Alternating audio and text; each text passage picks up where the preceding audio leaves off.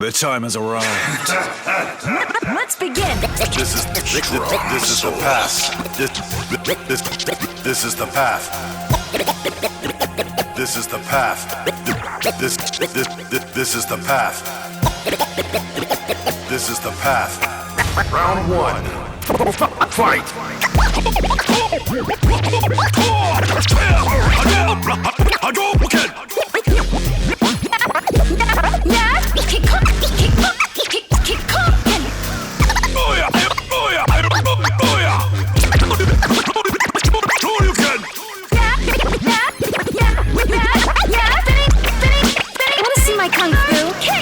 Sonic boom! Tiger! Sonic boom! Tiger! Sonic boom! Tiger!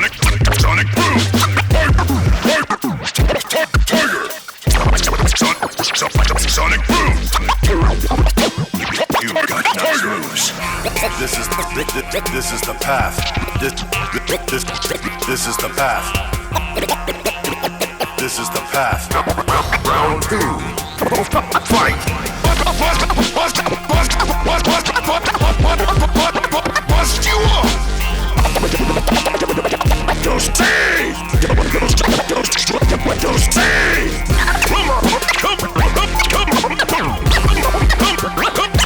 Come on.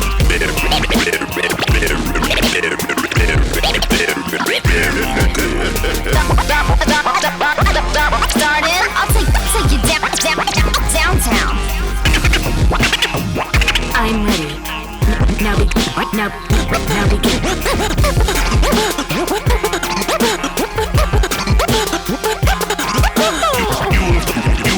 You will feel my wrath. This is the path to achieve enlightenment. What's going on, folks? We're at Combo Breakers Look Alive, and we're going to have some Third Strike coming right up for you. I'm very happy to be here. I'm Automatic, and we're going to have two players. One of them is Katie Alpha. The other one is Anti-Shoto. Hope that's correct. Genesis, I understand that you are a part of the organizers for this kind of series. Stupid Fighter, I believe it's called. Yeah, Stupid Fighter. We started around like 2020. We started with Third Strike. We noticed that there wasn't really much of an online scene for this game, and we wanted to do something more with that, especially when Fightcade 2 came out, and it was just like leaps and bounds better than Fightcade 1 in every way. And then so we started running it online weekly for that, and it's grown to what it is today. We have about 650 members in our Discord server. We average about 20 entrants a week. We have prize pools funded by Matcherino. It's grown a lot bigger than I really expected, but I'm excited about it. Awesome. So Anti-Shoto is another one of the players that you're familiar with. I know a little bit about KD Alpha. I've played him a couple times. Really strong player. But would you mind telling me what you know about Anti-Shoto? Anti-Shoto is a Necro/Yoon from New York, who's been playing this game longer than I've been alive. He played the other Street Fighter 3 titles as well. He's really big on Second Impact. He's probably yeah. I think it's sick. He knows so much about that game. But yeah, here he is rocking the Necro. Gonna be going for some interesting pressure here with the dive kicks. Instant overhead? All right. I can tell you Necro's dive kicks are very tough to deal with. As soon as you parry them, he lands in some awkward position and it's hard to really get a good punish on it. So I'm curious to see how KD Alpha deals with that particular move right there. I think KD is going to have a fairly easy time dealing with it because as soon as you parry one of those hits, you can just DP it. And Dudley's DP is extremely rewarding. And it looks amazing. He says, "Jumper!" and he's in the air spinning. Right? He goes like 10 feet in the air, dude. Shit, nice juggle. Stun is really high. Oh! Nice ducking super. Oh! That was such that was so ambitious, man. He really went for that pickup. Third Strike and the way that it causes scrambles and there's so many different situations that happen at a moment's notice. Reversal? Yeah, I think that might have been a punish. I'm not really sure. These characters are both very scary in scrambles just because Necro's stun is so insane and Dudley's reward and his frame data and stuff. If Dudley gets a good hit on you, you're going to the corner and you're taking 50%. Dudley, you can just pick an attack on your input device, choose a direction. It's probably gonna have plus frames, and you combine that with his forward roundhouse overhead, his crouching heavy kick, which does have plus frames on block for some reason. It's a very extremely dangerous character. Final round. We're seeing Anti-Shoto have a little bit of trouble dealing with that, trying to get in on all these, like, just this wall of normals. Ooh, nice reset. Oh, was ready for it. He really minimized the damage he could have taken there. That was really good from Anti-Shoto. Yeah, usually when you parry something, you sort of reset your juggle state, so you open yourself up for potentially more damage. But that was a particularly good way to parry out of that. I'm wondering what the logic behind the Super 1 choice is here, because generally you see Anti-Shoto and most Necros go for Super 3. The stun is very rewarding, the range is very good. There are really high damage juggles from it, especially on Dudley. I saw myself on the monitor feed. I was so happy to just be watching and talking about Third Strike. I'm like a kid in a candy land. Right? This game's awesome. It's All right, so like, we got one match ahead on KD Alpha. Let's see how Anti-Shoto responds to it. there's the super switch I was feeling. Ooh. I want to see how Anti-Shoto plays with the super, because I know him to be very strong with it. He's won many tournaments with it. Which super? Is that the electric snake super? Yeah, it's the one that like runs along the ground. Oh, yeah, that one can be really difficult to punish. And of course, incredible amounts of stun. The meter is pretty short, and the combos you can do in the corner are just devastating. Nice reset! He's been getting away with so many of those. Man's got the Luigi Dudley. Oh yeah, the Luigi Dudley. I forgot about the PAL mods. These are PAL mods that the players requested. The Necro is based off of Rick from Rick and Morty, and the Dudley is based off of Luigi. Really? Yep, it actually is. Nice mix. That was fast. God damn. Up 2. Dudley is so crazy. That is a good character. There's so many good characters, and if they're not good, they're also likely to be very fun. I mean, man, I could talk about so much about Third Strike. I want to talk about Sean, but I'm gonna keep it to the match. We got Necro versus Dudley. I believe that's 2-0 in KD Alpha's favor. Yep. First to 5. Anti-Shoto is definitely not out yet. The thing I know about Anti-Shoto is that they tend to be very aggressive, and I haven't seen a lot of that yet. I wonder if they're afraid of KD? Nice. You see that medium punch hit the other side? I wish Sagat can do that in the game I play. You play 5? Oh yeah, I doubt. Oh, I thought you were a 2-player.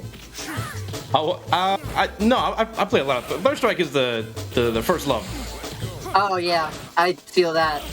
I don't know if I'll ever have another one. Oh my god, nice combo. Look at that for Dizzy! See how he could not parry and punish that? It's so crazy. Yeah, it's like nice red, oh my god. Doesn't have the meter to pop a super there, that definitely would have stunned. Could take it round 2. Oh no! That definitely doesn't punish. That kills? God damn! You win. Yo! How long has it been, bruh? That drill punch from Necro, it has advantage on block. So he must have did something after that. It's either like +1 or -1, I forget.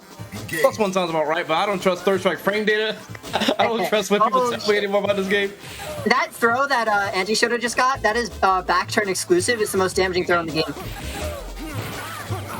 You don't see it a lot, so it's really cool when you do. Oh, he got the corner back medium punch on wake up. You can't parry that low. That was safe. Oh, nice punish! That was so smart. Caught the short swing. Anti-Shoto's just really aware of what Katie is trying to do now, I feel. Doesn't parry the reset, though. That's all it takes. Out of it. Just the same way, I'm curious why KD Alpha is playing the SA1 for Dudley, because Corkscrew Blow could do a lot of the same things. Maybe it is specifically to deal with the drill in the air, which I also feel like Corkscrew Blow could deal with, but we'll see how it plays out. KD generally is an SA1 player. They pick it for most matchups. It's their go-to. Knockdown. Makes sense to me. Meaty overhead. Yeah, Back to neutral. that mixed up. Easy. Ooh, stuffs that. Oh. That's Japanese. Alright, let's Anti-Shoto was holding onto that electricity, and that's what caused him to get punished there. Yeah, Anti-Shoto's being pretty reserved about his meter here. Definitely more so than usual. I think he just knows how much he needs it if he wants to be able to stop KD's momentum here. Nice. All right. Wow. Anti-Shoto. Four. Anti-Shoto hanging on by a thread here, man. Excuse me? I'd be Anti-Shoto hanging on here by a thread, you know? Yeah. I'd be terrified. I think you had to play it really slow and steady like that. Anti-Shoto's dashing in, and perhaps he should be, playing a little more neutral, waiting, anti-airing Dudley a little bit more. Yeah. You're I think trying to neutral play is Dudley. real hard, though. Yeah. I think Dudley, his neutral isn't the best, to be honest, but if he gets in, his offense is so crazy. Wow, he connected the heavy kick into the machine gun blow. Counter poke, yeah. Ooh, doesn't carry the rest of it. Yeah. Nice counter poke. I think that the thing is that like Necro's neutral is really weird. Anti-Shoto's doing a good job like maneuvering around stuff, you know? Yeah. But KD's defense is just really solid. It's as solid as his offense.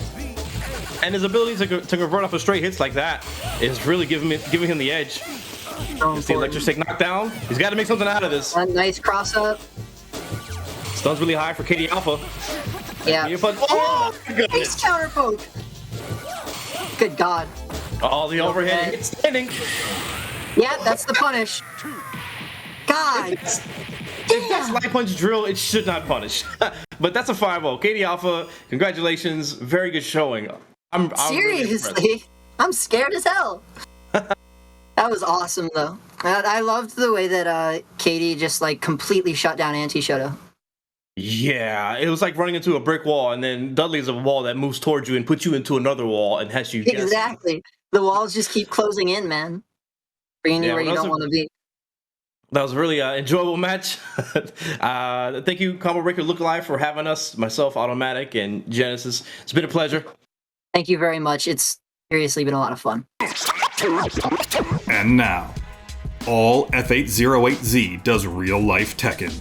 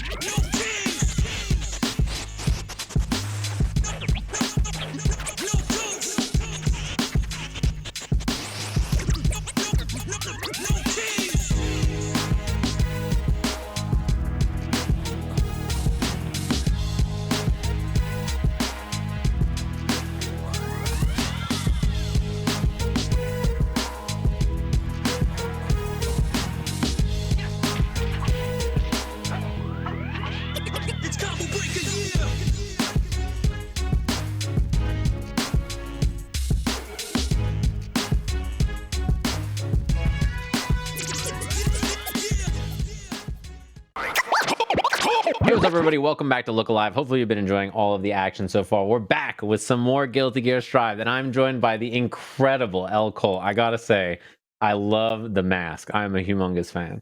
Thank you very much, Sejam. You are right. My name is Cole. The voice is loud, the accent is thick, and the hype is boiling under the skin. It's a pleasure to be here on the Look Alive series, and I am thrilled to have this chance, this responsibility to help you guys find out a little bit more of the Mexican community. Yeah, so tell me about it. We have scenes from all over the world, all over the planet, but I am really excited about this. Tell me about the series we're going to be highlighting today and something about the players. Well, there are amazing players right here, right now. For example, it's a little bit of a classic, the experience against the youth.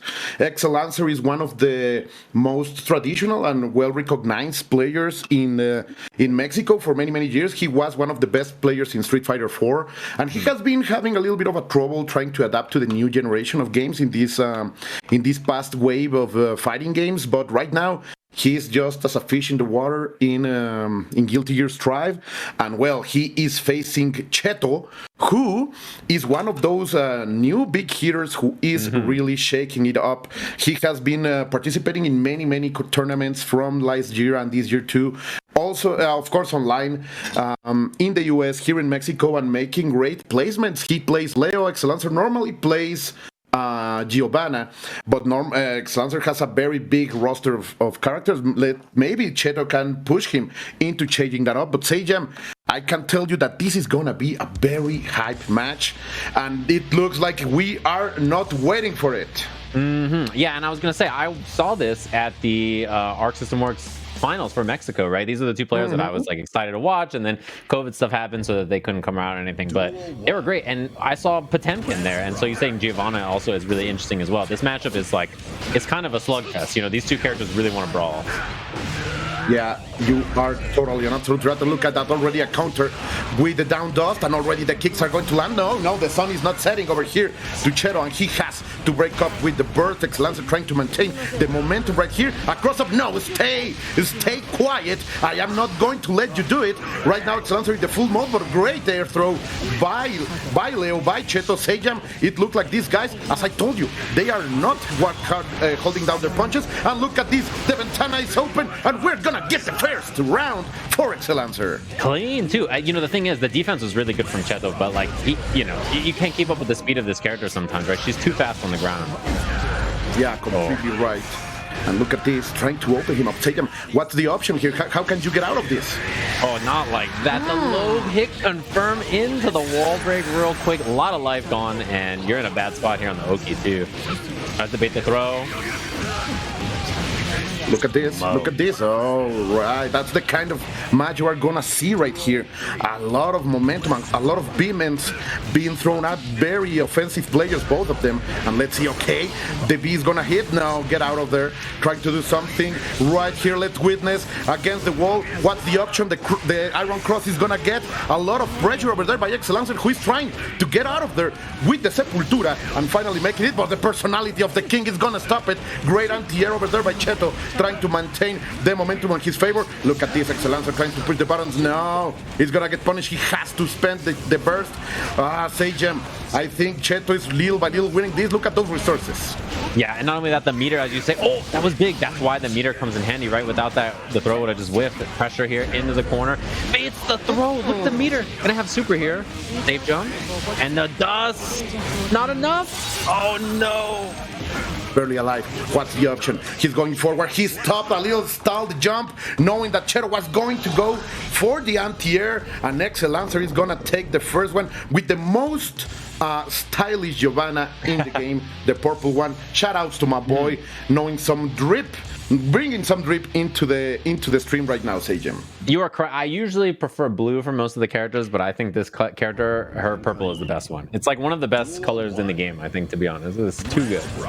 Yeah, completely right. And Ray is also looking fantastic in that purple, but right now the pressure is already on against Hearing Hell, trying to find something, but no, burst it out of there in mid. That the Cheto doesn't want to know anything about it, but already back into the situation. The pressure from Excelancer is real. All those plus frames, she is plus as hell and will stay like that. It's real pressuring. Look at that bar. Oh, finally getting out of there. Great move by Cheto, and back again into the hunt. Excelancer. Sajam, I know this is looking bad for Cheto, but that defense, you said before, he is playing really fast. Sadly, he gets punished here after the Sandstorm, and again the Ventana is gonna open up and break the window. My God, this man is playing hot. I think he's hungry, Sajam, hungry for some action. He can't slow him down. Like, it's 100% go, go, go, and it's just defense the whole time. You cannot play defense against this character. She will hit you. You have to create some space, and that's why we need to see him get his offense going here. Knockdown, cross up again in the front this time. Getting out of there, and Leo is block dancing these cumbias. He's bringing the cumbion, and he's gonna break it out. Oh, this is what an answer from Cheto. Sajam, taking it fast, taking it easy, making it look as is a piece of cake, and right now again with the momentum. And that's what you need. Like, you can't play defense against this character. I love getting hit. The spacing, that was beautiful, but the wake up throw catches here. Maybe knockdown, cross up, safe jump. Look at this. Look at this, what's gonna be the option? Again, the anti-air is gonna fail. Excellencer is out the corner, trying to find something, a little bit of a mistake, trying to challenge there with the Ventana. Then we go purple, and no! Great option by Cheto, reads the burst. This is going to be big. This is going to be something against the burst, against the wall. Excellencer was unable to read it, and this is a kill option right here. What's gonna be it? It's gonna take it. Cheto doing it really, really well right now, taking it into game number 3, and both of them have 1 each. Yeah, it's really an offensive game, right? Because both of these characters don't want to be on defense. Leo has better defensive tools, but he also is kind of stubby to try to get out of the way of Giovanna, you know? So you can kind of feel that it's really a wrestle for control, for momentum, whoever gets going.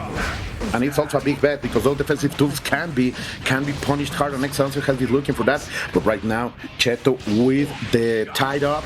Excellencer didn't like that. He's coming in hot, trying to maintain the pressure over there, the down dust. Great break by Cheto over here. Excellencer uses the offensive burst and also the bar in order to maintain it with the purple Roman Cancer. Oh, this is gonna be hurt. This is gonna be hard. No bar, but enough with the dust to break the wall. Yeah, unfortunate. I love the offensive burst there, and yeah, BRC, good option here. We need this offense to work. The slowdown, though, oh, didn't believe. But it works out anyway. Yeah, I mean, that's the thing. In that corner position, I think bursting to, you know, try to get the offense back makes a lot of sense, and it worked out. Yeah. He was a jury player in Street Fighter 4, so he is used to this Taekwondo kind of gameplay, the very rushed down stuff. But here Cheto says no more. Back into the wall. Excellencer using the dash attack to get out of there. Cheto a little bit lax in terms of the pressure, allowing him to up, but little by little he's taking away. No! A little bit of too confidence. The dust is gonna get the counter, and Excellencer again with the momentum tail jam. Into the corner right here, building on bar. If he gets a hit, oh, H, yeah, this is gonna kill for sure. Super at the end. Oh my, she does so much damage. This character, you know, a lot of people talk about other characters. Mago, Soul hitting hard. Giovanna does a grip when she hits you, especially on counter hit. Yeah, look at that. She's so beautiful, bro. Like, almost perfect waifu. Just because she's not Jam, but still an amazing character here. Yeah, my heart is broken right now. Come on, Artis. The character is too... Bring her. I'm happy. You know, I'm happy we have Giovanna instead because the no, voice, bro, no, you're killing me. I can't do it. It's too much. Those lungs, bro, those lungs. You have to love the voice of passion over there. And well, right now here, setting the sun with El Sol Poniente, trying to maintain the offensive, but Excellencer failing a little bit. And Cheto getting the chance. Great B down B, amazing stuff with the 2B and maintaining the pressure over here. Oh, this is Las Cumbias del Rey. He's gonna take it. Wall is broken, and of course, setup. He has the chance to keep it on Taken. Oh, that confirm was so good too. Man, the gameplay right now, you can really feel that it's about getting this control, wrestling it back, because if you're just stuck in the corner, you don't get that chance. And there's so many challenges too. Both of them are not willing to sit still. They're like, look, I need to wrestle control of this match away, and I love that we're seeing that so often. Burst there, get back into the corner, try to hold that position. I love waiting to try to find the whip punish too. Yeah, completely. Resources are flying. These guys know that the economy works by spending, and they are giving it all out. They don't care about saving anything. Right now, Excellencer almost be too far, so the Iron Cross is gonna land. A lot of mashing over here. Excellencer pressing a lot of buttons. Okay, going deep purple, but no, get cancelled. Great call by Cheto with that grab, and sadly for him, Excellencer gets out of it. Oh, gold burst. Oh, we're going bling bling. Look at this pressure over here. It's gonna be enough. The Ventana again is gonna break the wall. It's gonna be enough. What an answer from Excellencer.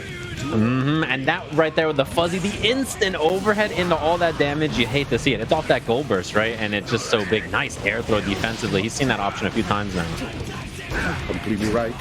Over there in the left side of the stage. Okay, the turbulence going up. He takes a little bit of a pause, a little bit of disrespect over there by Cheto, knowing that he has a very good position. The positive and the resources are on his side. That's gonna be enough, I think. With the wall break, no, not enough. Okay. Yeah, and you still have positive bonus plus all this extra meter, and yeah, it gets caught on the backdash. Second time now in a row we've seen that backdash get scouted, and just trying to wake up with it makes perfect sense to me. You want to get away from this character Leo, and you know, it's scary. She doesn't have the best defensive options, you know, to get out of situations like that, right? I mean, he has DP. He can just let the flash kick rib get out of there, but she kind of has more control on the ground. A little less control when she's waking up and on defense. And of course, with the offensive options, even the counter can be something that that Cheto can bring with Leo in order to contain Giovanna and maintain her on the ground. And right here, Cheto is going to spend fastly, immediately that burst. He doesn't want to know anything about that corner, but Excellencer is going to push him dead again. Oh, the dust. We are going to see the break. Yes, with El Sol Poniente breaking the wall with the setting sun. And again, great call from Excellencer using the two dust in order to maintain the pressure and keep it going. Look at this Sejam. This man is transformed, and even with the grab, he's gonna seal it. That's a big call from Excellencer. I love it because he used the 2D to keep him away, just like pesky, pesky, pesky, and then he just dashes in to throw. He's like, oh, you're just gonna sit there and respect my button. I'm gonna dash in now, and I'm gonna take this space, which is, the perfect way to play this character. Completely right. Go, Sejam. Talk to me. Into the corner. This is such a bad thing. That cross-up really cost him a lot. There's going to be the punish, but I was kind of worried there about that side swap. Wow, the movement, it's too much. He just moves too fast. Baits the throw, the super for the wall break. A lot of damage. Not dead, though. Not dead, but with the hard knockdown. Let's see what's the option. Excellencer is trying to bait those Iron Storms, but they are not coming. The flash kicks are not coming from Cheto, but still maintaining it. Oh, that's gonna hurt. Those invincibility frames are gonna come out. The option of the pro gamers. My dear Sejam, wake up super, why not? Why not doing it here on the Look Alive series? I love that you call it the pro gamer option. The pro gamer option. You see it, you're like, I'm sick of it. You have to wake up super every once in a while. It's good for your bones. It's good for your soul. You gotta do it. And it establishes a message. Don't mess with me, boy. Don't mess with me. I have experience. Exactly. Oh, you think just because I'm old, I don't know how to do it? You kids all mash on wake up these days. Fine. I'll just go for the super, no problem. Completely right. A little bit of pressure over here. Excellencer used the golden burst, but Cheto didn't care about that money. He makes his own business, and he's gonna break the wall. Great stuff over here. Sejam Cheto. Each time Excellencer walks away, it looks like Cheto is coming back, but this is gonna be a big punish. I got the close flash there, so the combo didn't quite work out. Wow, the 6P, the little bit of a drop though. That's big. Offensive burst to try to get the corner here. And there's a punish. This is a ton of damage. Look at this. Oh, and Excellencer, normally he hits that with the final hit being the super, but he didn't want to style here, and it's gonna cost. It's gonna cost, sadly, for Excellencer. He didn't finish his food, and he is down in terms of rounds. Yeah, that one definitely hurts. And you were just saying he wasn't going for the flash kick that much. We didn't see it very often, and then a couple of times it came out, it just gets baited. He's been looking for it so much, even though it hasn't been an option. Yeah, completely right with the overhead. That's gonna be a confirmed. Cheto tried it, but the wake up super was the option. Oh, and the counter. Respect me, old man. This is the future. These are our times. Break the wall with the lion. Sejam. Cheto again, very close to make this even. Oh, God, again? Oh, yeah, look, he got to the other side. Just took a little tickle on the back. Almost no damage here. And there's meter for the flash kick RC. You have to respect it. Yeah, chooses the back up there, beats the fireball, and super's available. Baiting, not trying to get hit by the flash kick. Leaving a little bit of gap and then trying to back off after the jump back. With great tech. Oh my God! He was able to survive all of that, and right now he's out of there with the grab. He's gonna make it up the deep purple Roman cancel. Great stuff over here by Cheto, making it 3-3. And I am really rooting for that high count of games, because these two players are really delivering the kind of spectacle I was hoping to show off the Mexican FGC. Yeah, you love it. The games are so close, right? And that's something you're looking for in this too. Every game is just a nail biter a little bit. Those air throws are really coming in clutch so far for Cheto. It's every single instance where there's a jump like that. I mean, the answers have been so good. I like that option even to try to beat the air throws in the anti-airs as well. Knocking on the door. Look at that pressure. Using that button as if it's alive for him. Trying to maintain the pressure. Oh, great spacing. Footsies over here in Guilty Gear.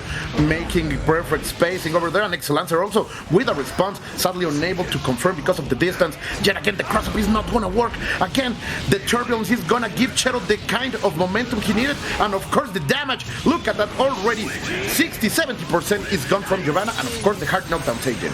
And you have to guess here. Although there's 100% meter, so super was scary. Didn't care at all. Says what? You're going to wake up super on the other side? Go for it. I know you're not a scrub. You're not going to do it. That's what Cheto did. And he was right, Sejam. Yeah, that's the big scary thing. You're like, oh, you think I'm gonna wake up super? Okay, well then I'm just not gonna, and then you don't go for it, and then it doesn't work out for you. Burst already off the table. This match is slipping away for Excellence, so I think in this position you have to find something that works out quick.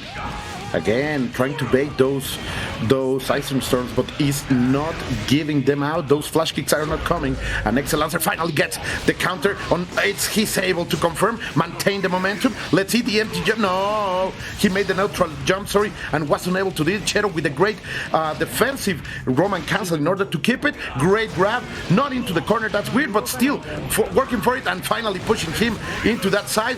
Oh, great, keeping it safe, Sajin. Had to get out of there. This is actually really close. Like, you can kind of feel the momentum switching back. Oh, the 2D. It went over it. Catches the low. Doesn't have the meter for the kill. Oh, and lets it rip. The slow-mo flash kick from the ground. That's a big call. No respect from Cheto. Oh yeah, you purple Roman cancel. I don't care.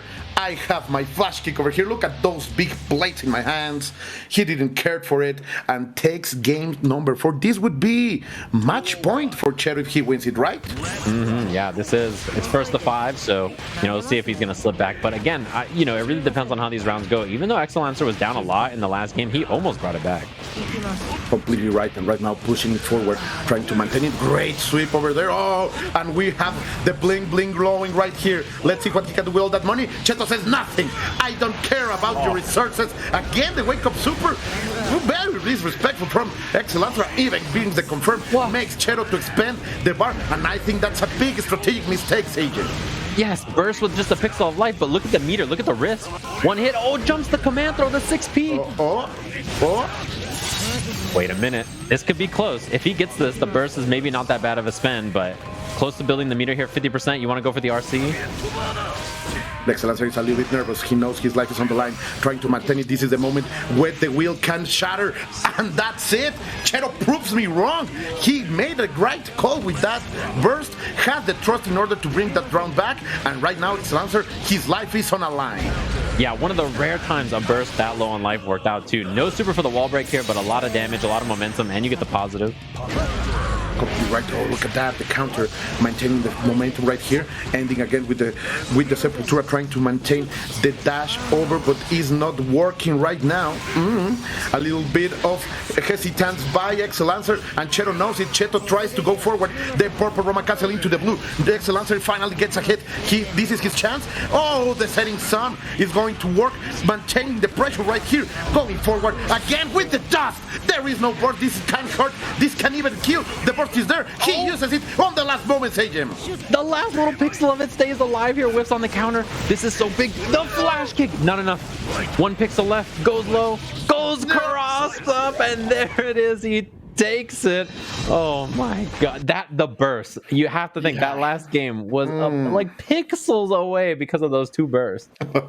That moment, like he just got an extra hit from it. Excellencer didn't try to read it and got punished because of it. 2 times the burst was the deciding factor for Cheto to get those victories. Great games, bro. I am so proud of my guys, of my boys over here, delivering us a great Guilty Gear Strive.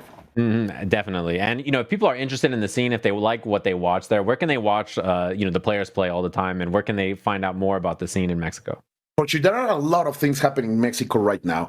These guys normally play with the guys who help us putting this together. They are called AFGDL, AFGDL. They are a local community from Guadalajara, very centered in anime fighting games, but they really play everything, right? They play from Street Fighter to Guilty Gear, from KOF to Type Lumina. They are really all about these kind of games. You can watch them, search for them on Twitter or on Twitch, and of course also with Liga Ace. Liga Ace is the biggest esports league here in Latin America. they are growing and bringing a new project in terms of fighting games. They will be having tournaments open not only to Mexico but also to the United States and Canada. So if you guys want to play these players, in Guilty Gear or in KOF or in Smash Brothers, they will be hosting tournaments for you all. And I hope you come out play, because you know what, Sagan? Netcode can't stop us now. There is no wall anymore. You know, I was just talking about today about how Mexico has so many good players. Whenever I am playing Guilty Gear, there is always players from Mexico that I see in like Celestial and Heaven, all over the place, right? And they're all excellent. So that is the cool thing about the connectivity right now, is even though people are not playing offline internationally, the ability to play offline means that you get to watch the best players play all the time, right? Which is a really exciting thing. And you can say, hey, this person from my region is good enough to beat your best players, which is always a really nice feeling. So I appreciate you joining me here and having a lot of the great games. It was a pleasure to commentate with you. Hopefully everybody's been enjoying all the Look Alive, and we'll catch you guys with more stuff in just a little bit.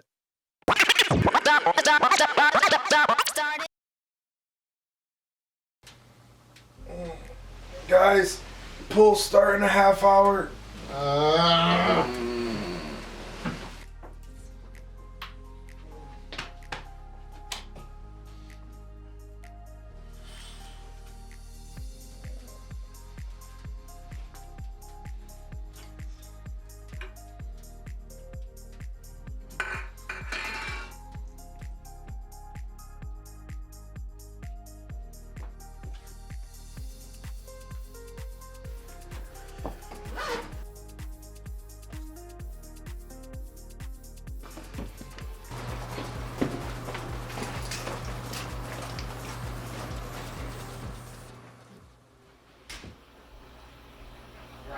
Anyone grab the key?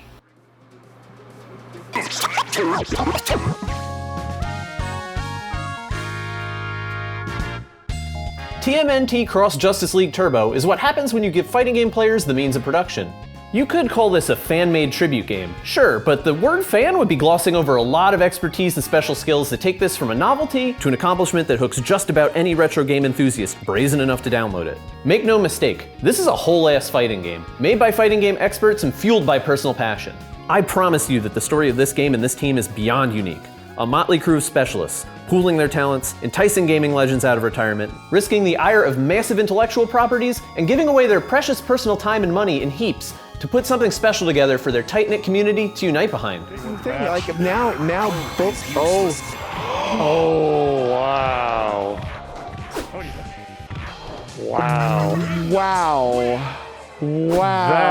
That was madness. A lot of what caused this all to happen is serendipity. This game is impossible to explain to normal people.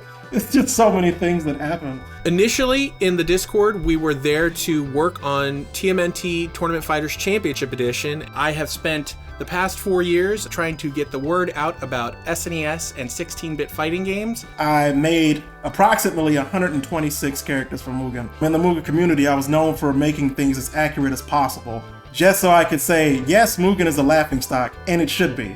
But if you really try hard enough, you can make things feel good and proper. You know, it goes with the sort of culture that we're bringing back. You know, like a couple of years ago was a lot of 80s stuff, and now like 90s stuff is, you know, Scream is back. I can't think of anything more 90s, you know? And so we had started, just spitballing with the idea of what if we took these characters and made them fight Sailor Moon, or maybe we made them fight Ranma 1/2. First, it was just kind of a lark. We were all sitting there in the chat.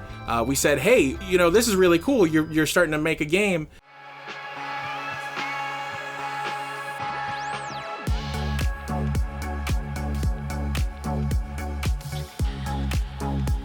Basically, my goal is to make this the kind of game that I wish had existed back in 1994. Games like TMNT Tournament Fighters and Justice League Task Force have such a rich history. It started off as a somewhat sequel to Tournament Fighters. It has a lot of the elements from that original game for the Super Nintendo. It's a fighting game for fans old and new. Like, Supers are one button, but regular commands are stuff that us old heads would be able to appreciate. There's a lot of emphasis on neutral, and there's lots of depth to be discovered with your characters, and I give you a ton of things to find that out in training mode to boot. The game is a shockingly functional and complementary union between two pretty disparate SNES games. the heralded and preserved TMNT Tournament Fighters, and Justice League Task Force, a game that does technically exist for whatever that's worth. Tournament Fighters caught on during 2017 and later because it was getting featured at Combo Breaker. It was getting some limelight for this game that people always had fond memories of, and suddenly it had a community. So I feel like what better time and what better game to represent than right now in Tournament Fighters. Task Force is not a great game by any measure, but it was interesting at the time. There was something about it. Plus, if you didn't have a PlayStation or go to the arcades, it was the only superhero fighting game you could easily get your hands on because there wasn't that many. Having gone back, I could see the work that Kame has done, and they really, really turned that game into a much more enjoyable experience. No, oh my god. Is this already boiled down to this? Is this I don't... A big part of what we did with Cross Justice League Turbo was take some of the charm from the first game and amp it up to try and give it an appeal to people who may not normally have been into either a fighting game or something that's quite as quote-unquote old school. A lot of it has to do with modern fighting games nowadays. You know, sometimes they focus on monetization, sometimes they focus on more of a live service model. Again, that 90s sort of mentality of this is just a simple fighting game. It's very fun, it's very pick up to play. And I guess my criticism for some newer games is I feel like they tend to overcorrect a problem. They'll be like, oh, well, this move you can do because it's really fast, and it's +1 is too good. And they'll make the move really slow and make it -8. And now you never use the move again. A lot of old games suffer from the same problem. It can feel overwhelming to a new player because if you know everything, you have an extreme advantage. And if you know nothing, you're kind of screwed. And you don't get a lot of time to bridge that gap. Whereas with this game, if nothing else, super is one button. It's not guaranteed to get you anything, but at the very least, you can stop a perfect.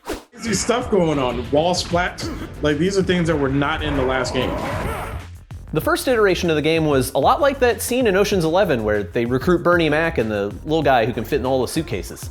People who could do all sorts of amazing things were seeing the vision and jumping on board. My interest in Mugen had kind of been in and out over the years. It's always been a Ninja Turtles project that somebody's done that brings me back in. His first message is this the SNES Turtles chat room or something?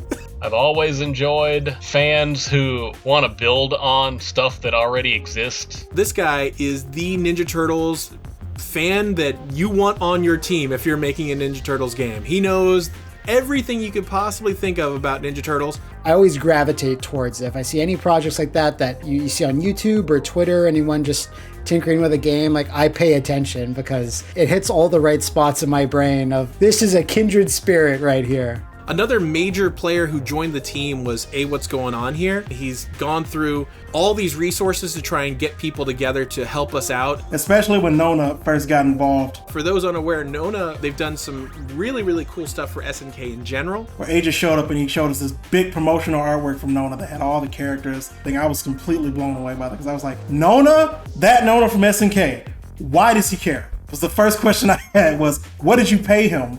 And I was told, don't worry about it. We were so taken aback by that. Nona agreed to make the promotional art in the game for the opening of the game. All of the character endings in arcade mode, those are all things that he drew. Nona getting involved brought on so many people who were interested because they had seen, oh my god, Nona worked on this game. I want to have my name in credits next to Nona. We've got so many SNK folks who did sound and graphics. Yaman P1, Ryo Hishikawa, Tate Noria, Hiya, all of those people got involved because of Nona. So at that point, I feel like it kind of became a reunion of old friends. Artists, I think, respect the fact that you're willing to put in your own time, your own money, and get nothing back from it other than the love and support of a community.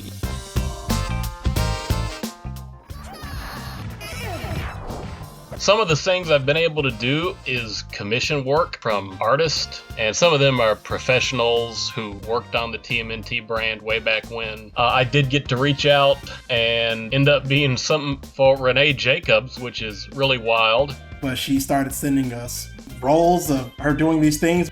She didn't have to do that. The fact that she acknowledged us at all was insane.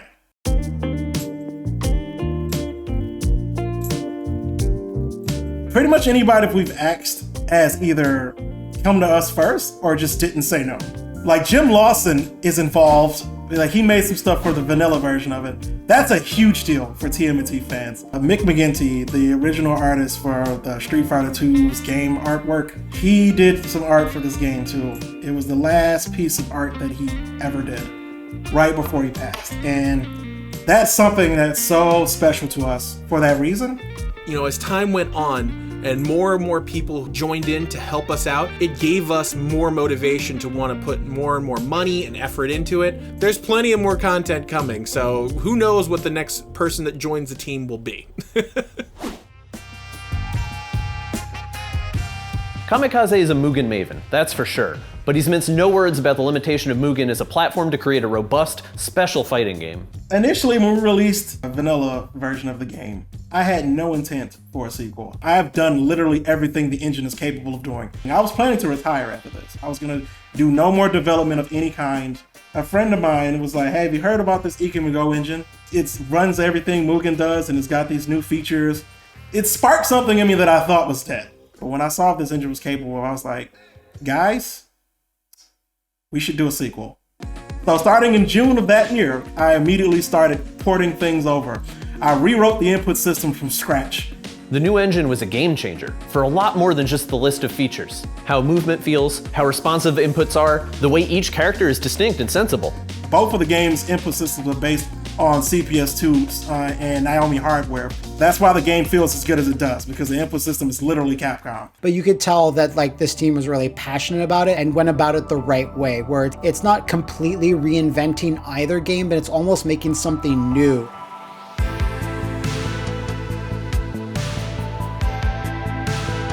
You know, they made their own systems out of it, and systems that work and make sense. A lot of fan games or Mugens, you'll just have nonsense. It's just there for fun. But this was kind of almost built around that idea, to have tournaments, to have people being competitive. This game was called a ROM hack so many times that at first I was bothered by it, but then I took it as like a badge of honor, because they're like, there's no way this thing's on Mugen. There's no way. It feels too good.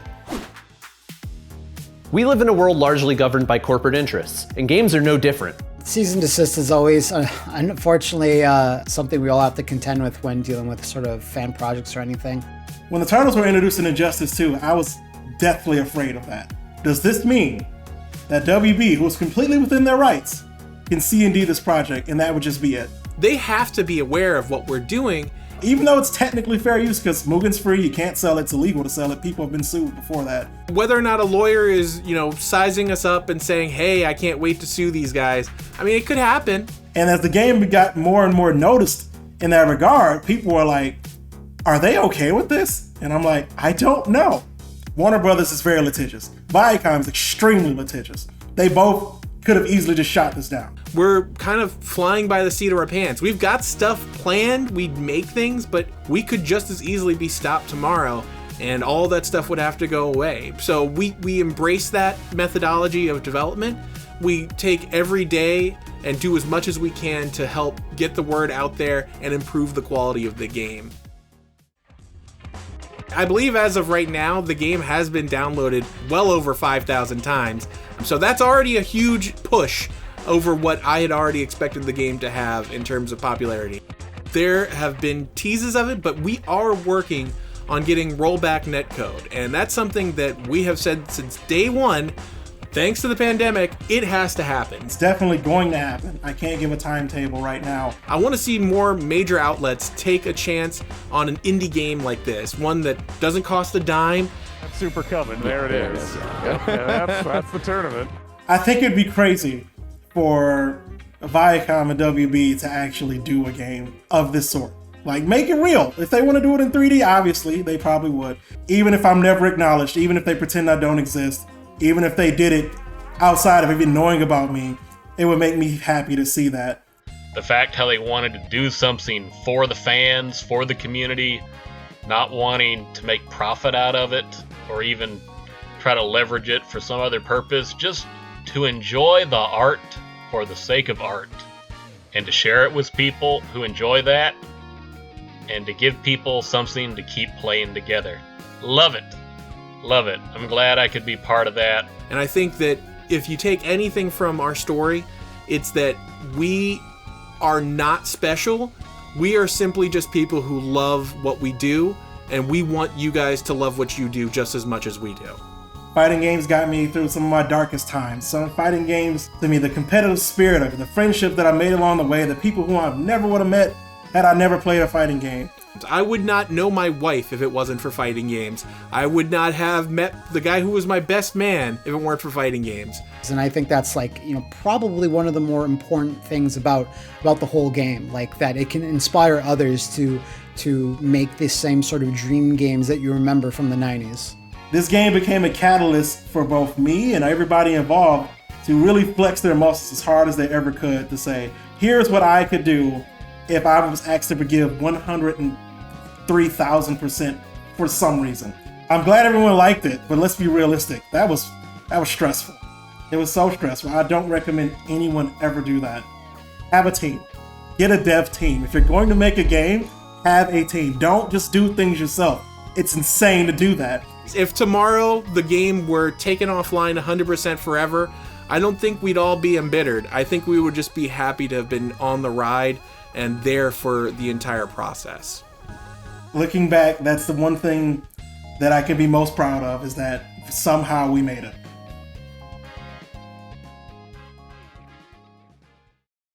For those of you itching to watch, play, and compete in a tournament environment, we have the best news possible. TMNT Cross Justice League Turbo will have a featured bracket at Combo Breaker 2022 this Memorial Day weekend. See you there.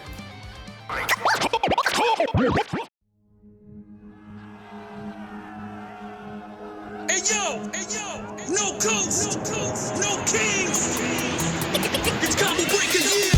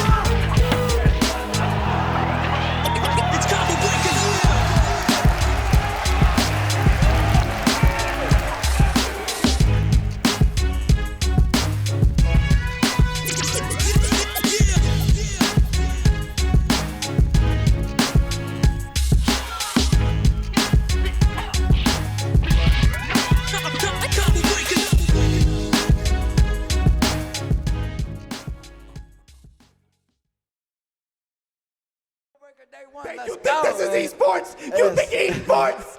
This is FTC! Hey, what's up, everybody? Welcome back to Look Alive. Hopefully you've been enjoying all the action. We are back with some KOF. I'm joined by the lovely Hell Pockets. How goes it? How's life? Life is pretty good, kind of been in a little bit of a fog for the last couple of months. KOF 15 dropped, and I haven't really let go of it, so glad to finally get some oxygen. How you doing? Yeah, I'm great. And the cool thing about KOF you mentioned, and like the nice thing about this game is that I feel like it's coming out on the tail end of us having to play every video game online all the time. So like it's kind of nice that it's right on that cusp where we're all like, dude, let's meet up. Let's play some video games. You know what I mean? That's what's really exciting to me about this game. And the match we have today is actually really cool. It's by Game 1, and this is a bunch of the footage that we got sent over by Pakistan. And the cool thing about this is like, you remember Tekken, right? Arslan Ash came over. He started smoking everybody. Everybody was like, dude, this guy Arslan Ash is so good at Tekken. He's so incredible. And then he's like, oh, wait till you see everybody back home at KOF, and wait till you see everybody back home at this game and that game. And so like it's such an exciting thing where he himself is like, hey, I'm gonna smoke everybody in KOF. He's like talking smack and like saying like, I'm gonna come to the US and beat everybody, and my scene is so incredible. And so to me, that's why this is like such an exciting thing to watch. That's no news to me and a lot of other KOF fans. You know, like the area has been very notable in KOF. KOF 14 had some notable champions out of that region. So this should be even more incredible because if you feel that KOF 14 was super hype in its top 8s and its show matches, KOF 15 is that and about exponentially more. I actually can't wait. Jeffrey Mark versus Imran Champi. These are two players we actually haven't gotten to see play KOF yet in a large capacity. So this should be exciting for everybody. Yeah, that is cool to me. And you know what I like too is the characters too. It's not always what you see. I think in other regions they're kind of dominated by a core, maybe 4 or 5 characters for a lot of people, right? But you see Benny on point and you're just like, wait a minute. Some people are still on the fence with that character. I think he's pretty good. You know, maybe he doesn't need to cross up B anymore. Maybe the jump B is good enough. It's funny because in a game that has so much legacy like KOF, sometimes you get so used to the old versions and what they can do. You know what I mean? You're like, man, yeah. Everybody's running around with this new shiny stuff, and all he's doing is slicking up his hair. Playing basic. Speaking of basic, though, this Robert, the king of basics, with the okay damage. Damn, the throw for the kill. Yeah, I mean, this character, Robert, is super popular for a reason, right? He is super solid, super good. Great pokes, great fireball, good uppercut. Oh, man. But you just run up and get immediately smoked, dump the bar. Not the kill, though. Okay. It's almost unfortunate, right? Because that Robert looks so good, but Chris just kind of has that great equalizing factor to him. Yeah, I feel like this is the character where like everything is like you don't want to play that slow, solid style, and all of a sudden you're like, oh god, what's happening? Man grab though.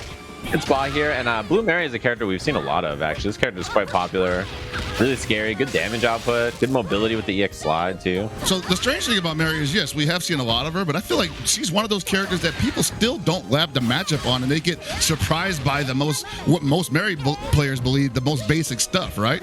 I don't know a lot of people who have the download on Blue Mary, but I think that's starting to change finally. Still, though, very solid play from Imran Champi here. Oh boy, Anchor Kukri. I actually don't see this a lot. Yeah, I feel like you see this character quite a bit, but not always Anchor, right? Because there's so many other strong picks. Like you have Terry, Dolores, whoever else you have last. Right, but, people who can mount a lot of damage quickly with a lot of meter, but at the same time, Kukri definitely in that conversation uses meter very well, and I guess if you just give more of it to him, he's just going to have more opportunities to run those super intensely oppressive block strings, pressure out all sorts of orifices. Yeah, and you see double overhead there, catching it at the last second. I mean, the one thing, the difference between these anchors to me is the defense. Oh, that's huge. Activates in the max. One extra bar too, so this is definitely going to be climax. There it is. Yeah. Not enough for anything, and Terry's still fully loaded here, which makes him so scary. But can he survive, though? Rolls out. He's got 5 bars, man. Yeah, that's just definitely one of those situations where you didn't kill the dog, and now he's angry. Yeah, this is the character, right? That 2B, when he's fully loaded, you just get completely destroyed. Yeah, and it doesn't really matter. Damage. And with change left over. And he has EX crack shoot still, right? So he has bar for that. You have to be careful. It's gonna work at least once. Oh no! Blows it on the guard cancel blowback. Wow, he did not respect the full screen seed burn knuckle. Yeah, as soon as they broke pressure and he just like, oh, you rolled away, bang, and he was already halfway across the screen. It's like, I'm not having it. I don't blame people for swinging on that because it looks like there's no way he's plus here. Yeah, but this character is juice, man. In this game, Terry is, he is a force. I just think he's like really solid. Terry Bogard is one of those characters that just kind of been lukewarm for a long time in recent KOF games. In this game, they're like, let's make him at least presentable. Put a bow tie on the character. Yeah, I mean, he's got a lot of good things to talk about too. Man, that just run under, easy kill here. That run under, just check with the 2B. That's the thing about this character, I feel like, Robert, although he can play kind of like a slow and steady game, he has such great confirms and easy, like you just have half a bar, you run the mix, and you're just like, all right, cool, I'm gonna get the knockdown. Same kind of thing. You just DP, run up for the pressure after. I mean, he's like really efficient, really effective, I think. Yeah, he's one of those characters that I feel, and this is very good in a game like this, where if you have an idea that you want to execute, he probably can make it work. Yeah, especially with a cancelable OB. Come on. Yeah. And such a good confirm off it too. The damage is good. But again, Chris the equalizer. One of the most scariest things about Chris is that while his damage isn't super high, his evasiveness leads to constant just mixed pressure. It almost doesn't matter what the damage looks like, You're never really quite at advantage once you get touched. And he's got a great cross up. Yeah, and he's annoying to get off of you too. You know, a lot of times you find those people. Man, yeah, look, even stuff like that, right? The cancel off the sweep. You're just like, wait, what's happening? Yeah, like who does that, right? Oh man, looking for the sand pillar there, but nothing doing. Yeah, but this is a pretty rough spot. Oh, the jump CD clipped him actually. Yeah, that'll be a punish and a kill. I was just gonna say, Robert's been putting in so much work here that it kind of feels like this needs to get shut down pretty quick here. And you don't even have that much meter to work with on your anchor at this point because your character's died so fast. Yeah, I know. Sometimes there's a thing where you want to leave enough resources for your next character to use. So if your opponent is like got a full health, but you've got the character up, maybe you want to just let them take the base. You know? Wow. Daring him to jump forward. Yeah, that I like that preemptive neutral jump just to try to hold that space. And man, not quite enough for the kill, but in a pretty rough spot. Oh, the fake out. Yeah, what are you gonna do about it, Sajam? That's why this character, when I first saw what he could do, I was like, this character is so annoying. I was like, he's such a jerk. He's actually so fun to play though. Oh yeah, no, I know a lot of people getting on that cuckoo train. What do you got as the follow up? Because I think standing share. He just let him do it? Yeah, I mean, I feel like that way about both of these anchor situations so far. Like, he's just run into the tail end of a 2B, and you're just like, well, yep, you're going to get smoked off of it. Rolled out again in the corner. Same situation as last time. Oh, yeah, dumping all that meter on the guard cancels, and the EX burn knuckle to catch him on the jump. He tried to shatter strike as he landed, and there just weren't enough frames for the guard point to come out. And I think Imran Champion was just like, I'm gonna do it. I got all this health. What could he possibly do to me? Oh wow, deep process on that. Finally, we're seeing Benny do some work here. Yeah, working with the plus frames. Gets the stun on this. That's the easy kill. Like I was saying earlier, I think Benny Mar is still extremely solid, but a lot of people are upset that he's just not extremely stupid in this game. You got to play him a little more close to the chest as opposed to previous KOF games where he kind of just got to sail through the air doing jump Ds. If it crosses up, great. If it doesn't cross up, it's going to hit in the front, and he gets great block strings off of that. I think the block strings are still there. It's just his mobility is still there, but I just think he's lacking a little bit in oppression, and that's kind of making people gun shy. And we see right now Jeffrey Mark looking for the reversal. He finally finds pay dirt. Ooh. Yeah, great confirm too. Oh, in the front, and it's the kill too. Man, I was just gonna say there might be a pixel here because it wasn't like that damaging of a starter. Yeah, there's like 5 HP behind that no pixel. All right, runs it down for the command grab. Oh. Again, I like this because you were just saying light on the pressure too, and yeah, it doesn't even feel that impactful, right, compared to the damage you see from other characters coming out, but you got to do it. The thing about it though is like it mounts up and there's mental guard damage. Like you get command grab twice. I don't care what you think about the opponent, you're going to be kind of pissed off. Yeah, and you're at this point, nice. I was going to say, you're just looking to tack on as much as you can because this Terry needs to start bleeding, or you need to at least force him to off the bar. He's way less scary if he doesn't have the meter to smoke you with the max confirm. Oh man, unfortunately, I think Jeffrey Mark possibly over gambled his hand right there. I was going to say that Chris, one of those characters that I think Terry might have trouble with because he actually has difficult times locking down high mobility characters, in my opinion. But Jeffrey Mark just kind of finding a tough way to get something significant here. All right, this could be it. What's the mix? Yes! Catches him there. He's still not dead though. Oh, and he even tried preemptive. Wow, I cannot believe that sweep hit. He even tried like a preemptive neutral jump to stop Chris out of the air. Like, all right, you little twerp, and then immediately got hit anyway. That's what I mean. Like Terry, like great buttons, great reach, but when you're able to move around that quickly in inner spaces that he can't touch, he has a hard time really resetting his offense. And once he's wow, what a snipe! Yeah, he's seen it twice now. He's like, oh, look, I'm sick of you. I know you're going to send it with the burn knuckle on the last character. All right, I get it. All right, Jeffrey Mark showing him like, hey, I got reactions too. Yeah, and he gets a little bit of damage on the punish, dude. Nice. I like that too. I love it. Just keep running that option back. And, we saw how effective this Robert was on the other games, right? So you really got to make something happen here. Oh, tried on the cross up, didn't get it. Throw attempt gets him out. Not enough to kill.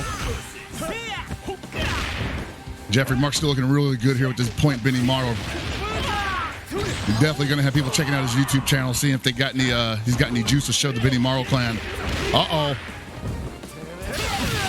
Oh, and it just wakes up. EXDP for the kill. I like it. I mean, in that position too, he hadn't respected it in a while. And last time this Benny was letting him rip. So, and that might be one of those legacy knowledge things, because in KOF 14, Benny Morrow did not have that reversal. Now he has it back, and people got to know. You got to respect him on wake up. It's always a threat. Yeah. That was pretty rough. I feel like we saw the same thing like 4 times. It was just like, all right, you can't handle the sweep. I'm just going to keep doing it. That's Hop after, got the job done. Speaking of fast sweeps, low profile sweep on top of that. Calling out the teleport. Nice. I like the 2-piece there on the counter hit jump CD as well. Not letting this character wiggle. Not making some of that bar too. No kill. But get a chance to use it, baby. Wow! Ooh, that could have been a little bit more, but still in a great position. Nice. You usually see people activate there, right? Especially after the second low B hits, just to continue the pressure, even if you can't continue a combo. But Imran Champy thinking, no, I think I can do this for free, and he was right. Woo! I wonder if that might have turned into a grab if he was a hair closer. Yeah, I mean, nice thing about having that too, right? Not only is it a throw, but it turns out you have a 2-hitting low C that you can just confirm into whatever you want. You're like, oh, nice. Yeah, it's not slow in startup, but the animation is extremely slow. So you're like, oh yeah, visual confirm. Nice. And that was pretty tight there. Just goes for the meaty fireball, you roll through it, get the throw for the punish afterwards. Yeah, it's funny to watch this anchor battle. You know, so far it's a lot of what people talk about Kukuri's like issues kind of coming into fruition. Yeah, like, oh, he's holding space, everything looks fine, and then Terry runs up and smokes him, and his defense is just not there. But this is huge. Not gonna kill, but you're in a good spot here. Oh no! Oh God! The commentator curse. Oh God! Okay. Yeah, he had to spend his one last bar just to get out of that corner. Damage is not happy. Is not a happy place to be against Terry Bogard with 3 bars. That's gonna be it, I believe. Man, don't you hate to see it too? This character runs up and does. What's your show called? Oh my God, that's going on it. I thought that was gonna do. Will it kill? What's that? Never heard of it. Oh, this is big too. Same thing. Gets the throw. Oh, and yeah, that move is so good. It's far D. Such an excellent poke. It's so good because it's like the ultimate, like, shut up. Like, I don't want to deal with what you're doing. Are you backdashing? Yeah, like you're jumping, you're hopping, backdashing. I don't care. I'm just gonna do it. And then afterwards, you can, like, you know, jump in with your own CD, neutral jump CD to hold some space. Like, oh man, pretty useful to have. And then now anchor matchup, you know, like Kukri has some mobility, but not enough to really combat Terry to the point where he's uncomfortable, I believe. So yeah, and I mean, you saw the strength of the character in the last match. He hit him with 1 EX crack shoot, and then he just ran up and delay low, gets the hit, max mode. Didn't kill, which we thought it might, but. And Imran Champion is playing it perfectly up into that point, and now once again to Benny Morrow giving the Robert a lot of trouble here. Yeah, waited on that jump though and had the 2B ready. Oh, there's the punish. A little impatient. Yeah, that's rough there. I mean, you give up the bar and the kill there, you have to feel pretty bad about it. Yeah, I mean, it's one of those things where like you thought maybe you had to confirm, but that's also the mark that maybe somebody might not be as glued together as they were a match ago. So that's good data for Jeffrey Mark. Whoa, speaking of good data. Good knockdown on this, runs up. Oh, if that was a hop instead, might have caught the 2B, but it's a dangerous gamble either way. Oh yeah, and that's gonna be it for Benny Morrow. Benny got a lot done though. You know what I mean? Like, especially since we're even on meter here. Even on meter is really good, but man, HP is the name of the game, and it's. After a minute, really hard to block. Chris, you have to be aware that the cross was coming, but he goes for like a really high jump CD. Yeah. Maybe he thought he was air to airing. I don't know. Yeah, I feel like we've seen that a lot from Jeffrey so far. And Blue Mary, you know, another tough character to hit for a lot of people. I feel like she just kind of has that way. Oh, that's unfortunate. I had the same thought you did. I'm like, did he have the biggest read of the match so far? But unfortunately, it was just a bit outside. Just a bit outside, and gets the throw for the kill. Ouch, that is so much meter gone. And also, it sucks. You know, you just have that feeling of like, man, I just let that go. Like, I lost all this meter I missed on this situation. Yep, and you're like, man, he's up 2 games too. I got to get it together. But then again, the Kukri with 3 bars definitely can get it done. Can get this done for free. On top of that, whether with 2 bars, making sure that Terry comes in with only 2 as well. This is not looking bad for Jeffrey. Yeah, for sure. I mean, this is one of those things you can hold space a bit more than you could in the other rounds, right? Because the threat of the meter is not as scary. I was saying Jeffrey Mark pressing a lot of buttons for a Terry Bogard that got 3 bars against him. Woo! Don't press nothing.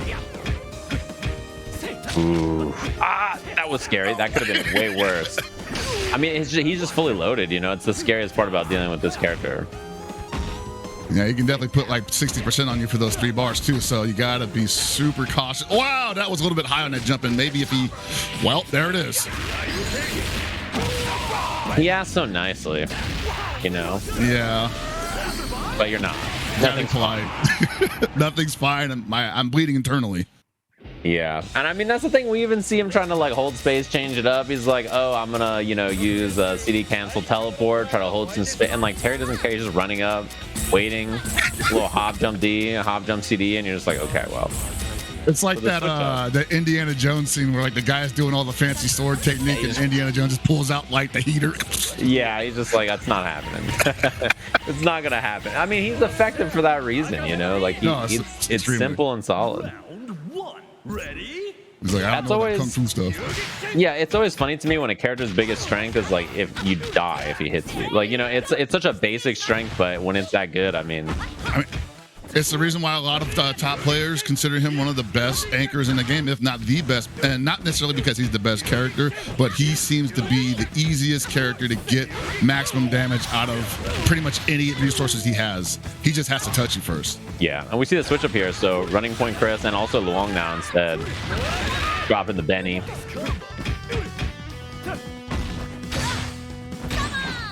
Oh, that is brutal, yeah. And that's the second time he's been looking for a reversal with Chris, and it just hasn't found the mark. And Imran Champi running away with it. Yeah, a little bit of a drop on the pickup at the end of that in the corner, but I like that, you know, just using the dive kick on a neutral jump, try to hold some space. Yeah, it is slow on startup, but at the same time, not a lot of people react to it. Yeah, exactly. And like, you know, it's when you see a neutral jump, you're like, oh, okay. And you don't expect someone to change their trajectory like that and then just be like, oh, whoops, I shouldn't have dashed or rolled or jumped or done anything. He's frozen midair. You can do that? Yeah. Wow, the pressure from Imran Champi. I like it. No buttons allowed for Jeffrey Mark. Yeah, too. And, you know, I think you're totally okay with these trades. Oh, man, especially when you have meter to dump here. Oh, man, Imran Champi's got to be feeling really nice about that. Yeah, sitting in a great spot. Oh, and my God. God. Jumps in and finds the 2B, just gets clipped. The World Warrior special? Yeah. This is your dad's favorite Shoto. I'm serious. He's such an old man character. I love him. He's great. Oh, gets clipped meaty, and all right, 2 hitting button, easy peasy to confirm. Into the 6A after. But I mean, you have this whole rest of this team to chew through, especially that Terry anchor that's been such a problem. And while I like Kukri's meter usage, he also uses it a lot. So I'm not expecting him to be extremely frugal here if he wants to get rid of the Mary quickly. Yeah, I mean, it's every confirmed. Oh, man, I thought he was going to get away, too. Yeah. All right, even there, dumping some more meter to guard cancel out. Oh, wow. And that's a fast overhead. Oh, activates for the block screen. I haven't seen this since KOF 14, and it works. It works out just fine, too, and you get to dump the meter. Enough to kill on the last hit. All right, all right. I wouldn't bet. I was like, wow, it's about to run out. Yeah, but again, you know, you have no bar here, and this is just what happens. Yeah, stage jam. He's gonna live through this, but it's almost like, why? Yeah. What does he have left? You're gonna eat it in the X crack shoot or something, right? Or and then if you escape, he's gonna burn knuckle at you, and you're gonna die. You know, there's the crack shoot. There it is. Oh! And the throw, just pull over the shoulder. That almost looked like it comboed. Yeah, that was like brutal. It was like an OTG grab or something. I mean, that's just what you got to deal with. This character, like, you know, he just hammers at you all day with 2B, and then like you're like, okay, I gotta just turtle up and eat it. And you eat like 6 overheads, and you're like, is it time? Like, I gotta stand up at some point. Like, I don't want to block. I just gotta stand up, and then he just tap activate. You're like, all right, well, my bad. I guess I'll eat 80%. got to stay solid in that situation. And I think he probably tried to roll out of the corner because, I mean, I would. Yeah. I mean, yeah, that's the thing. You're just like, I'm out of here. You're just like, I'm good. I'll just tap these 2 buttons and, I guess I got the run. So, yeah, I mean, well played. I like the characters that he plays. I like the team that he plays. But again, yeah, like, you see the difference in power, I think, sometimes in those anchor situations of having something simple and solid. Like, there's a lot of ideas that have to come together for a character like Kukri, I think, sometimes, especially on anchor. And, like, Terry, yeah, he just does the good stuff and he does it well. I think that's part of what I like about watching KOF is finding those characters that do the best thing consistently. And Terry is just, he's a beast. A lot of people like him for that reason. Yeah, like one of the strongest things you can do to an opponent in this game specifically is disrupt what their game plan was supposed to be. But I think Terry's game plan is so simple that he just resets like that, it's over. Yeah, and it was fun to watch too. I mean, it's not the normal characters and teams that we expected. Like there's no Vanessa, there's no Ralph, there's no Dolores or something. Like some of the other characters that I've seen everybody playing in every region so much. So I do like seeing some other stuff. It's always fun to watch different characters. Especially I think Chris is an interesting character that I don't see as much, and it's cool to see that character back again. But yeah, fun to watch. I mean, this region, as you mentioned, is really strong in this game and a bunch of other games. They sent over a ton of footage for Look Alive, which is really exciting to me because, part of the cool thing about this is highlighting a lot of regions. And you mentioned, like, in KOF, it's always sort of been an international affair, right? People from all over the world are super dangerous and always can win any kind of event. But that to me is something so cool, where like somebody shows up and you're like, wait a minute, all of their players from everywhere are so good. What do you mean? Yeah, there's something about KOF that just, the stories go like, yeah, they had them in everybody's bodegas and in the laundry mats and whatnot. So everybody who had access to going outside probably saw an MVS cab with a KOF game in it, and they just took it, hard body since birth. And it's great, dude. Like I'm not gonna be one of those guys that's like, yo, I've been telling you guys this for years. No, I'm just happy everybody's on board now, and it's making the community that much richer, that much fuller. And you're also being introduced to great players that you may not have heard about because you didn't really follow that community. Not you specifically, obviously, just in general. So to me, I think the job has been done on that front, and that's the best thing that you can do for a fighting game. Yeah, and I think the coolest thing about them too, about KOF as a game, is that I always recommend this to new KOF players. Like, the nice thing about these games is that if you've played this KOF now, you can go back and watch all of the old KOF games and really have like a new appreciation for the game. Because like, even I didn't play like so much 14 or anything, but I watched a lot of 13, right? And so like I knew what to expect watching a KOF game. And I think KOF 14's had some of the most like hype tournaments that I ever watched. And then same thing, I'm sure, with 15. It'll be the same thing. Like each time a new game comes out, because of the legacy of how the games are and the characters are so similar, you really gain a lot from watching it. So thanks again to Game One for sending us over all this footage. It's really nice of them. I mean, I really appreciate getting to check this out and commentating and chit-chatting with you.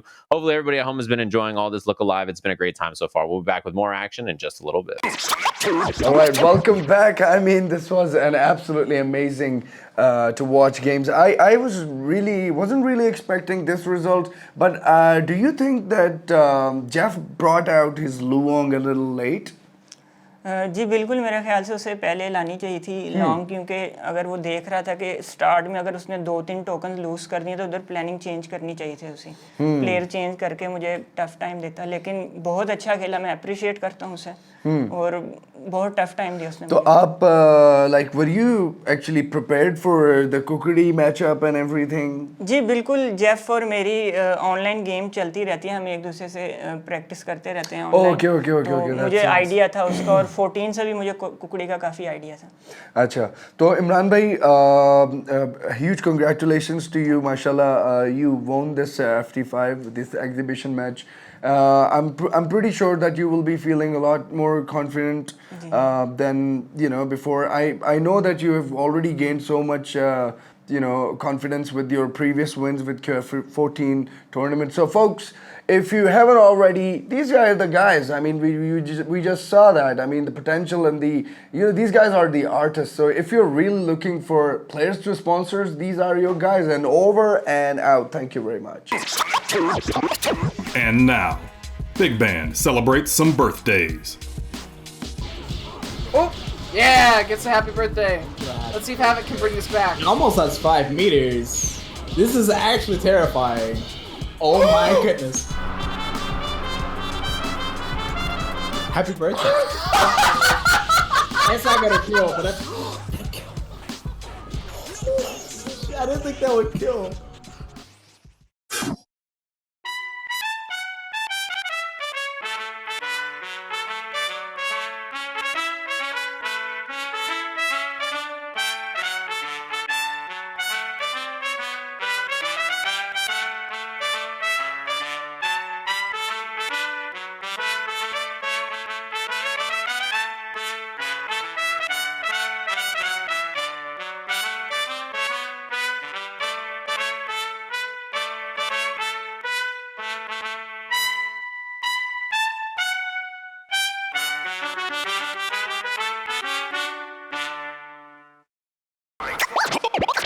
Welcome to Look Alive 2022, presented by Combo Breaker.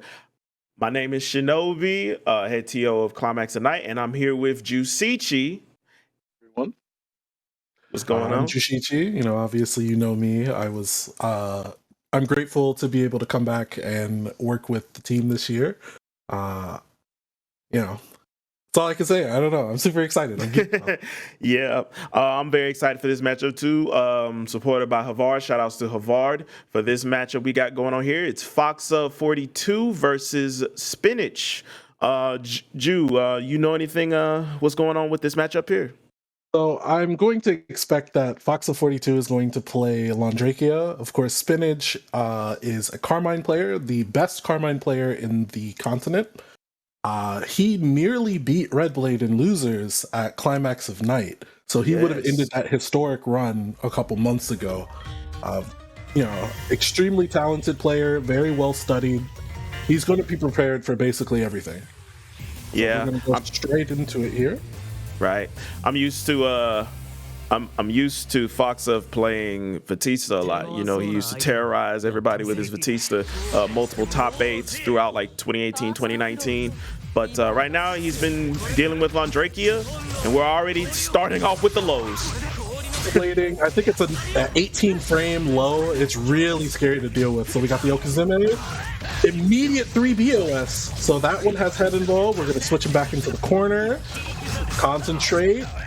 Okay. Loses the still doesn't get the grid though, but he's still in good position. Yeah, so we got the fourth function.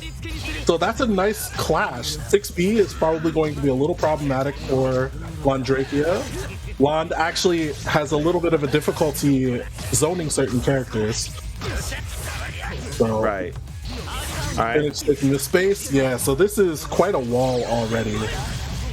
The cursed thing, though, about Carmine is that his health is low and he loses health using his specials. And we saw a nice demonstration of that. Oh, nice conversion with Foxa. He's probably going to get the corner with this one. Fortunate drop. But we have the Okazeme, put the Snowflake down. Good shield. Okay. So tech. Oh, okay. That's a new route I haven't seen from him before. He uses the force function. We're going to get some health back with this one. Delay tech from Foxa gets himself out of the throw trap. Yeah, that force function be treated like a DP is super strong, super strong. It's thrown, but that's it. It beats everything else. Yep. Okay. He was able to recover in time. Oh, Vio gets baited, and we're going into the first game, Fox's favor. Very, very quick game one there. I'm not too familiar with Landrakia, but I understand that one of his usual tricks is with his Rekka. He uses that, he has like the overhead and low options all the way between, but it also carries him a good ways across the screen. Spinach hits him with the assault double that time. Okay, so we're going to go into some Okazeme. He went with the fuzzy, but it was blocked this time. He still fell with the normal. Still got the overhead. Nice, nice. Very dominant round by Spinach so far. Oh, the empty jump low. Yeah, you have to guess high or low. There are some characters in the game that can't be fuzzied, but Spinach knows that Foxov is playing one of them that can. Okay. Everybody missing their full screen supers, but that's cool. Foxov coming in hot. Got Spinach in the corner with the Oki with Snowflake. No shield, or rather he baited the green shield out to make sure that he stayed and kept the cycle. He should be able to get to 100 if he wants to put something down. Yep. All right, knockdown. One more. Blocks the Good overhead. block Nice. So this is a dangerous situation. You talked about the Rekka before. The low Rekka is only -2. And so, if you decide to aggress, he'll just force function you. And if you wait, he'll just take his turn again. It's a really messed up situation. Yeah. Oh, what a counter hit confirmed. Oh yeah, that's good. Spin is setting it up as his own Oki in the corner. Assault just jump eat C. the Oh, assault. doesn't capitalize. Yeah. So Spinach probably wanted the TK wheel here. Just going to keep his pressure safe. CS is coming here. And he's able to tech the throw. Fantastic. Another Ooh, but the veil off gets blocked.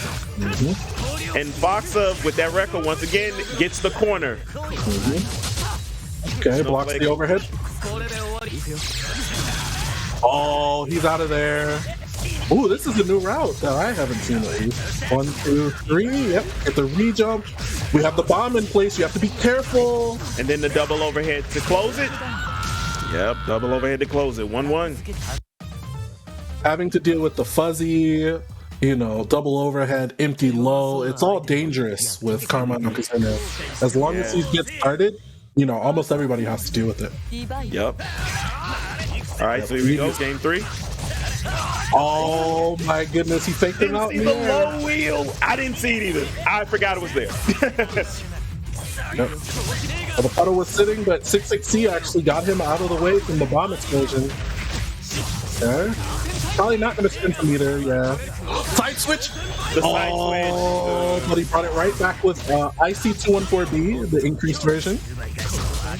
Yep, just going to wait. ISO. I'll get shielded, but that's the scary part. Even if you shield 4C, the big kind of Jin, I think it's like 4D or 2D looking move. Right. You can still get overheaded.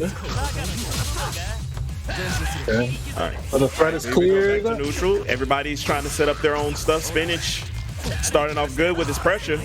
Pushing Fox up towards the corner. Jump C? Yeah, he has plenty of meter though. Foxa only has CS. He was trying to get something started here. Okay. And use this jump there. But there's a bomb there still. Double. Good block. Just gonna wait. Yeah, I really like the fake. Okay. 1, 2 bombs. This is scary. I'm just gonna wait. Guard thrust this time though. Nice. Good block on the overhead. Gets a little shield back to the grid. And fantastic backdash. We're just getting out of this situation. Yeah, I would not want to deal with Landrakia in that in that area of the stage if I can help it.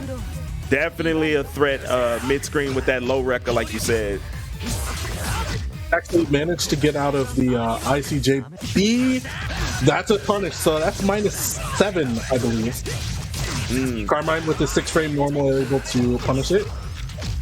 Okay, we're gonna let the wheel. Never mind. We're just gonna go with the overhead. This is actually a very strong starter too. Re-jump. Yep. And reset. Double overhead.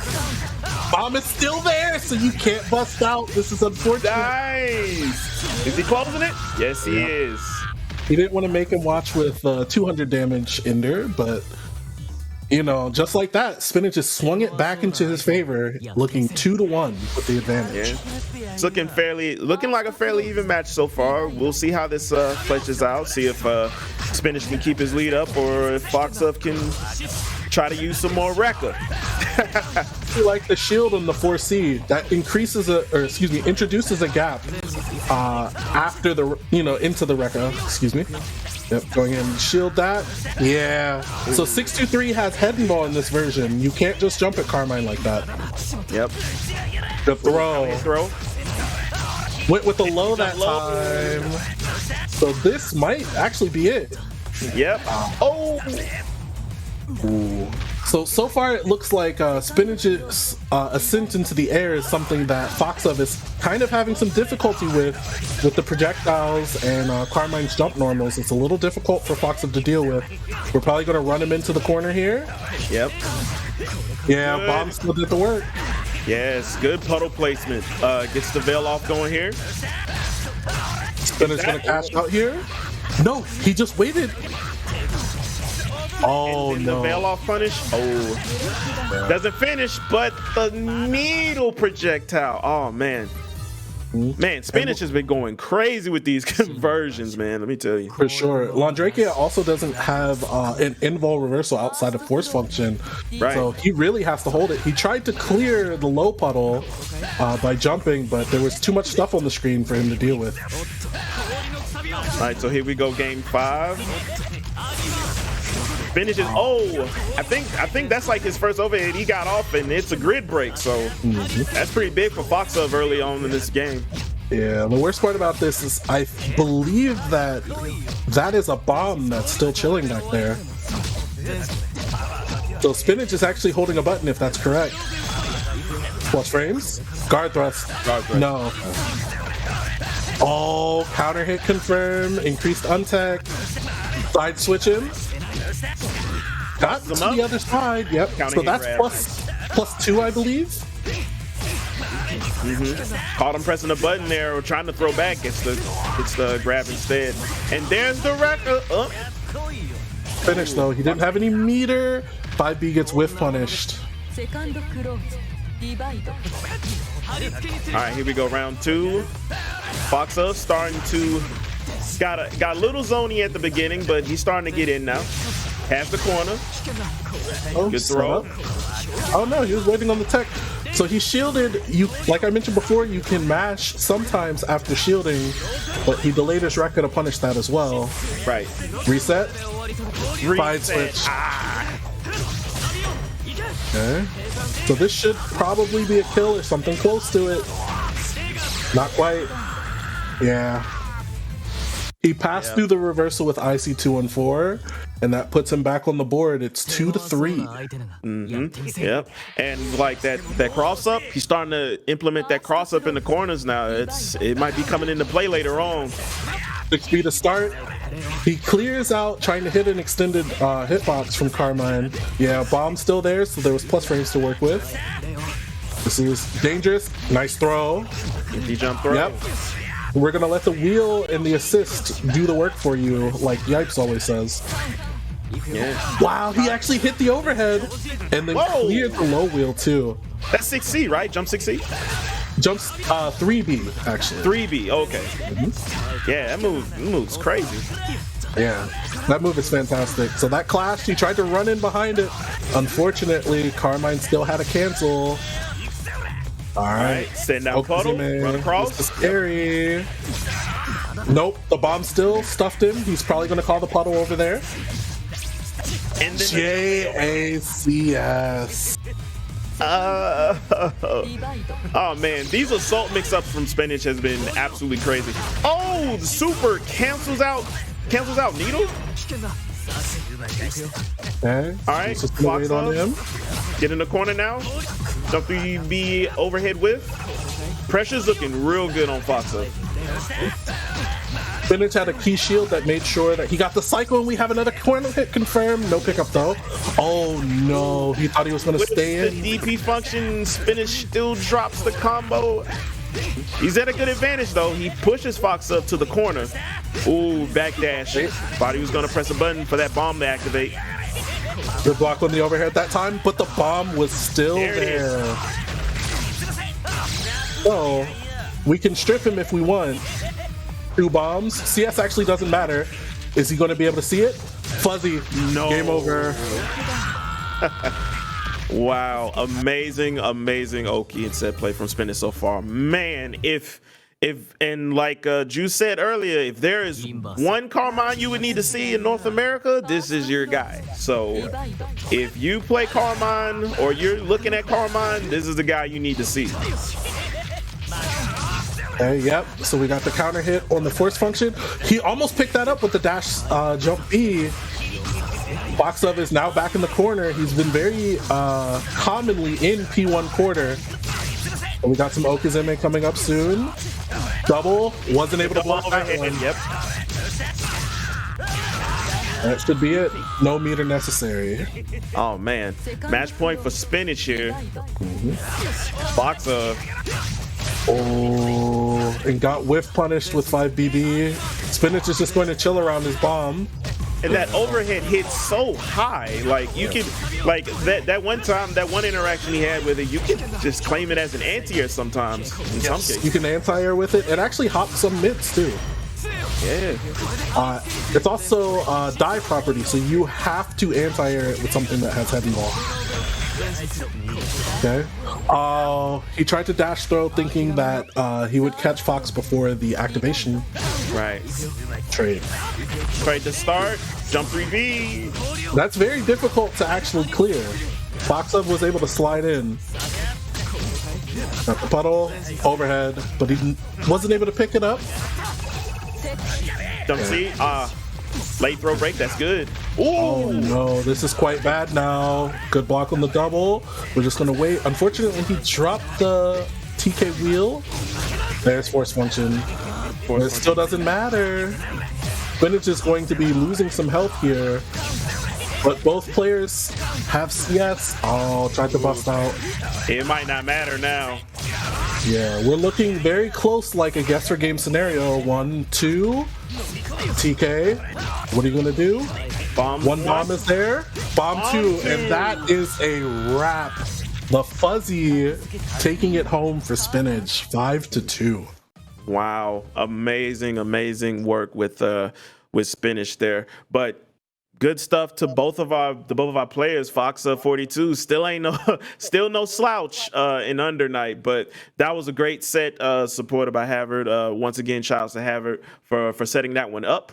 But we're gonna go ahead and wrap it up here for this set of Under Night in Birth. Once again, my host with the most is Yushichi was with me. Appreciate you, brother. Always a pleasure. I'm glad to do it. Thank you for having me. Folks, welcome to Are You Smarter Than a Pot Monster, the new fighting game show brought to you by Look Alive and Combo Breaker. I'm JM Crofts, and with me today is our contestant for today's episode, Justin Wong. How you doing, Justin? I'm good. It's a great name for a show. I feel like I've been a pop monster here or there, but it's rare.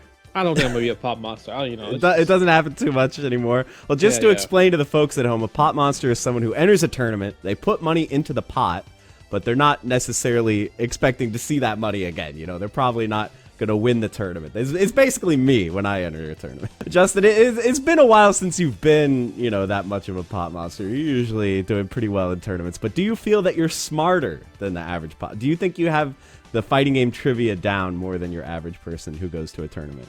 I feel like I should. I don't think of myself as just a tournament player.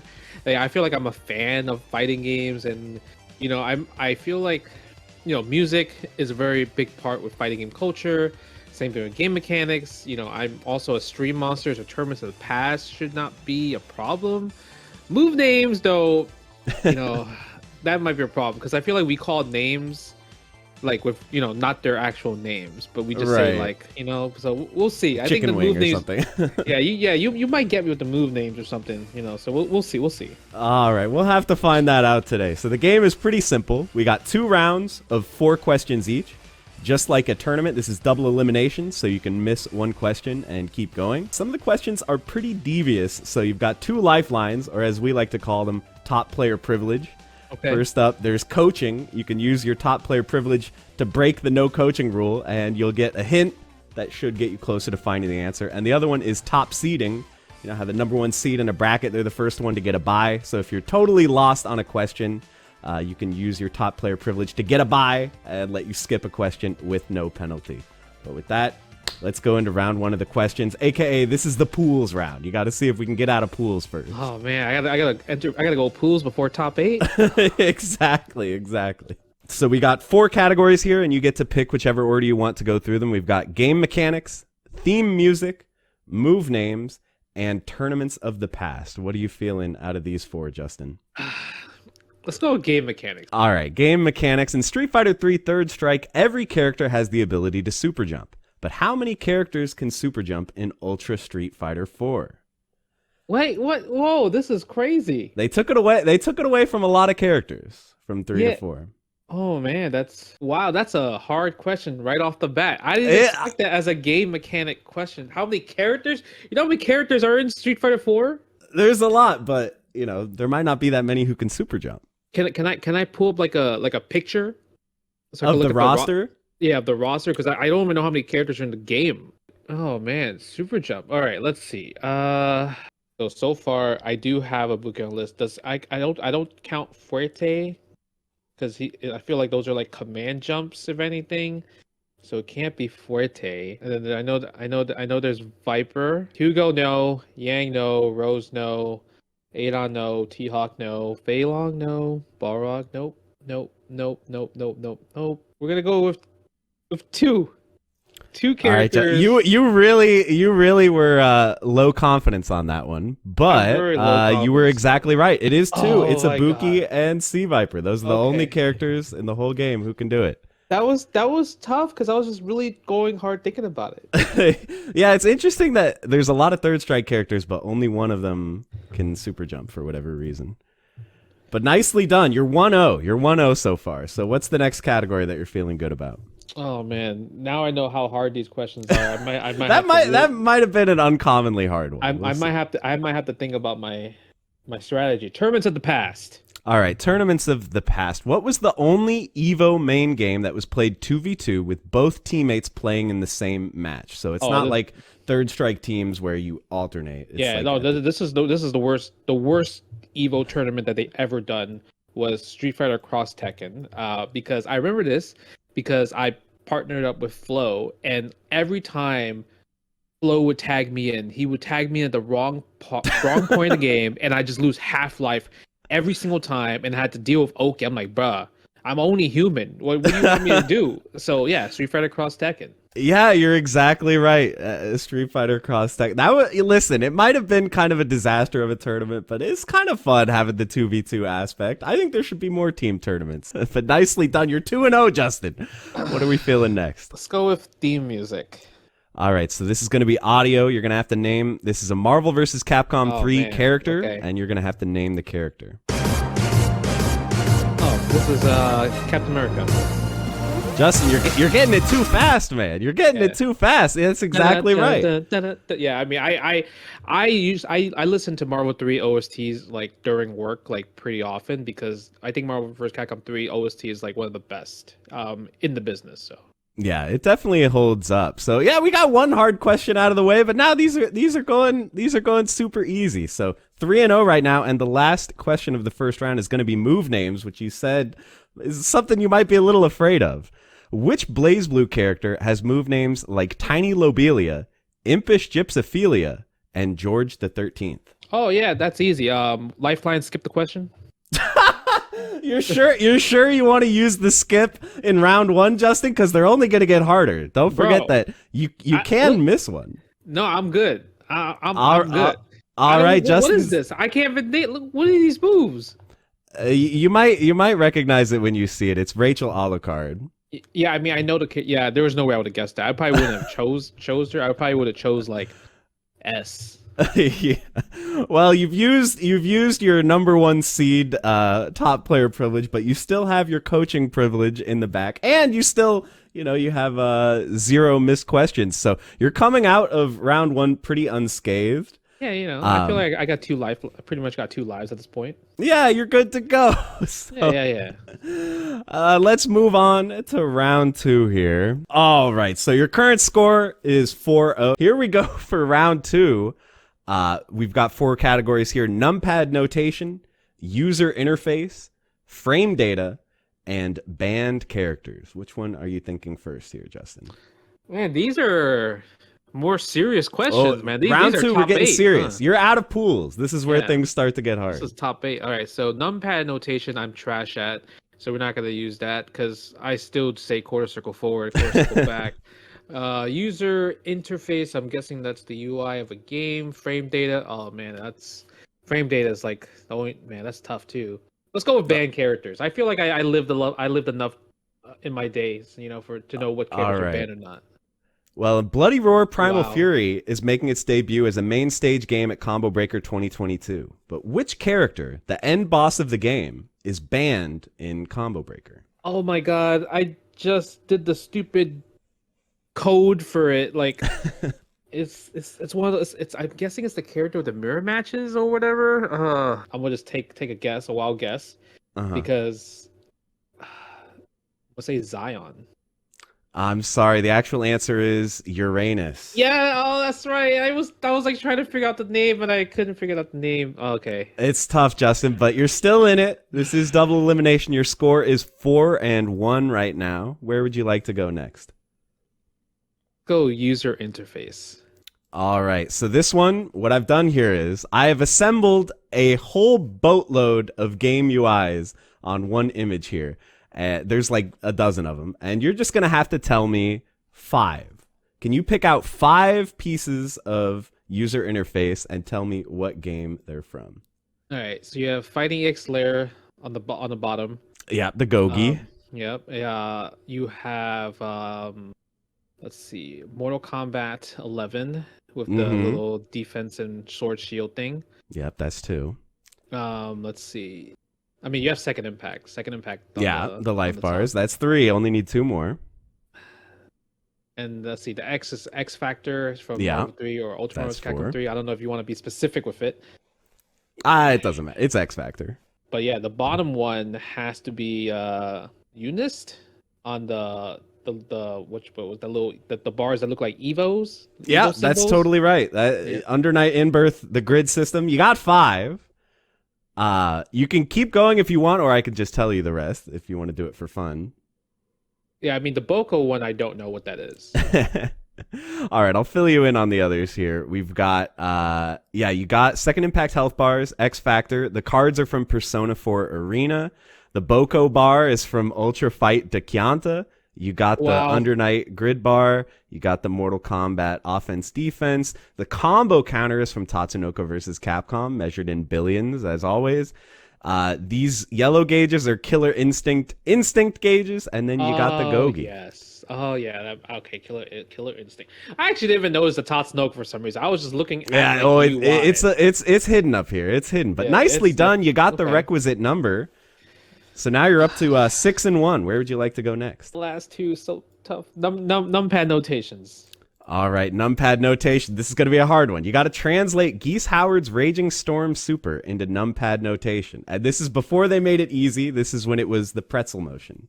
Bro, that's actually Yeah, you can type it in our Discord chat if that helps. Oh man, you know the crazy part is I never even did this motion properly. When I tell people how to do this motion, it's usually 6 3 2 1 4 2 times and then hit 3 and then press punch. That was how I tell people how to do Raging Storm, and it always came out like double half circle back, down forward. That makes sense.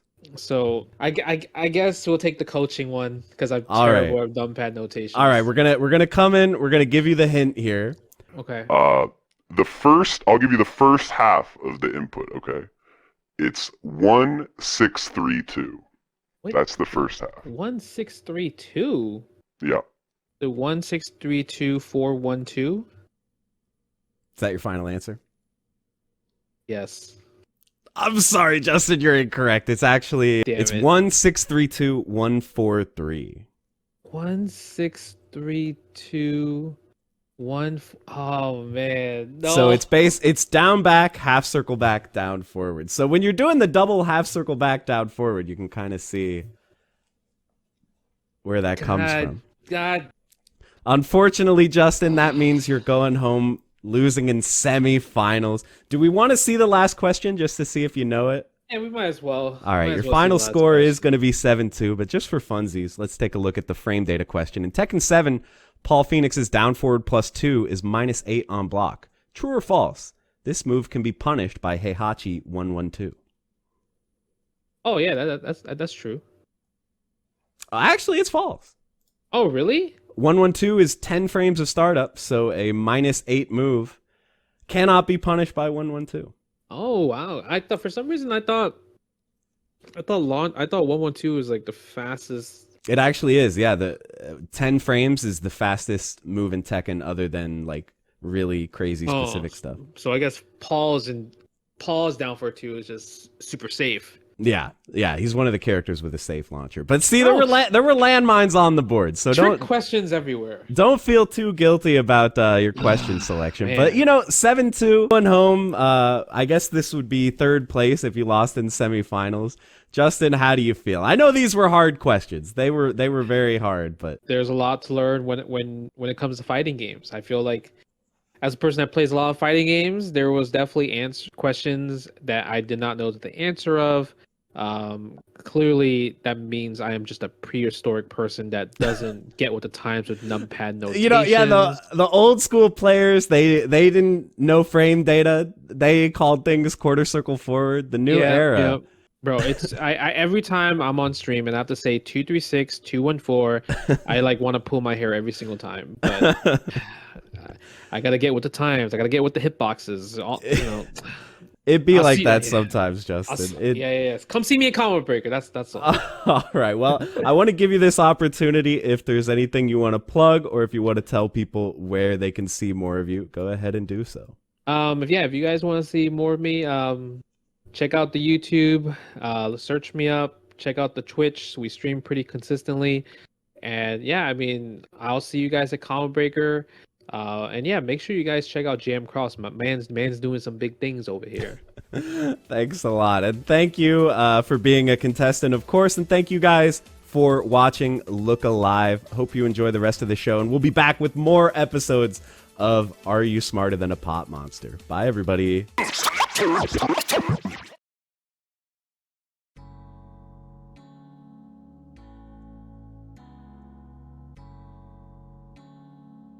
Ordering a new fight stick for Combo Breaker, $150.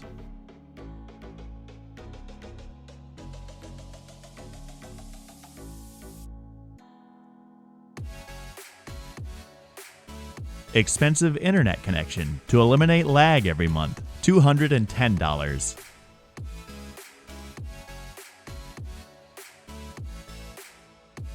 Ordering an anime custom art so everyone knows your waifu, $70.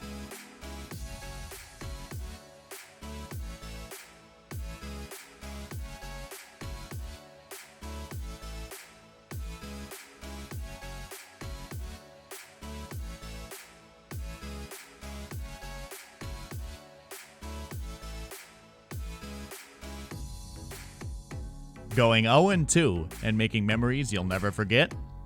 Irreplaceable.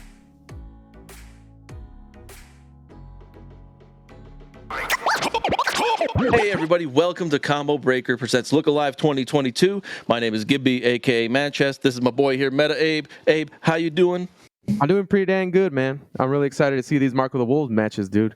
So how you feeling about this? Mark of the Wolves? You just ruined the surprise. I'm so excited for this.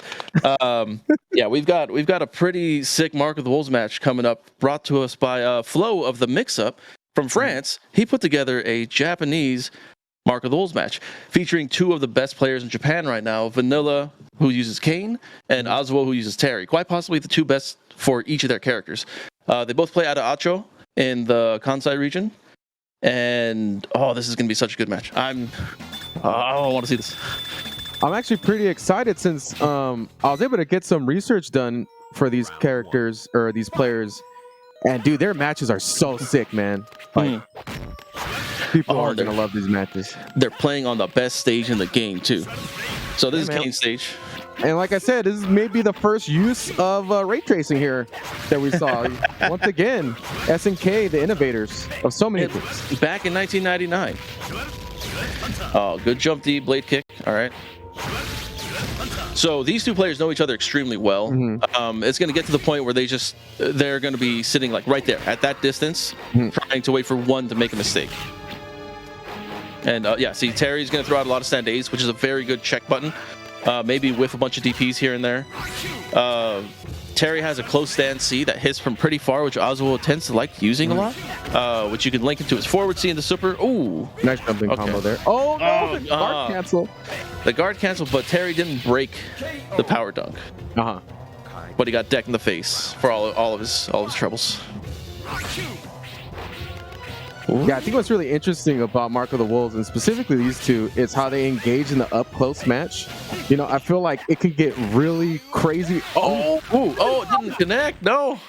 Oh, the bad punish. Okay. Oh, what a nice power dunk right there. Okay. So Kane can build so much meter with that, and he's sitting on P power. He's got 2 ball supers. And the ball supers will set up a pretty good offense, a potential guard crush situation. Yes, and now that he's in top, this is where Kane is the scariest. Quite possibly one of the scariest characters in the game at this point. Oh, okay. No super. Yeah, no super. I thought he was going to go for another power dunk into a third since he's got the counter hit. All right, Azubo. Okay. All right, final round. Okay, so this is all right. First twos. Oh man, look at this. Dangerous right now. Yeah, neither pressing buttons. I like it. It's a scary situation here, man. Yeah, see Oswald using the stand A's, mixing in some power waves and doing nothing at the same time. Oh, the stand D. So what do you think's keeping him from going straight into the ball super scenario? Is he trying to get something more guaranteed, or? Yeah, so Kane's game plan is to try to get a hard knockdown, or just to get a knockdown. Okay. And then go into the ball super. Like right there. Oh, okay, he didn't do it. Right there is generally where Kane will throw out the ball super to prevent you from doing a wake up roll. And then he sets up a guard crush string. Oh, feints. Okay. He's got Kane in the corner. But Kane something out there maybe? Well, back forward B. Oh no, too early. Or too late, sorry. Oh, good just defending on Oswald. 7 seconds left on the clock. A little bit of patience, and we get a jump in here from Vanilla. Nice. That was good. That was good. Short hopping in this game can catch you unawares and take you by surprise. Oh, what? Yeah. Oh, I was about to say, what's happening here?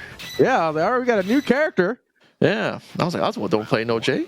All right, now we're in Terry's stage. Definitely a character power up here. Yeah, Oswald likes to play at a good distance where his stand D can hit. His stand D and his stand C can hit. And if you screw up, you get hit with a stand A. See, he just whiffs him. Look at that. The down A B didn't come out. Oh, nice. Boom. All right, gets the knockdown here. Oswald showing a lot of patience here, trying to close the gap, not putting too much at risk. Yeah, pretty. Here we go. Yeah, that's the part. Power charge is the party starter for Terry. And you know what's interesting too is how he doesn't hard commit to that though. You know, he allows Vanilla to get out and possibly get a read on the situation. Yeah. Oh, stand in to C. Oh, wow, that's so good. So that was he definitely buffered that quarter circle forward, 2 buttons, and then he did the power. So good. Oh, just sweep the leg. I like it. Man, these 2 players respect each other so much. I was hoping for a finish just defending. All right, I think Oswald's starting to turn up here. You're seeing a lot more confidence. Wow, just stood there. Okay. That's a strat. You just stand there and wait, and you just defend something. Okay, here we go. Like you said, the party starter now has meter. Vanilla looking for an opportunity to potentially unleash that super. Runs into a stand A. Yeah, that stand A is so good. Oh, here it is. Super. He's going to do another? No. Got another one if you want it. No. Oh, what a good guard cancel. Oh, here we go. Said 2, party 3, starter. 4. Here we go. Wasn't going to let him do it. Almost got the guard he tried baiting it out. That's a little bit of timing. That's the stuff you're talking about, man. When 2 players play each other a lot, they can figure out each other's timing, which is not an easy thing to do. Wow. Ooh, this should be it. Yeah. Yeah, it's once you play each other for years, like these 2 players have been playing each other for quite some time, they know what to expect. Yeah, you could tell, man. There's certain decisions here that seem out of the norm, you know, or a little risky, but it definitely tells a story of they're very familiar with each other. Okay. Nice block stream there.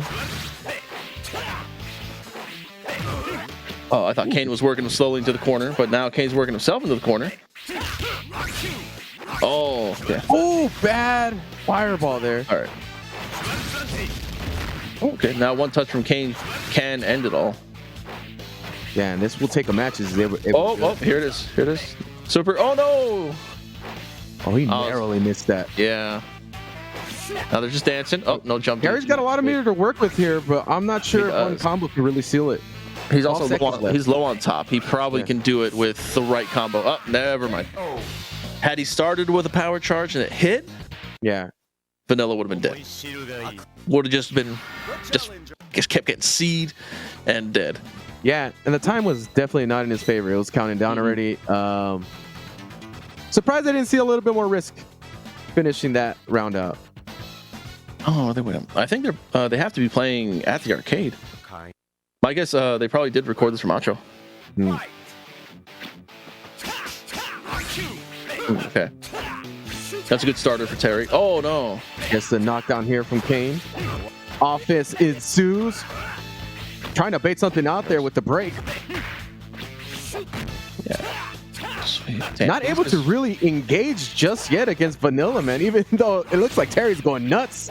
Yeah, he's mounting more of an offense, but Vanilla's picking his spots better. Oh, okay. Almost got the guard crush there. He'll get it if he blocks anything there. Oh, there it is. And here's the big damage. Okay, opts to save the meter. So that's his best, one of his best meterless supers. Oh, super? No super? Okay. So, one of the... how's this gonna go? Oh, jump back to you. I like it. I was trying to bait out the blade kick. So one of the things that the Kansai players tend to do more so than Tokyo players or Kanto players, they play more offensively. That doesn't mean they don't have good defense, but they are more offense oriented. Nice. And you've seen that situation a lot. Like MD jumping in this game is very strong.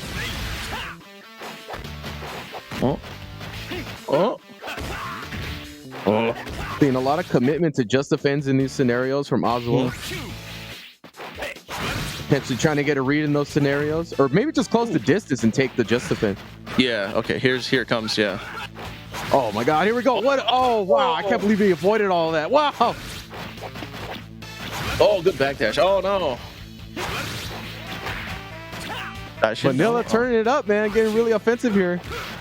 Taking a little bit more chances. Oswald's committed. Oh, and that's going to punish, yeah. Stand A, yeah, okay. Oh, good stand A. Like you see, Oswald's picking his spots really well. 2 seconds left. Oh, no, that was close. He probably could have hit top attack and maybe it would have came out in time.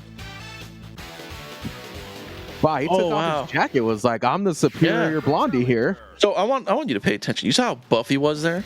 Yeah. People are questioning how buff he is in the Mark of the Wolves outfit in King of Fighters 15. He looks accurate, right? Yeah, one for one.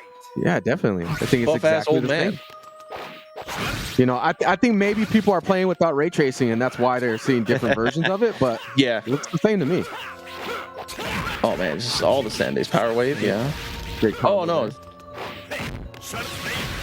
As you said, Oswald's now becoming a lot more offensive and starting to pick certain spots that he wasn't willing to risk before, and he's getting a lot more offense and more damage going here. Oh, that stand A just beating so much. Such a good button. Oh no, didn't get the back forward punch or kick. Sorry. Head kicks. Well, super. Yeah. Okay. Now he's gonna try to go for. Oh, you can't just defend that. Man, what are they doing? What are they doing? Goes down so fast in this game. It does. Like you only have 60 seconds in this game. It is such a factor.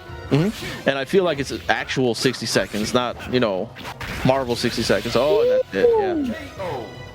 So Kane wins almost every trade. If you're gonna jump in on him and you trade with his blade kick, he wins. Like he's gonna get you. Coming up challenging with the stand A again. Oswald puts himself in the corner but gets out with the break. Good neutral C. Oh wow, just walk into the sweep, huh? I don't know how many levels of reads were happening there that happened, but okay, what do we got? Super dash in. Oh, he tried to just defend it. Oh man. Now Oswald's in top. Here we go, party starter. Now it's gonna be a little careful here. Trying to get in. Doesn't want to sit back and just defend all of them anymore. There you go. Very close so far. 20 seconds left on the clock. Vanilla sitting on power. P. Oh yeah, he's got all the power right now. Oh, he could have power charged and probably ended it there. Of course, it comes down to a final round. Why wouldn't it, right? Oh, I like that. Both standing at start, trying to dab each other up. I like it. Oh no, that happens quite a bit in this game because of the input buffering. Yeah. You sometimes get a backdash when you're trying to just defend. Doesn't commit to the power charge there. Instead goes into a power wave. Wait. Yeah, you see the block strings push Kane too far to be able to punish or do anything. Oh, nice. Okay. Pushed up his timing a little bit there. Oh, all right. All right, he's putting them back. He tried to get out of that. Yeah, he was trying to just defend all that. Damn. So that was a very dominant round from Vanilla. So what Terry was trying to do there, if you instant jump and just defend, you can block the whole string, or just defend the whole string. The problem with that is against Kane, he's got an unjust defendable attack, so you can't rely on that too much. Let's see, we're at 3-1 right now. I didn't notice the score.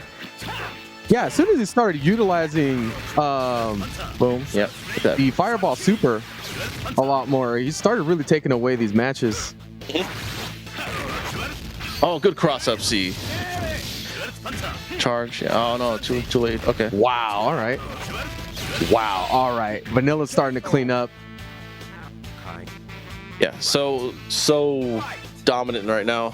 Yeah, Vanilla's either trying to clean up, or Oswald is just taking all the risks right now because he's got to make a huge comeback. He can do it. It's not out of the question here. Ooh. All right, so far, man, Vanilla's hitting here pretty much every scenario, but now Terry gets the combo here. So Terry, Oswald saved the meter there. He wouldn't have killed, but still, he could have gone for more damage. I think he was trying to prevent Kane from being in top, and this should kill right here. What a quick conversion that was. Oh my God, that's not even a magic pixel, bro. We're almost there. Yeah. Okay. Well, when you have top at the very end of your life bar like that, you will have quote-unquote magic pixels and even magic pixel scenarios. Oh wow. Oh no, that didn't work. Good just defend. All right, man. I think we're shifting into a completely different gear at this point in this match. Oswald's starting to come alive. Vanilla seems to be trying to find his spacing again.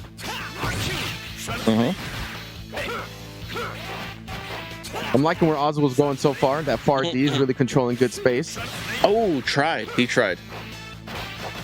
Okay, empty jump again. Oh, and here comes big damage, or potential damage, I should say. Yeah, that I was gonna say that super doesn't go all the way across the screen. It anticipates pretty early. He's gonna try it again? No, he doesn't. Okay. And now Terry's in top. This is where he can kill right now. Okay, not in the corner anymore. Time left in the match. Oh, he's gonna go for a guard crush. Oh, what a just defend. oh no! Oh, he didn't get it that time. Do another one. This is done. It's done. Yeah. Jesus. Oh, he had a sick call out there though with the just defend. Yeah. You see, he's gone for that 3 times now in the set. And you know that's one of the things that comes from playing each other so often. Yeah. You know your habits and you try to bait out your opponent's habits, and that's what he's trying to do. But that's where you got to play on that extra layer and try to be like, nope, I'm gonna outthink you. And what kind of sucks about that scenario, since he didn't actually get to convert off of it, is that now Vanilla knows that he's looking for that, and he's gonna adjust the way that he plays to call that out as well.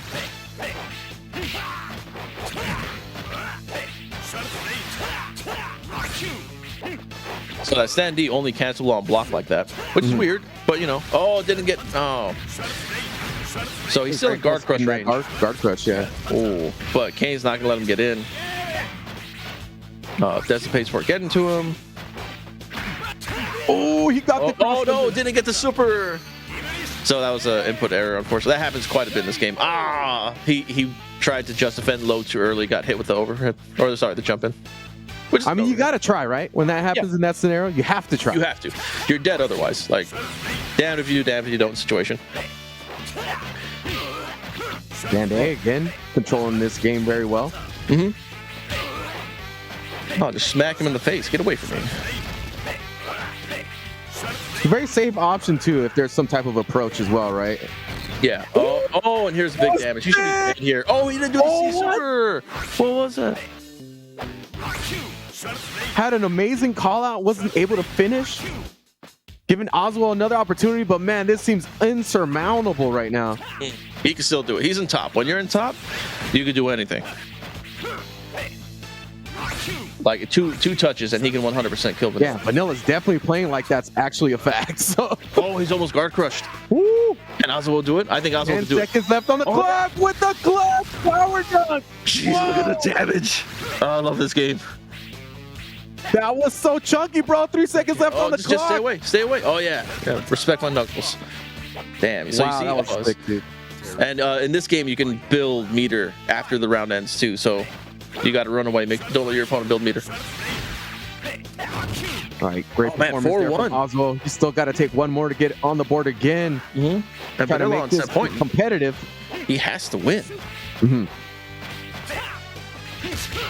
Oh, both feel like they're playing more cautiously. Look at this. Then. Yeah, Vanilla knows, man. He's like, he's turned up. Wow, that was thick. That was good. That was good. Boom, boom, power wave. Yeah. Oh, no, see. That's happened quite a bit this set. Mm-hmm. And it just, again, it happens a lot in general, which is unfortunate, but... Oh, there it is again. Oh, okay. Oh, no. Nice okay, Kane can't. There from Vanilla. Here we go. We're coming down to the clock one more time. 13 seconds. Oswald is up in this scenario. Oh, gets the low. Oh, and here it is. Here Whoa. Good. Good, Oswald. I like that. Donkey. 4-2. Jump C into P power super. Great. Like works every time. Works 99% of the time. Works almost every time. Unfortunately, not every character could do it. Terry, he's got that. He's got that legacy buff, you know? He's Terry Bogard. He can do whatever he wants. All right, man. He's going to get the stage buff here, though. Vanilla looking like he's got something to prove, even though he's up. He's close to finishing this off here. Yeah. Oh, that's so sick. Power, what a sick combo. I was about to call that power knuckle. Man. Power dunk into burn knuckle. Oh, my God. Yeah. So many great counter hit opportunities in this game. Mm-hmm. Yeah, counter hits lead to big opportunities in this. Like you get a lot of damage, you get better positioning, everything.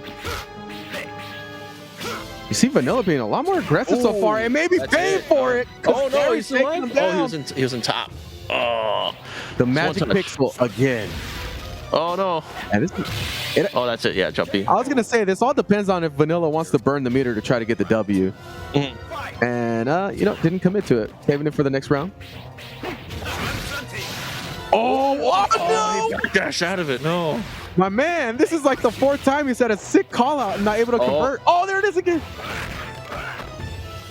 Oh, okay. Well, here we go. Oh no! I don't know if that was intentional. To get the second follow up. Oh, that was good. That was good. What a decision there. Oh no, that's bad. Uses the invo out of the just defend guard cancel to get out of that super. That was pretty sick. Nice jump back D. Yeah, definitely getting a different vibe here. Oh, almost tried to get it once again. Getting a different vibe here from Oswald. Vanilla looking a little on the ropes. Yeah, so unfortunately for Kane, if he does crouch B, crouch C like that, he can't do anything else after it. Oh man, they're just dancing around. What a stare down. Good throw. Good throw. Nice throw. Oh, he tried to bait something out there. He did. Oh, it works again. See? You just jump in, you press a button, there and hit stun, and you throw out the triple guys. Damn. Fuck. So we're at 4-3. This is a pretty crazy set so far.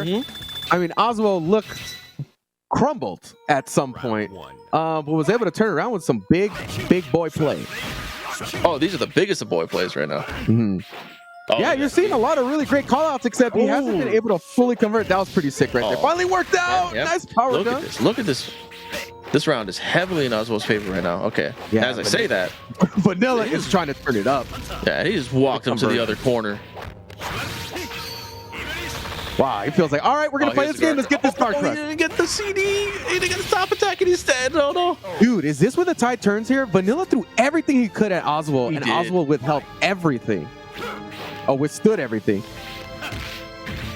Oh, Vanilla's got a lot of approach. That was. Oh, here it is. This time he gets. Okay, he doesn't go for the full punish, but he gets something. Oh, here this is. Oh man, he's saving the meter. Oh, wow, here we go, dude. It's all mounting up. Wow. Oh, no, Pixel. Oh my god. That was. Oh wow. We're at 4-4. How did we get to 4-4? Because Oswald don't want to go down like this. He's like, nah, I ain't going out 4-1. It didn't seem like Vanilla wanted to go down like that either. He turned it up and realized that was a mistake. I need to do something else. Oh man. Great matches so far. We're down to the final match here, folks. It's been a wild one. Gibby, it's been a pleasure so far, man. This game's pretty sick. This is fun. I love this game. This is one of my favorite games for those who don't know. Okay, get him in the corner. No, don't let him out. Okay. See, he goes for that a lot. I don't know why he's not going for the render cancel into a blade kick. Super? No super. Oh, that's it. You're dead. You're dead. Okay. Uh-oh. Set point for Vanilla. A little bit of patience goes a long way from Vanilla. Made a nice bet on that wake up.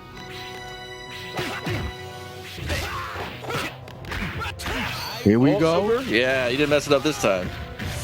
All right, oh no, stand deep from that distance is good. Not against Kane. Kane's DP or blade kick is so good. Oh. All right, now one touch from Terry and it's over. No bait there. Instead uses a far D. Look at this. Look at this. He just he didn't get a guard crush. Oh no, didn't get the guard crush. Oh, just fend it off. Yeah. Yeah. Oh wow. I love it. What a conversion there from Oswald. Wow. And we're down to the final round. Final oh round. My god. Oh man, this is good. This is good. This has been an action-packed set from Oswald and Vanilla, man. I gotta say, I want to see more after this. Well, I don't know who's gonna take this. What blondie's gonna get it, man? Oh man, there are 3 blondes on the stage right now, but which one's gonna win?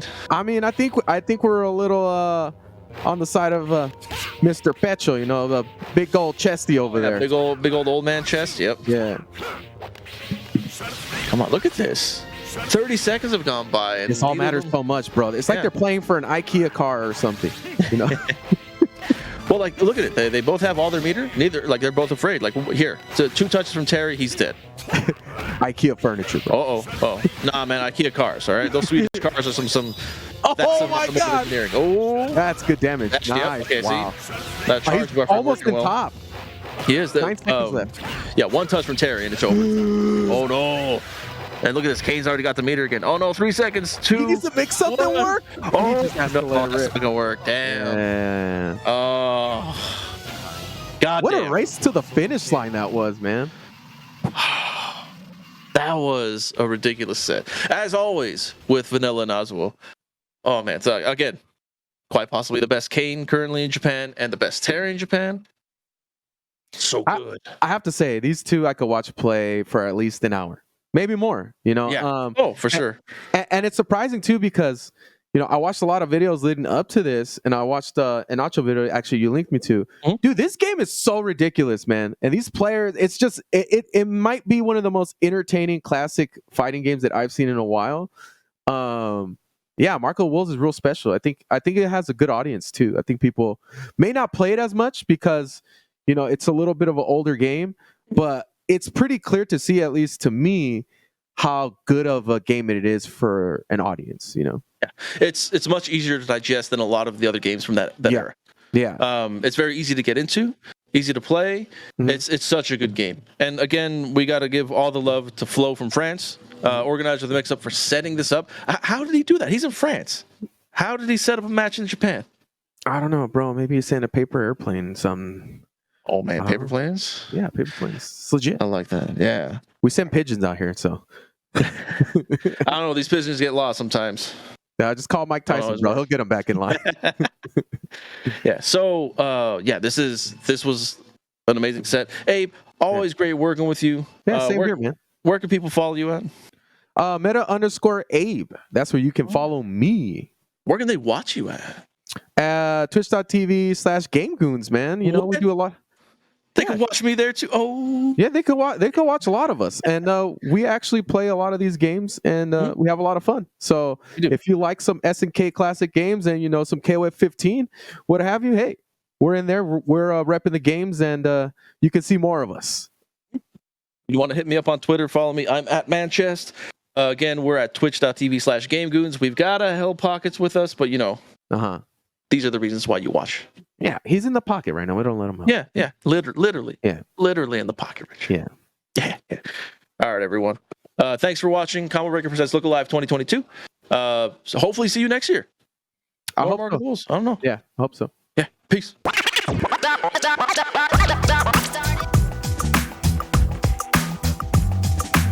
I was not one of those people who like has like a story of like playing arcades or going to locals and stuff like that. I'm not one of those people. My first exposure to fighting games was picking up Blazblue on Xbox 360 because it looked cool and I had no idea what I was doing, and I just kind of bounced off of that, and I went back to playing Halo, right? Fast forward, I always had like a keen interest in every kind of competitive game, even just to like learn it, just to play against other people. I love playing against other people. When I really got serious was kind of around the release of Dragon Ball FighterZ. I love Dragon Ball games. This looked very different from what was out there at the time. I always kind of looked from afar, but something clicked with me, and I was like, you know what? I really want to learn what this is about. I want to figure it out. Like, how do you play a fighting game? I couldn't even do a jump cancel like when I was getting into fighting games. I had no idea. But I got into like this world of fighting games that were more exciting to play at home, right? And that kind of led me down this path of trying out some of these more niche fighting games. And I discovered something really awesome there. I discovered a lot of very interesting little titles that were way worth my time. I was doing very small projects prior to getting into fighting game related projects. My fighting game related projects are the biggest things I've ever done. I had been doing like tech fair apps, little proof of concepts, teaching myself. There was no incentive. When I joined up with GBL, which is kind of my organization, through a coworker, I started applying some of that stuff because we needed to bridge the gap. Like, we needed to have a website, we needed to have a wiki, we needed to have tools and resources out there. So that's when I started working towards putting my programming skills through fighting game related projects. And we started doing gaming news coverage, very minor gaming news coverage, mostly through my initiative.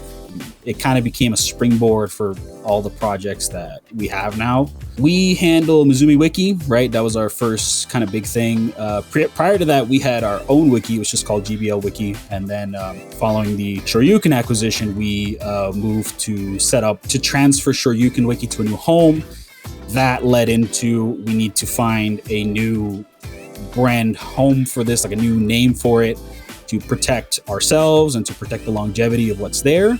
That led to the Super Combo project. The Super Combo project now includes the wiki.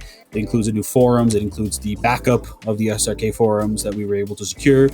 It now also has a front page, so we have our own news coverage and editorials and things like that. Mizumi Wiki represents what we call the poverty fighting game community. And that term has evolved a lot in the last, year. Poverty fighting games count as things that are niche, obsolete, cheap to buy, obscure, right? Fighting games. Kind of the poster child was Melty Blood for a long time. I would probably say that if you really want to get into it, the originator of the whole idea was the Toho fighting games. It's this group, it's this collective of people who put in the work to put visibility out there, right? Like it's way easier for you to find out about a fighting game when it's next to another fighting game and not just somewhere else, right? by itself. That requires a lot more work on the part of the community or the developer or whoever, right? You can find all kinds of things. The main thing is you can find frame data, you can find like damage numbers, you can find hitboxes, you can find descriptions. This is something that I find really important. Like, it's like a strategy guide, right? Like, you don't really have those anymore. They don't really sell them, but they're largely inspired by like strategy guides that used to come out for fighting games. Like, they have like all the game data there, and then they also have context, like the descriptions, like what's there. Why is this good? What does this hitbox mean? Is this frame data good? Is this recovery really bad? These are things that if you don't really play the game, you're not going to know, because the frame data varies wildly from game to game, right? So you can find all the game data that you want. You can find combos. You can usually find general strategy. You can find translation notes because a lot of these games don't have English releases. You can find out how to play them. A lot of them also rely on software from like the mid 2000s.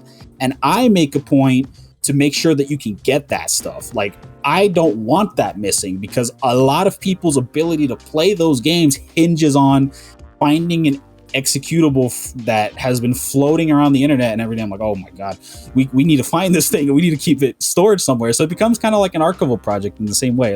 I like to say that for a lot of these games that don't have an internet presence, the wiki becomes their internet presence. It becomes their portal to the game, right? Like, you would not have any information about like Waku Waku 7 on the internet because Sunsoft is they're making like mobile games now. They don't have any information about that stuff out there. So we're kind of it, you know? The community is it. The evolution of software towards like using Twitter and stuff, like that happened for everybody. That was just not just gaming. That was the entire internet, right? What everyone is now consecutively realizing is that stuff is very ephemeral. It disappears very easily and is very hard to recover if you are like a bystander, right? So if somebody's account gets deleted, right, or they change their username or they delete the post or whatever, you have no ability to archive that stuff, or you had to be proactive in doing so, or the site will literally put DRM on you so that you can't archive things. This is something that happens a lot. I don't think people realize that. Okay, I'll just use a recent example. Like Melty Blood Type Lumina came out and I came on Twitter and there was like these infographics, like how to play certain characters. I was like, oh, this is awesome. You know what? I was like, oh, there's one for Roa, who's the character I played day one. I was like, oh, this is cool. I'm gonna come back to it later. I just couldn't find it. I had to I was like hitting like all like Melty Blood, Roa, MBTL, Roa, like just in the Twitter search bar, just trying to find it. I couldn't, right? And I was just like, well, this sucks. And I thought about like, okay, how could I find it? Well, I would probably have to go into a Discord somewhere and I would have to scroll up like days worth of conversations, or maybe somebody pinned it. They did not. And I'd have to scroll up for days, or I'd have to ask somebody who maybe has the link saved somewhere. I'm just like, this sucks. This doesn't make sense. This is a complete step backwards. And, you know, I recognize that not everything necessarily has to be on a wiki. That creates a very excessive approach to information. It becomes very hard to process, right? But if you're going to do like a combo list, right? If you're going to do like an Oki list, you're going to do, you know, actually useful information that's going to be useful in the long term. What are you doing, right? Like, this stuff deserves to be read and it deserves to be saved so that other people can read it. But people don't really look at it that way, is what I've noticed. A lot of people come into the community putting out this stuff expecting that it will do numbers on social media. It does. And so that creates a feedback loop, right? Where they're like, okay, well, if I post this tech on Twitter, it's going to get me likes, it's going to get me retweets, I'm going to get followers, and I should just keep doing that, right? I should just keep doing that over and over and over. And so it becomes very difficult to sell people on the idea that they should just archive things for the sake of the community, just so that they can find it later, so that it's actually, you know, last people longer than a week. But a lot of people realize that it's a task worth doing, right? So we do end up with some really great community resources. I recognize that creating a platform for yourself these days is increasingly difficult. Like, setting up a website for anything is a specialist job now. That was kind of the thing about me setting up the new forums on Super Combo and, you know, making sure these wikis are accessible. It's because I don't want people to go through all that trouble, right? I don't want them necessarily to do that either. There needs to just be a space where they can put it and it will stay there. Like, that is too much to ask for like 95% of the internet. What I want is for people to value participating in community resources, right? And that kind of always happens, because what happens is, like, the cycle is always this: a game comes out, people start writing these tweets, people start making these day one combos, they start making Discord servers, they start making Google Docs. Wine over 2 years, all that stuff is missing. 2, 3, maybe even a single year, they realize that all that stuff is gone, right? And then they're like, oh, where'd it go? Oh, it's on the wiki. Oh, we should probably just go there, right? And also just providing value to the community in other ways, not even necessarily related to games. So we have the Discord list. So we have a list of Discords and you can just add it there. And we have, for your local region, we have per game, we have character servers. We try to keep that stuff tracked so that people can actually find that stuff. So if there's a way that we can help connect the community side, then we do it as well. I find that a lot of people eventually get it that, this stuff needs to become more important and people need to value it a little more. And I will say the part that I haven't mentioned is the reason that people moved away from that stuff is because there was a period of time where all these sites were in, honestly, disrepair. So, it's not like people kind of had the option and just decided not to. It's literally that, and no disrespect to anyone when I say this, it's literally that a lot of people were getting out of it and were looking to put these projects in other people's hands so that they could continue, right? And now we're in that position. So now these things are going again.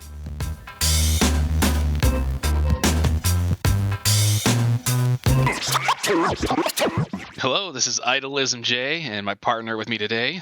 Hello, this is HawkFKOTV. We are here to give you guys some Koketsuji Ichizoku Zenzo Kyoku action. And that's the last time you'll hear that because we is going to be referred to as Power Instinct 5. We have some Japanese sets gotten to us from Boss of Ban Kurogashi and Karo Kichi playing a 1st to 5. We are really looking forward to this. We got 2 experts and 2 very, very exciting characters for Power Instinct 5 and Ban Kurogashi with the Chinin and Karo Kichi with a very, very strong Saizo player. Very, very looking forward to this. Yeah, and I said, this game goes informally by Power Instinct 5. We do not have access to this in America. It's, something you're going to see very little of over here. So big shouts to Boss for getting us these type of sets. And hopefully we can showcase a little bit what makes this game cool to people watching. And one thing that, if you're not familiar with this game, you'll see right away is that there's movement is very, very explosive in this game. It's very, very fast, runs and dashes. Every character has access to double jumps, short hops, everything like that. There's a lot of things you can cancel into your various movement options. So it's a very, very fast-paced and aggressive game. Yeah, and there is some KOF isms to it as well. We mentioned short hops, but you do also have rolls the same way you would in King of Fighters.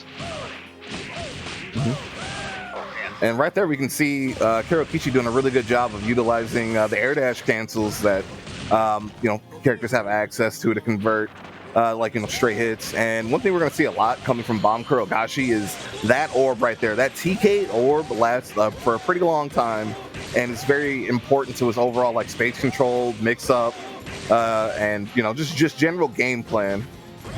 That's right. You will mostly get converts off it. There's a couple instances where you cannot get a conversion, but when it hits, you get a lot of damage and you get a lot of carry. It's a very powerful tool.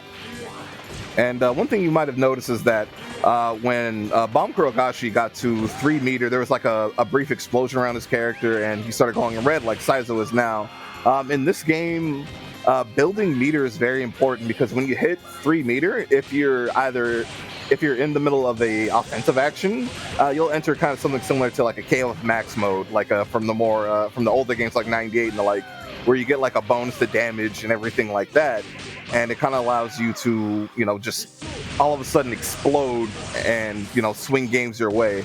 But if you hit 3 meter while you're, blocking or anything like that, or after you've been hit, instead you'll kind of do a burst a little bit. As soon as you return to neutral, you'll put up an aura of energy and you're fully invul, and you can combo off that because it does have a hitbox. But ideally, you want to be doing the burst, offensively, so you can get that huge bonus. All right, the first game goes to Karo Kichi with the Saizo action. Sorry. And you saw the burst with meter. If anyone is unfamiliar with the Power Instinct series, they may be more familiar with the somewhat differently titled entries that we do know of over here, Groove on Fight and Master Melee. So in Master Melee, when you hit your level, you have a burst, so to speak. But in this game, it is at the end of your 3 levels, you get a rage smack. But other than that, there are very, very similar characters between those games. So if you are enticed by what you see here, it's a little easier to get your hands on some Master Melee. Power Instinct 5, not so much. Yeah. And the whole entire series and franchise is like well worth checking out. It kind of has that vibe of a little bit more lighthearted and fun than most other fighting game series. A little bit of a parody element to it, and right there we can see the defensive burst once you hit 3 meter. And Bomb Kurogashi did a really good job avoiding it, but yeah, it's a series that it's very, very unique in its presentation and how it approaches like both its characters, its story, and its music. And throughout this set, we're going to see like a lot of few different stages, hear a lot of different kind of music, and it's just like a fighting game with a very, very great all-around package. Yeah, it likes to pride itself on being a bit of a parody game, but I think that kind of does itself a disservice because in parodying a lot of fighting game tropes, it actually just makes really cool characters. Like, for example, Chinin is the parody of the virtuous, good-hearted monk.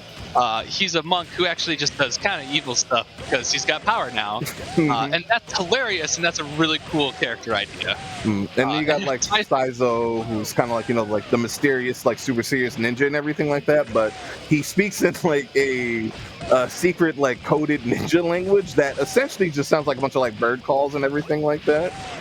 And people kind of like mistake him for someone who's a little bit goofier than he is, and he gets like flustered off of that. Yeah, he's the shy ninja. That's great. And also, like, the mascot of many fighting games are usually, like, the buff, strong protagonist characters. The mascots of this series are 2 old grandmas. And in this one, we actually get like an additional 2 old ladies in the game, like another set of like old jealous and petty sisters. So it's a really fun and like endearing series. And one thing that we're seeing in this game is Kiro Kishi starting to adapt to Bomb Kurogashi, doing like defensive orb sets with Saizo's like bombs, because while Saizo has like really strong rush shot and everything, he also has 2 really, really strong projectiles that he's going to need to utilize in this matchup, because there are going to be times where he can't really approach Chinin because that orb, it's just too dangerous, like right there. Yeah, it's like incredible conversion that you get off having that orb out, and you can take the round right off it because it it must approach with caution. There are ways to approach, but the punishment for approaching wrong is very big. Yeah, and one other thing that you're going to see a lot during the set is characters that have like another like kind of like KOF-ism in this game is that characters, they have access to CD blowback attacks. Except in this game, they're armored and you can chain off of them on hit or block. So playing around those is very, very important to your offensive games, because it's very easy to kind of like fall into a pattern and then get scouted and blown up for it. Yeah, so you see a regular guard impact CD the way you would there. When used in neutral, that's when they have armor on, and you can blow your opponent up for pokes and chains for it. But there's also ways they can blow you up for it, so it's a bit multifaceted. It is worth noting, though, when you do a CD like that, you actually do take a hit to your guard bar. It's very tiny up there, the light blue flashing bar. But you will take a hit to your guard bar for every CD you do. All right, that's going to be it for this one. I do believe that's going to be Kiro Kishi going up 2-0 over Bomb Kurogashi. Making work right now. Off to a very strong lead, a lot of momentum, but these are 2 very strong players, and these have been pretty close rounds so far. So yeah, I say that the most like true parody comedy this game gets for me is the constant bike horn sound effects that you hear. Oh yeah, it's very, very funny. Big honk honk, but. Once you get into the game, this is serious business. It's a real game. Yeah, it's just the rapper might take you off guard a little bit, but this is very much an extremely competitive game with like a pretty decent history to it, like the whole franchise and series. And there's actually been like kind of like a resurgence for Power Instinct 5 over in Japan at like a couple different arcades, even during the time of the unmentionable people, just like new players coming in, picking up a lot of different characters. There's been a lot of people starting to pick up Prince, who's who I don't think we see in the set, who's a very unique and really cool character. So if you end up looking into the game after this, I would highly recommend checking out both Game Macho channel. That's where a lot of footage gets uploaded to see more. So you saw right there's actually a taunt from Bomb Kurogashi. That does give him a little bit more meter. So in times where he has that room to breathe, he's able to actually gain a little bit of meter in that time without really losing too much. He did go for it a second time and got blown up by a bomb, so a little greedy, but first time worked. There we go. Oh my god. This is the defensive instant TK orb. Yeah. And you can see right off the bat, that's like a solid 50. Oh my god, what a crossbow. Yeah, and so much corner carry at it too. Okay, there we go. Baits out the defensive. All right, and that's actually an important thing to know right there. The use of guard impact, because your defensive, wake up burst or your max mode rage, so to speak, activates at level 3. Once you hit 3 and those buffs are gone, it's imperative that you spend a bar so that you can get back to 3 as soon as possible to regain it. Yeah, so one thing you'll see, like, that's pretty common once people hit 3 is that they'll either, if their offense kind of like falters a little bit and they're blocking, they'll instantly do a guard CD, or they'll just do like a really quick confirm into super so they can try to build it back again. Oh, great blocking that cross up there. Now, what a block. Oh, and what a confirm. Caught the roll. Doesn't get it all, but hey. Yeah, that's more than enough for getting someone off that roll like that. Oh, right there. That counter poke against the bomb. That's it. Didn't get really much of a combo off it, but that was a successful, CD and neutral. You saw the wall bounce, wall slam and bounce them back for a combo. All right, Bomb Kurogashi looking to get himself on the board right now. Oh, that cross up is so dirty. That was rude. I don't know what side you're supposed to block it on, because it looks like it could be either or same time. Mm-hmm. Oh my god, where are you going? Oh no. God, just such a disrespectful airflow. Just tosses him right back down. Like, Alright, he's gonna spend the speed. Oh again. No. That one was in front though. Yeah, that very disgusting that you can get a setup like that off of blowback. Guard cancel blowback. That's very, very grimy, and it does put Bomb Kurogashi on the board.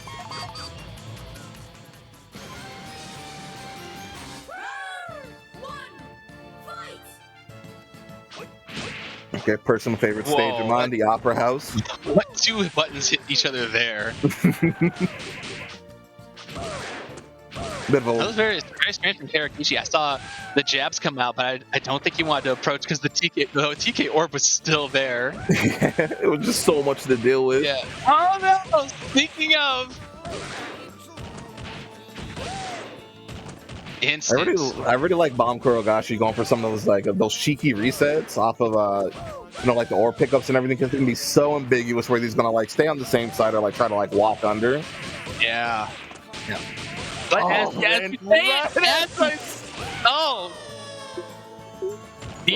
me the lotto numbers while you're at it. Oh my god, they're starting off. They've had a number of rounds starting off with Brotex. He's going to convert and take this to the wall. He does break the wall, so I don't think we've mentioned that yet. Stages in this game start off, decently small, but you can break walls on either side of them to expand how far they go. Mm-hmm. Yeah, it's kind of like Rage of the Dragons in that respect. Another that was also Noise Factory too, wasn't it? It's related to the Noise Factory. The devs were Evoga. But they all have a relationship because the Rage of the Dragons characters showed up in Master Melee, if I remember correctly. Correct. Yeah, Billy, Jimmy, and Dragon.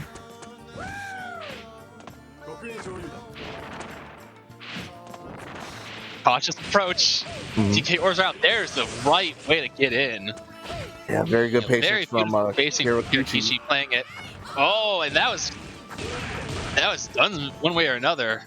Yeah, that's very nice to go with that the bomb super. You're probably not going to see that too often during the set, but it's very, very good for closing out rounds when characters are in chip range, because that's a habit of dodging like most reversals, like guard cancel, blowback, all that, and then chipping them out after. Outside of that, though, not the most uses for that super.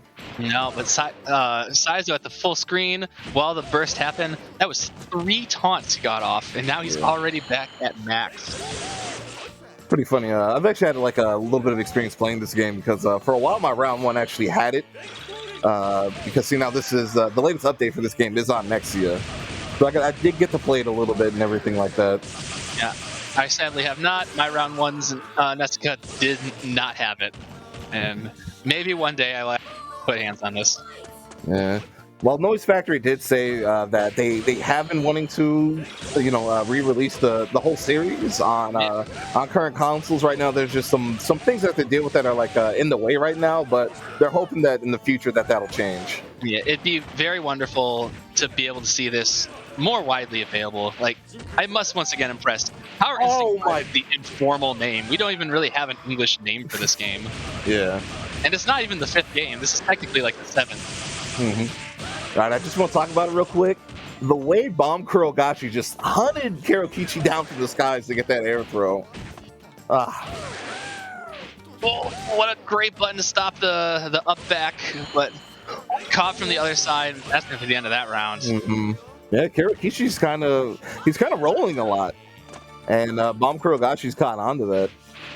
Yeah, I've seen a lot of low poke convert into supers off those roll attempts, not getting you off far enough, and really just he's on it. He's smelling them out. Yeah, that crouching kick into the spooky, scary skeleton. It's just such a good whip punisher and just general tech chase. Because there's pretty much no range where it won't confirm. And oh my god, that guard break! Oh my god, Kichi is so smart. I saw him, start that sequence off with the taunt, and I was like, man, usually don't they wait till the taunt to the end? But I was not looking at the guard bar. Kichi very much so, taking it 3 up right now, 3-1. Yeah, that Shadow Super from Saizo, it's so strong. Seeing how it leaves them standing while it's hitting, you have so many different options for how you want to, end it. Do you let the Shadow Super go all the way through and get some bonus damage? Do you push them out of it just to do the Fierce Shoulder Charge ender for a little bit more push, and then a different kind of reset, or do you just kind of push it out early so you can leave them standing, go for breaking their guard if it's been pushed that long, or trying to set up a cross up or something? Just so many different options off of it. Kuragashi with a great start to the round. Oh no! This is the DK Orb confirm. Now he's gonna get a big old punish in the corner. Okay, just going for the damage off the Shadow. Yep. Nice, he's able to get a taunt after.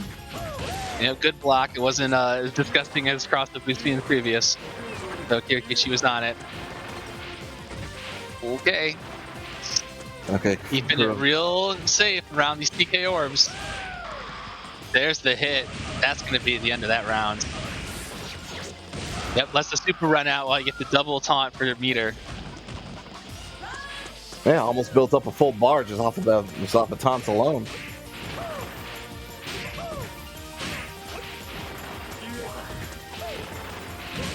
Oh, dangerous. There it goes. Actually just able to, just because the orb is out doesn't mean that Bomb Kuragashi can't move forward.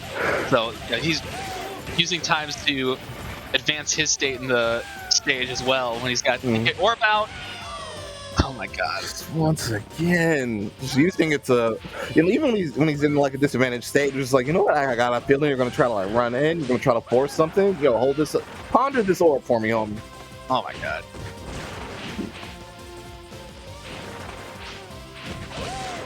Okay, both players kind of. No, go ahead. I was gonna say that's great timing from Kirikichi. Obviously, at this point in the matchup, very aware of how long is that orb gonna stay out. You can see the neutral jump into a second air movement option to really time it for when the orb's gone. But Bomb Kirigashi's still got actions behind it. kind of didn't really get touched that round. Just Kirokichi just could not get started. Ooh. Oh no! Oh, good reaction. Still got launched forward, but hey, I'll take that trade. Yeah, the momentum's all Bomb Kuragashi right now. Got the homies in the background getting hyped for the boy, Bomb Kuragashi right now. He tries it a second time and it doesn't work. You kind of gotta respect, just like still not being afraid to go for it, but just may have been a little too much. I mean, he was up a couple games. He had room to play with it. Get dirty, see what you can win out. But now it's 2-3. Kirokichi's still in the lead though. Still up. We on the paintball fields now. Oh, look at that short hop over the low poke. Oh, it goes to the other side with a throw. Oh my lord. Okay, starting off strong. Okay, Kirokichi. Kirokichi is just like, I will not be deterred right now.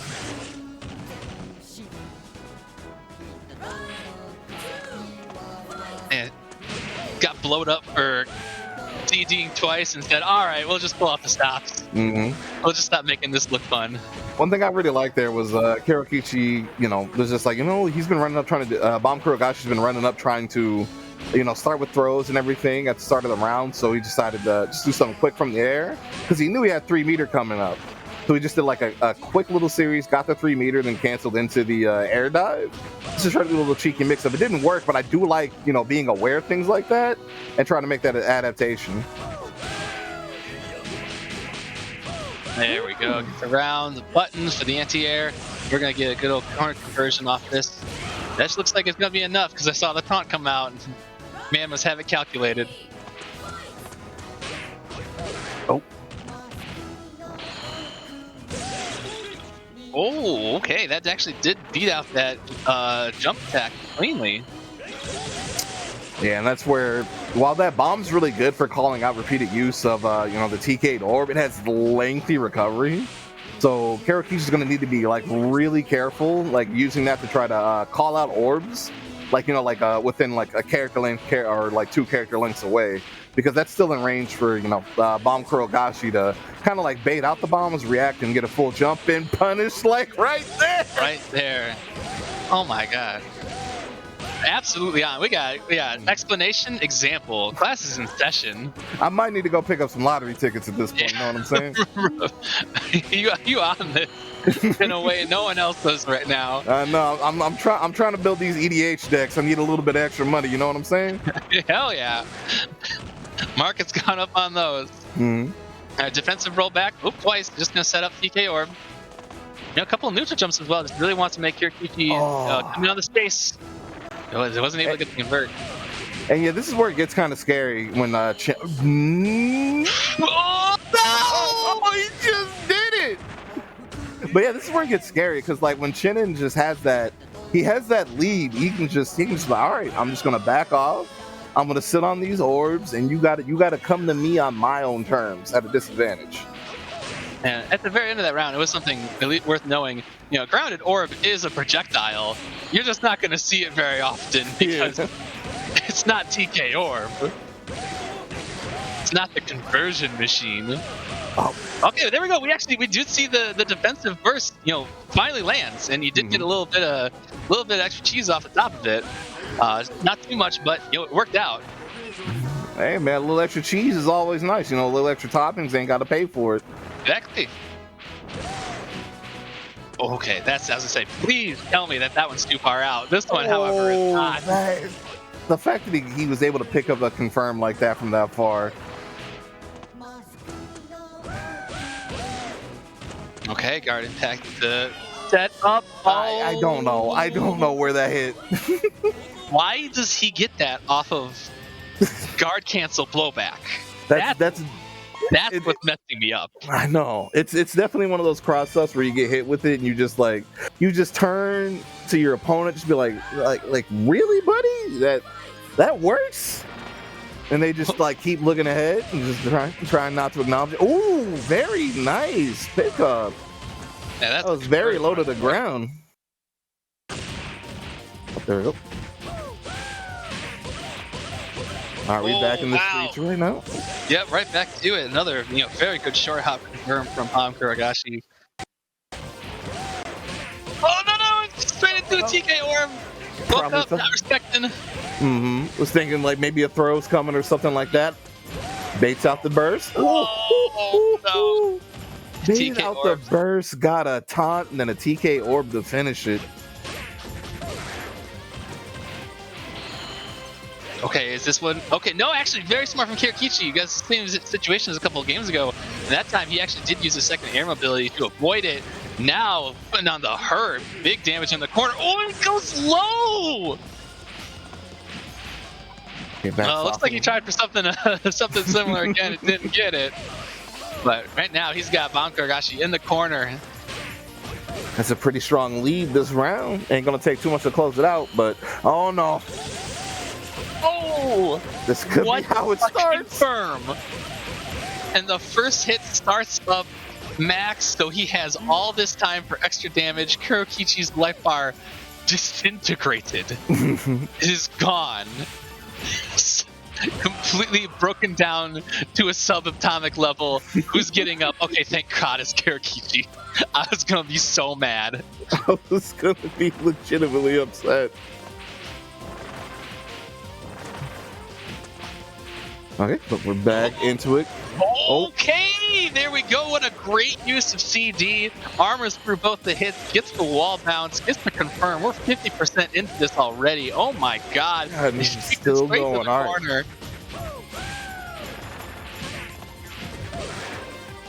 Alright, very smart use. Had to guard cancel it. Here we go back. That one's one good guard cancel deserves another. Yeah, a mortal cross-up. Something for the humans in the audience to be able to react to at home.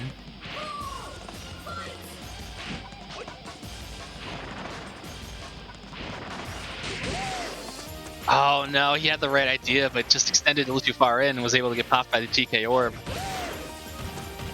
Yeah, right now Kurokichi's just trying to find like a good way to get something started, but that could have been it right there, but just let that confirm go. Yeah, it's a great punish on the roll, but without the resources put in behind it, he's not gonna get next to anything. Okay, he at least has the maximo going right now, so he has that go. Ooh. There we go. Start up with a little bit of something, and he continue. He's only gonna have. You only get max for maybe 10 seconds or so, so it's not gonna last forever. This should be it. First. All right, gets that little bit of meter. Oh my God, 3-3, 2 rounds apiece. Kuragashi started this one off having some issues, but he is back in this with vengeance. One thing I really like is that you. Why is that so far away? He's able to convert still. One thing I really like is that Kuragashi is just constantly adapting his strategy and approaches just like on the fly, depending on the situation and everything like that. And Kurokichi just cannot get comfortable. It's really worth knowing. Like, he's doing a lot more than just setting TK orb and then like sitting back. He will set it. He'll kind of sit there, take an air mobility or one or two. Sometimes he'll set it and then go forward. Kurokichi's not looking for that. Like, there's a lot of things he's doing around the set and usage of the TK orb that's really keeping the pace of play from him and not Kurokichi. And we just saw right there, even after you block that gross cross-up, which Kurokichi finally did, it puts Chinin at the perfect range that he's able to avoid any blowback attempts or anything like that. And so it whiffed, and Kuragashi is now up 4-3 in the set. Yeah. Daiso waking up in the hospital bed like, I blocked it. Did I win? I won, right? Sir, it's been 3 days. Wow! What a confirm with the short hop. Let's go. Takes it to the wall, breaks it to the wall. We're taking it all the way.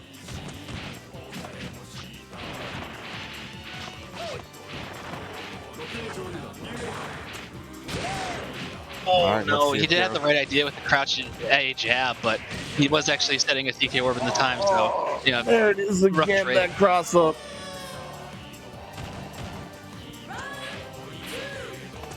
I don't want to count Karokichi out because he's a really strong player, but this has been rough. This has been a little rough.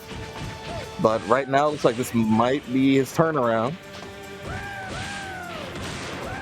Yeah, he's really not. Bomb Kurogashi's not fighting on these CDs in neutral, not pressing any buttons. Oh wow, okay. He does get the burst and the double counter hit, so taking this side swap to the corner, and that's gonna do it. God, imagine dying off of a burst. Oh gosh. Yeah, we haven't seen a whole lot of him hit, but that one hit, and it was a wrap right afterwards. Oh. That is incredibly patient play, and Kirikishi came out on top. Oh, the second one is the extremely late double jump. Let's go! Wow! Kirikishi in this right now. Just does get thrown. His pressure's done for the time being. Another punish on the roll. Bomb Kurogashi throughout this set has not let him roll like that without paying dearly. At this point, it's like it feels like it's a pretty safe bet that it's just not worth taking the risk on the rolls. Oh, he's ready for it. He's just always ready for it. There we go. A little bit of adaptation, just like standing right at that max sweep range to try to call out the orb, but unfortunately still lost that round. But I hope he keeps that in his pocket. Yeah, this is set point for Bomb Kurogashi after that. Kirikishi nearly had that last round, but just wasn't able to finish it out. Bomb Kurogashi not having that issue, and now he's off to a great start. We got 50% on deck. We're taking this to the corner. He's going to set an orb. He's going to make him sit there because it's a little high up. He can't stand into it. But because it was a little high up, Karokishi was able to kind of like fire back. He was able to get some crouch jabs in there. Ooh. Double air, double jump. Does actually get something. He's going to take this. Bit of restands. Set it up. Backs off. All right. What we going to see? Cross up. Oh, we do. And Kirikichi does not block it. And that is the end of it for Kirikichi. Bomb Kurogashi taking it 5-3 with the disgusting cross up. Very, very, very, very good, comeback from Bomb Kurogashi because he started out in that set down two sets. And was able to fire back extremely strong and take the whole thing. So I just want to say thank you again, boss, for getting us these sets from Japan, and I hope everyone had a great time watching Power Instinct 5. I'm not saying the Japanese name again. I've been Idolism J. And this is Hakef KOTB. If you like what you see and you want to check out the series, Matcher Melee does have a very active net play scene that the whole people can look hit up. There is a wiki on the Mizumi wiki, and it has links to the Discord and everything. Once again, this is Hakef KOTB. Thank you, boss. And now, Big Willie doing Big Willie things.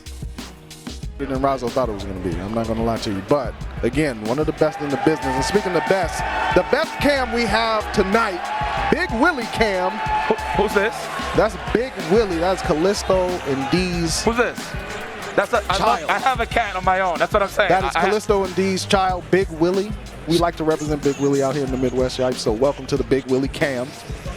Big Willie's chilling at home right now. Big relax. That is a live feed, by the way. Dog. He is comfortable. Relaxed. It's going to be super duper high paced action. But first and foremost, a word from the head TO, Big Willie out here. Everybody in the chat, I better see some love for Big Willie right now. I can see all the love for Big Willie right now. He's put on this Frosty event for y'all. Been working hard night and day. Give him some love right now. Good old Willie. There's Big Willie. At it again. Oh, Big Willie's at it again. Doing some bathing. Good stuff. Oh, yeah! Oh! Let's go, Big Willie!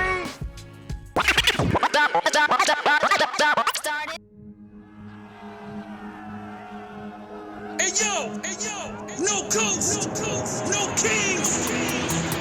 It's combo breaker, yeah.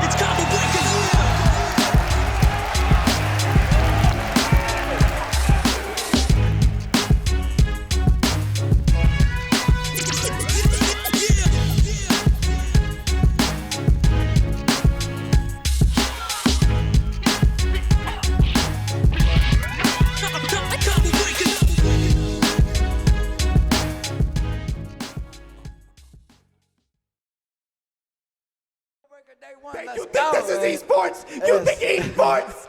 This is FTC!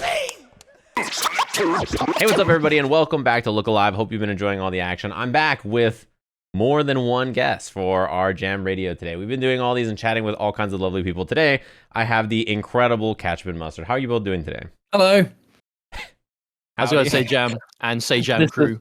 This was that moment. This was that moment of, is Jake going to speak first or is it going to be me? So I gave it a little one. But yeah, hi. Thanks for having us. I have a question, actually, on that topic. When you two are about to go back in, Steve and I always do this. This is like a behind the curtains. But right before we always come back in, Steve hits me and he goes like this, me or you. And then that's how we determine who's going to bring us back. Do you two do the same thing, or is it like telepathic? When we're doing in-person events, we do exactly the same thing. But when we're doing like online or when it's like remote, we just go like Ketchup takes it all the time. Just because it stops us from just tripping over each other. I guess like when we're doing online stuff, I've got a bit more experience being like a desk host because yeah, I do a lot of stuff with like Quake Pro League and stuff like that. So one of those things, I guess. The eternal thing that cannot be forgotten about when you're doing online shows, you're talking about Discord lag or Skype lag or whatever it is. You hear that, there's the pause, you stop, they stop, then you start, then they start. And you both do the same thing. Well, what the hell do we do now?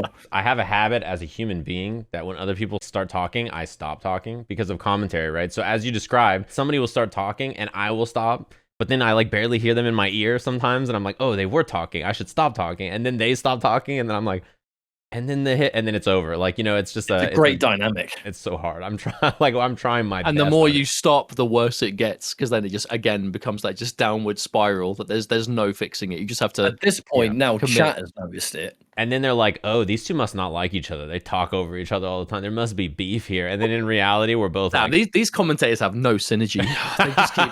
I mean, that's the thing. So you two have done, as I have, a lot of online events in the last couple of years here because of COVID. You probably both have done some studio shows and stuff as well besides that, right? But there's been a lot of online stuff. And personally, I kind of like doing stuff from home in some ways. But yeah, there is some rubs about commentary that I do miss doing offline.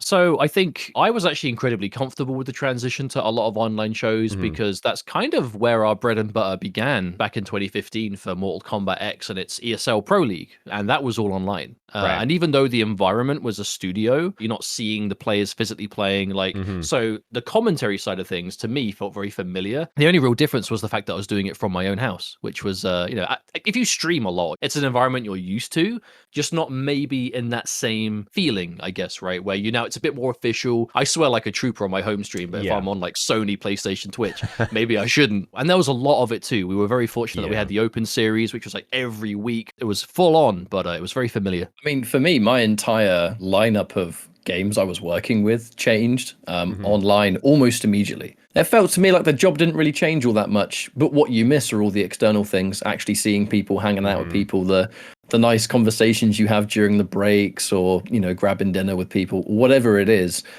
All of the social side of it is gone, which is why, you know, Combo Breaker and stuff like that, hopefully we're able to make the trip out there and actually see people again that we haven't seen for 2 or 3 years. Because if not, we're going to watch this video back and be really sad. I know. Oh, we will. We're going to be gutted. You talked about the social aspect. I don't know if you both saw this, but it really resonated with me. There was like a basketball player who was like graduating from college and it was like his last game.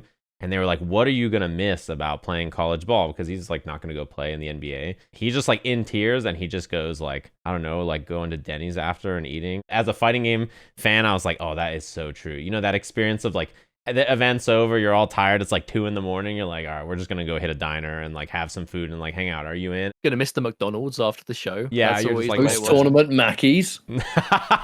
That's the tradition. Literally, like you said, late night diners. Not really a thing in the UK. You're looking at like Boss Man kebab shops or just like 2 a.m. McDonald's. On my last long haul flight to an event, I watched The Founder, which is about the creation of McDonald's and everything that happened. And all I could think of when the film was finished was, I can't wait for this post-tournament McDonald's this time. I was going to say, you both talked about getting started with MKX stuff and doing like official stuff. You know, I think a lot of people just consider you the NRS people. You're like the NRS. When you think NRS tournaments are happening or NRS events are happening, there's a new MK, the new Injustice, whatever's going on. like to just like, oh, these two are going to be there doing commentary and stuff. But like that's not always the case. When did you get started with NRS games? I'm really curious for both of you. It's really a rather common story. A lot of people that specialize in certain games will have is that played it for a lifetime. MK3 on the Super Nintendo, started to then play 4, you start to play Trilogy.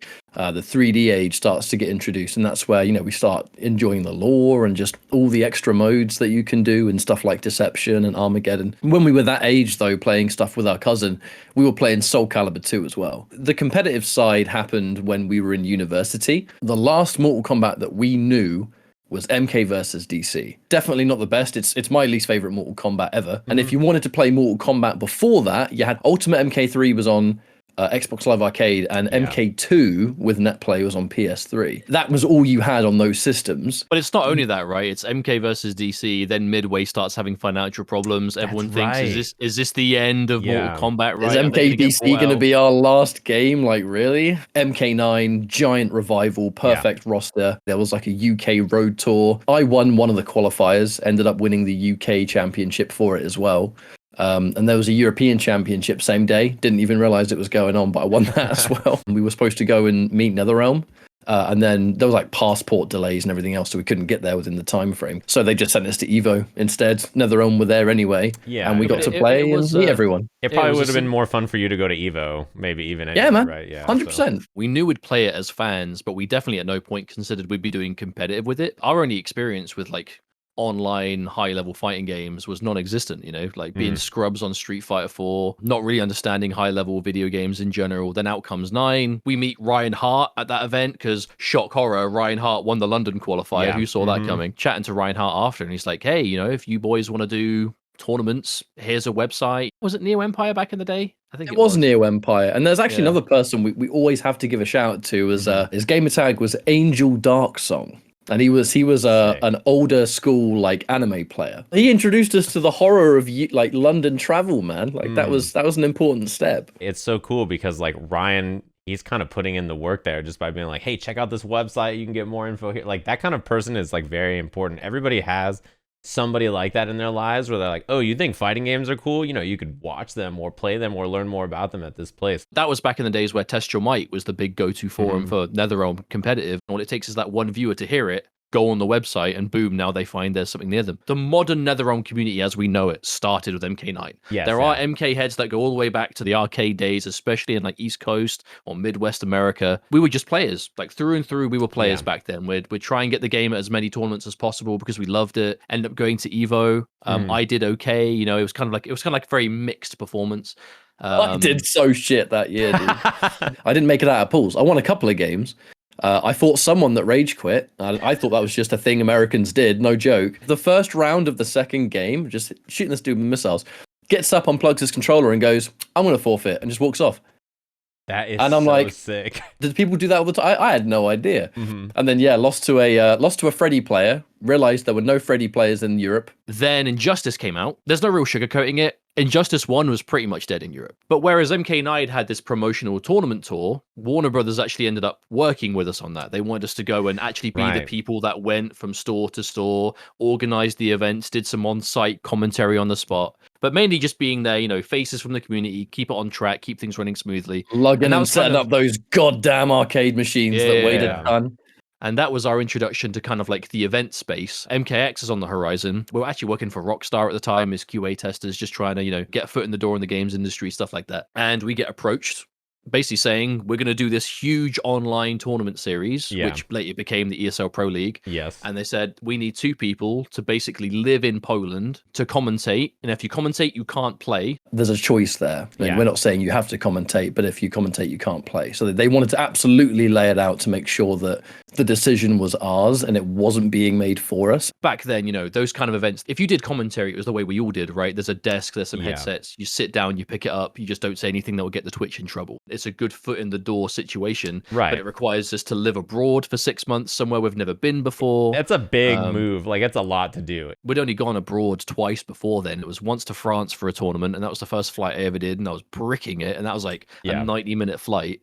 And then there was the American flight, and this was like the ultimate of that. It's, hey, you know, live somewhere we don't speak the language, but we're going there to work with a game that we adore with a community that has been like the biggest part of our lives for the last like 4 years. And it led to you both doing so much cool stuff, both with that game and like lots of other games too, which I think is something that's really interesting. The one thing I've always loved is that you two have done so much pre-release stuff, working with different companies and things, and making guides and videos, and like, this is how you play this character or this game, and these are how these system works. These videos are like monumentally important for these games, but also they do very well. The big thing was the MK11 like Choose Your Destiny series that we made, which was a very, very fortunate opportunity. But where it began for us, we were always content creators at the same time, so we made a lot of videos because there's a lot of stuff to talk about. There's a lot of stories to tell. So much, yeah, and it's not documented very well in a lot of places. You know, it's 100%. That's where MK meta and competitive history comes from. You have to deep dive to find anything, even if it's forum posts. So I wanted there to be somewhere that someone could look to learn those stories. Ultimately, any kind of pre-release comes from healthy relationships behind the scenes. You get these opportunities, you make the most of them, you create cool stuff with it, and then that stuff ends up being successful, kind of keeps showing that, oh, then this is worth doing. There is an opportunity where we're letting some people come in and record in advance. What you do with it is up to you, as long as you abide by these guidelines. So for example, the MK11 video series, we were approached to be a part of the UK London reveal event for MK11. They said to us, you know, you can get to the venue a few hours before, get some hands-on time with the game, because none of us knew anything about it. Knew nothing about MK11. That's a tall task to never see the game, and then they're like, you have a couple hours to mess with it, and then you're going to commentate it later. Like, that's a lot of pressure. You're getting a train to travel to an event to commentate a game that you don't even know what it looks like. There's all these massively new mechanics that, you know, we ourselves were learning as quickly as possible. And they said to us, you know, if you want to record with this, because again, they were giving some people access to the game to record. Usually people just do like intro compilations or ladders and endings and stuff. They're always the most common, is those intro compilations. They have tremendous viewership. Exactly. Yeah. It doesn't require technical ability at the game to do it as well. That's very easy to do. That for me was the important thing, is if you go into it with a rather significant plan, you can still make something that can be yours. And that's why I mentioned Injustice 2. There was like a sort of press capture session where it was an hour and a half or something. Yeah, which goes by so fast. It could take you 5 minutes to sort your controls out, you know what I mean? That's why exactly. Just like that. So we'll take a small handful of characters. See what we can find in a really short space of time, couple of B&Bs, you know, some extra little functions that we might have missed. What are their moves I'll do? We squeezed every possible second out of it and ended up with some stuff that no one else was able to make at that time. You have to be able to learn these characters very quickly, and having previous NRS experience really helps with that, you know, because you know what to look for. Because we had that practice with the previous game, when we started to do the MK11 stuff, we'd gotten quite good at it at that point, and we knew that we were going to do a series on X amount of characters, as many characters as we could get our hands on. We got a bunch of characters in the reveal build done, but there were a few that we couldn't. And we were invited back to finish it because the viewership on the videos was so strong, and we were like shocked that they wanted us to come back. Then we ended up doing a similar thing for Bandai Namco for a couple of I think it was the first Dragon Ball Fighters characters. It wasn't it? I can't believe we got It all stemmed off the same thing though, right? It's knowing what you want to do, but also just keeping those relationships healthy as a creator. If you do get the chance to work with cool companies, let your work speak for itself. It looked like a blast, and the content that came out of it and the videos were so, I think, monumentally influential for a lot of people who played the game. I think Thank you, man. A lot of people underestimate how important those kinds of things are for shaping the kinds of choices that people make, like, you know, the characters they like, but also how they play them. You can make any character look really cool if somebody with the right hands and like perspective is just like, look at all the cool stuff. This character flies around the screen doing all this kind of stuff. And you're like, man, I was sad this character was in over Melina, but now I'm still sad Melina's not in it. I'm going to tweet about it for years, but this character looks pretty cool. Like, I'm okay with this. A fun fact about that side of things is the South American reveal event was a few weeks after. Warner Brothers Brazil brought on some top-level Brazilian Mortal Kombat players to play some of their own matches, and they had time to kind of learn and stuff. And their gameplay was incredible. It was by far the best MK11 gameplay we had ever seen at that point. And I was talking to Killer Jinok about it, and he was like, oh, yeah, because our reveal event was later, we just watched all your videos and knew what moves we wanted to use. So they're able to kind of take those things and just off they go, and they had some super sick matches. That kind of content's really important. That is really sick. There's a lot to talk about, Yeah, man. yeah. We've been around in the fighting game and NetherRealm space for officially over 10 years now. Damn. This has been fun. Huge shouts to everyone at home watching. I do hope you're having a good time and a good combo breaker weekend. But if you want to find us, we are youtube.com/PNDK&M, twitch.tv/PNDK&M, just spelt a little different. Because Ketchup does do the YouTube on a full-time sense. I do the Twitch on a full-time. Gotcha. We are Twitter at PND Ketchup and PND Mustard. We cover a lot of fighting games and variety, and mainly NetherRealm and Mortal Kombat, which as and when we inevitably, hopefully find out new information on whatever game they're working on and whatever the future may hold, we will be right in the thick of it, covering it as much as we can, as usual. Yeah, and that's what I was going to ask you guys about, but then I ran out of time. I was like, man, there's just so much goodies here. But I do appreciate everybody tuning in to Look Alive. Hopefully you've been enjoying this event. We'll see you all with more stuff in just a little bit. Hey everyone, and welcome to Look Alive, presented by Combo Breaker. I'm Ebonic Plague. And I'm Raph, and I hope you all are doing well. We are excited here for some Blazblue Central Fiction action brought to you by Chickzama, running the finest Blazblue Central Fiction tournaments in North America and the world with the Snake Pit and the World Serpent Championship. Yeah, I mean, World Serpent Championship has been going on for a number of years now, and two of these people have actually been in the tournament. We are looking at Beta Dude versus Monarch, and these are two of the best Blazblue Central Fiction players that, well, you've probably seen over the years, period. Yeah, two of the most amazing, with Beta Dude being a marquee North American player, the Ragna Lord himself. But then you have Monarch. And let's talk a little bit about Monarch. Yeah, Monarch is actually hot off of a Frosty Faustings win. One of the biggest CF things that has happened since, the pandemic has started, and that was offline. Monarch had taken the whole thing. Beta Dude was not in attendance, however, so I think maybe looking to get a little bit of that licking in right now, trying to stop everybody from thinking that maybe Monarch is the best, get back on the throne, right? That's true. They did have a match online. I know we have plenty of online events, especially with the amazing rollback netcode that we have in Blazblue Central Fiction at the moment. And yes, Monarch did take the set. Beta Dude had a little trouble cracking open that defense. I mean, when you fight against the Ragna, you have mostly of an idea kind of what to expect. So having a defensive game plan isn't like the hardest thing, but just as solid as a player Beta Dude can be. Monarch really just stood firm in that defense and really showcased that. So I'm excited to see how that plays out in this match between two titans. Yeah, that's always been kind of the dynamic of this matchup, is in particular, right, Beta Dude versus Monarch, is that Monarch's defense has always been incredibly strong. A lot of people were saying about that at Frosty Faustings. And now, Beta Dude is playing a character that is known to... Well, this character just doesn't have a mix-up, right? This character just kind of comes at you, and he tries his best to frame trap you most of the time. And so it's really hard to open up somebody who's already willing to block and react. And you kind of saw that. Already got away from the initial, offensive pressure from Beta Dude, and is now putting offensive pressure of their own. That's true. And that's always a big part. Again, comfortable being in the corner, getting hit, though, and that's going to be the big start. Ragna combo is always solid, and with a nice little knockdown to more pressure. And that pressure is what can carry Beta Dude through it. But also, getting that damage is also means of Ragna getting that life back. So you've seen the counter assault, Monarch pushing Beta Dude away, punishing the roll forward. There's a burst to keep Monarch in the corner, and Beta Dude with still a lead here. Yeah, and one thing that we've always talked about in the matchup of Beta Dude versus Monarch is that Monarch almost refuses to instant block the dead spike, right? And that is one of the best ways to be able to get out of Ragna pressure, because if he does dead spike and then cancels into run forward, he's punishable. Yeah, so see if Monarch times those a little more and see if he brings that to the table. But right now, getting Beta Dude in the corner here, Monarch not a lot of resources, but just has all this screen space, finding the hit.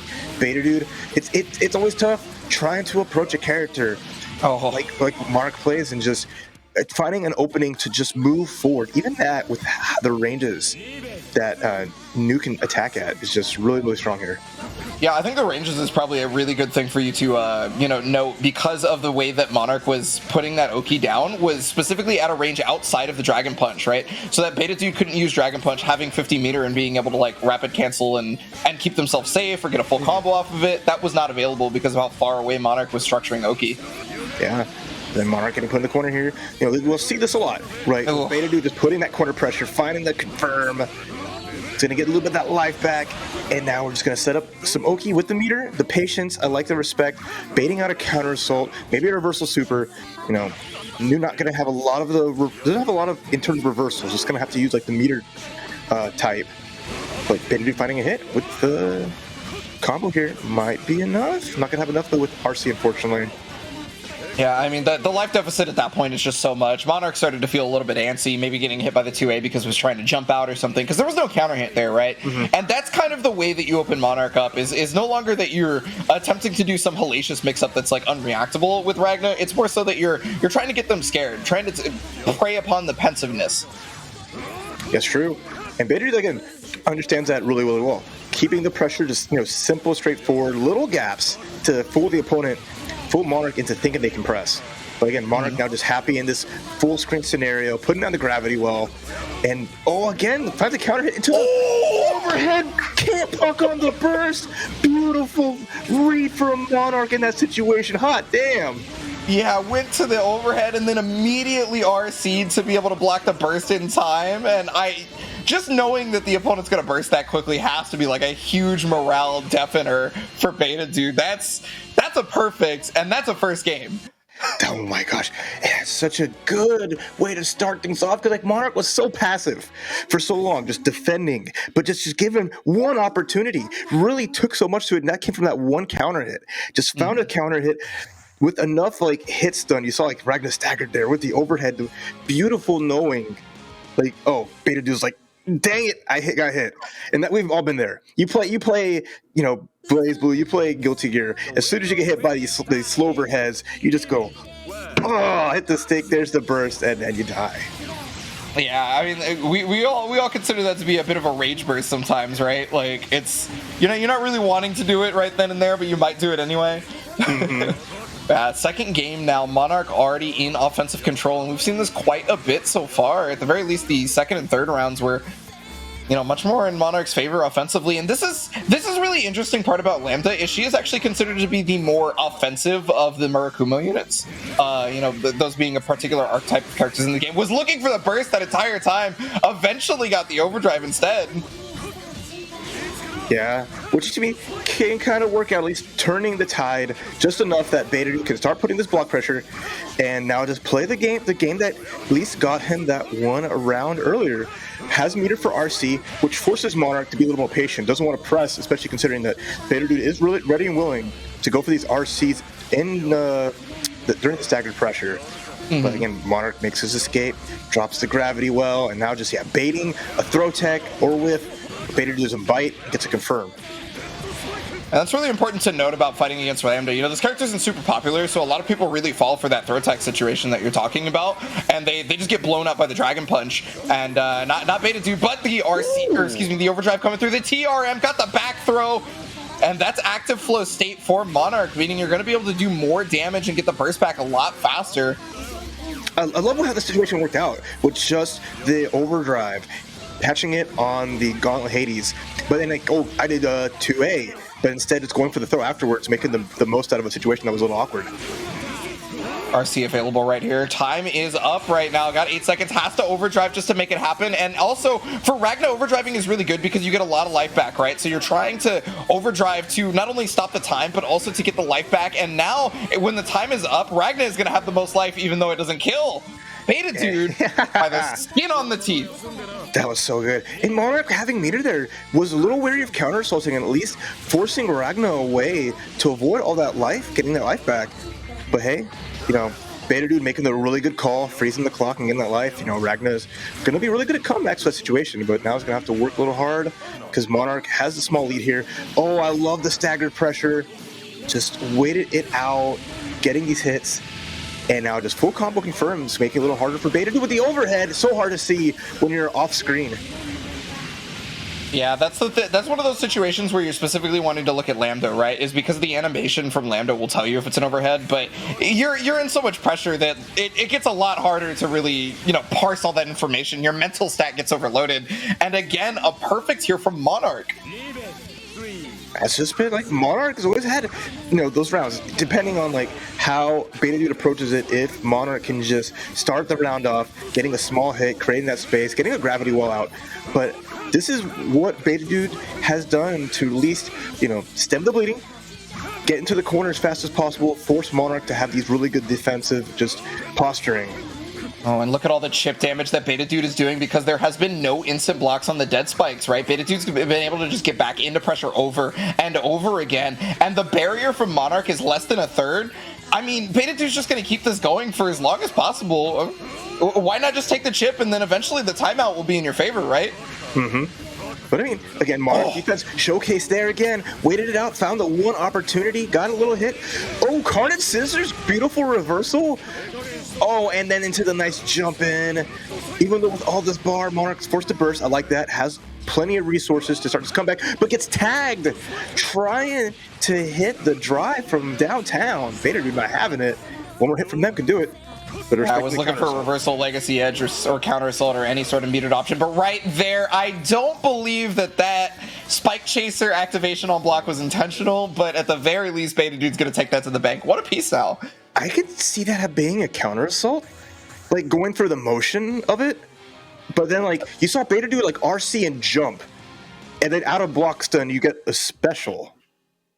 Yeah, it's hard to say because Spike Chaser is quarter circle forward D, right? And counter assault is not with the drive button, so it's like maybe you fat finger it, right? Mm-hmm. Because I mean I've done that all the time, right? I've hit the accidental incorrect button when trying to do another input for sure. Yeah, it's just like so many things could have been, but all I know what it is 1-1 in this first to 5 between two amazing players, and again Monarch with the Spike Chaser confirmed into the corner. We're going to see just a little bit of a combo video. Okay, set up a knockdown into the okay, just more pressure. Yeah, try to use that off-screen overhead like you were talking about earlier, right? But this time Beta Dude evidently ready for it as they were able to block. Got the gravity well up, so it's going to be harder to move around this. And that puts you in prime position for Monarch to mix you up. Okay. Again, off-screen overhead doesn't work, but instead we go for the cross-up and then just zips out of there. Monarch just getting incremental damage, and that's just kind of the best way to do it, especially when you have a character like Ragnar that has to really just bully their way in. Looks like so with the super jump air dash. Oh boy. And knockdown time. Gonna get a little bit of that life back. Was trying to go for the Gauntlet Hades. Yeah, Gauntlet Hades is gonna catch you eventually. It may look like you can react to it, but at some point, at some time, Beta Dude will find one. Yeah, as rollback has helped people get that defense better, but it's so hard to stay so consistent. And again, there's the K. Monarch's trademark counter assault, just anything to get breathing room, to get the gravity out, and again, just wanting to nickel and dime. Doesn't have much resources yet. Beta Dude with the resources themselves, overdrive to avoid the burst. I like that confirm. Beautiful. Yeah, definitely just wanted to be able to take that round as quickly as possible without burst being available, just like you're saying. And because it's on overdrive, you get 30% of your burst back, right? So there is a very, very good chance Beta Dude gets that burst back, no problem. Okay, then big confirm off of the counter hit, Executive Nail. So this is going to be a good opportunity for Monarch to just, again, get an early life lead, and has all this room to breathe. Found a hit, confirming, and just pushing Ragnar to the corner. And probably going to keep the Oki just far enough away, right, so that there's no Dragon Punch attempts. Wow, must have caught a jump out or something, because Beta Dude just got clipped on the legs.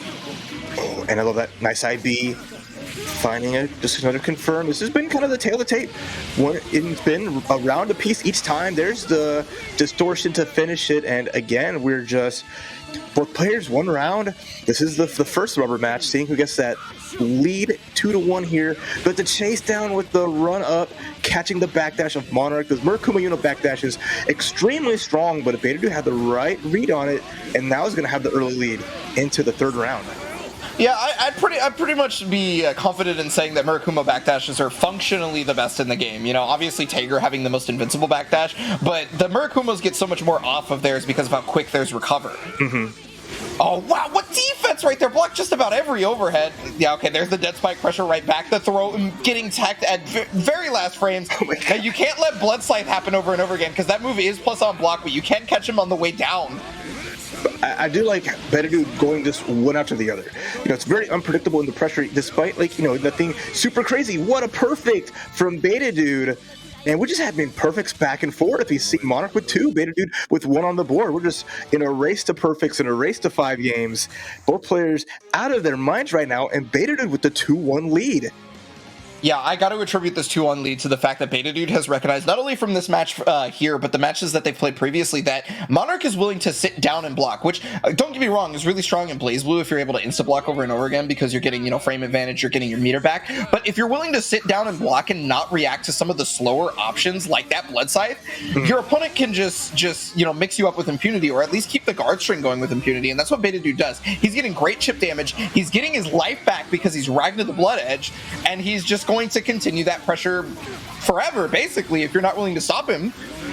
No, I get like the hesitation when you're playing a character like Lambda. It's like, hey, cool, your reversals are kind of tied to using meter. If you press one place incorrectly, it can just mean so much damage, more so than that chip, but still, it's all about knowing the time and the place, when to press out, when to, do a good old mash. And right now, Monarch is mashing with the best of them with a nice lead. And Beta Dude just has to sit pretty here. Carnage Scissors going through, and big counter confirm. I like this extension. Gonna go where Beta Dude's gotten the most mileage.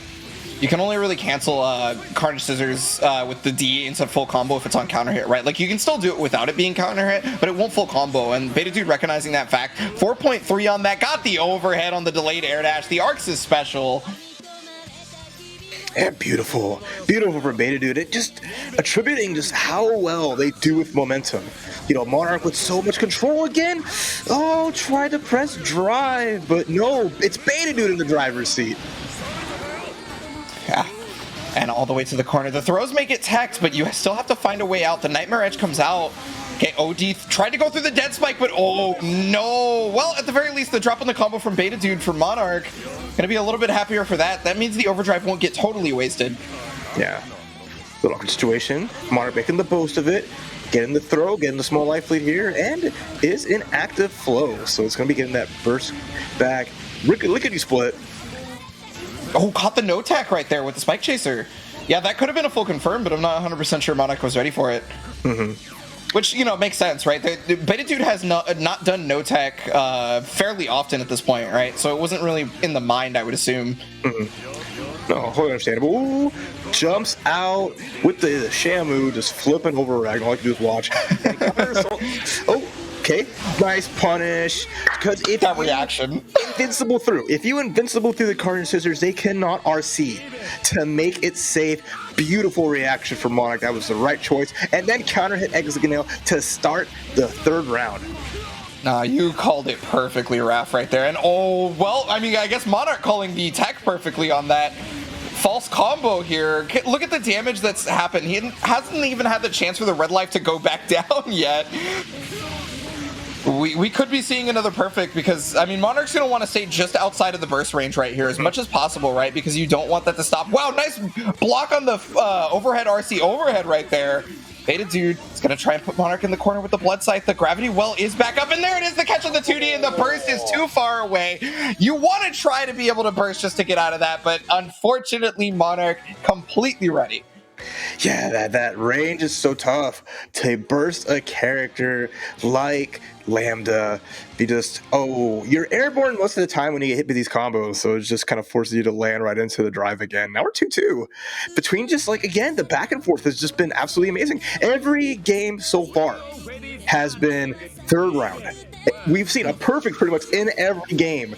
Both players just playing out of their mind here. This is an exhibition of 1st to 5, but you put both these players like this on a stage, they're gonna go all out at all times. Yeah, the way they're playing this does not look like it's just a regular old exhibition. You could tell that it feels to them like there's like $30,000 on the line right now.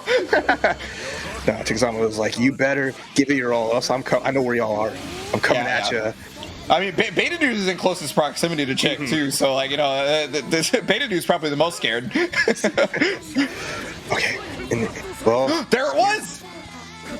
That finally, there was an instant block on the dead spike, and Beta Dude immediately recognizing that it was there and went to Blood Scythe just to save himself.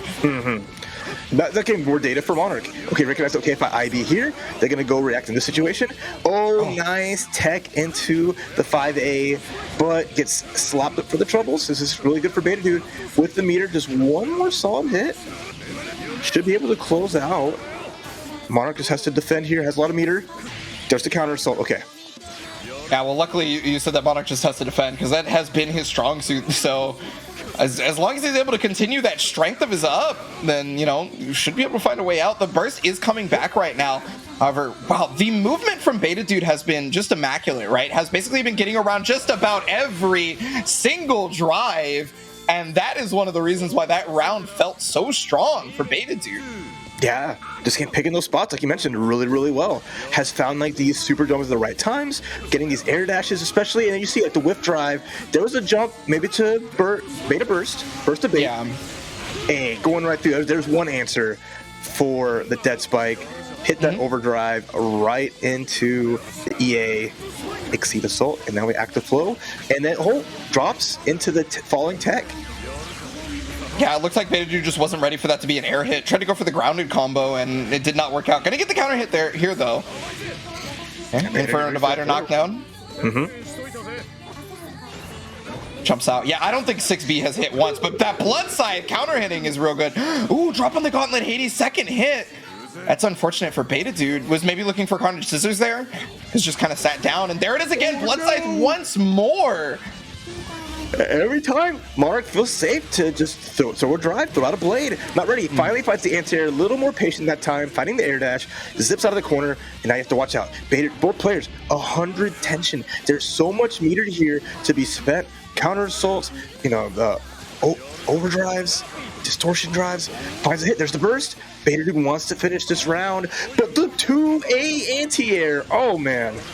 Yeah, and now no barrier for Beta Dude. That means the air blocking is going to be a little dicey, but the Carnage Scissors perfectly timed as Beta Dude gets the counter hit, devoured by darkness, and takes the game.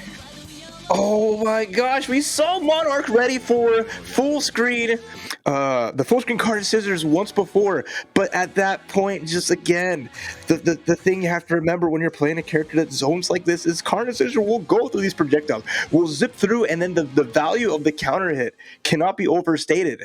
Just picking the spots so well, Beta Dude just waiting for that one opportunity, daring you to just throw a knife, a blade, anything you think you're safe, but does not matter.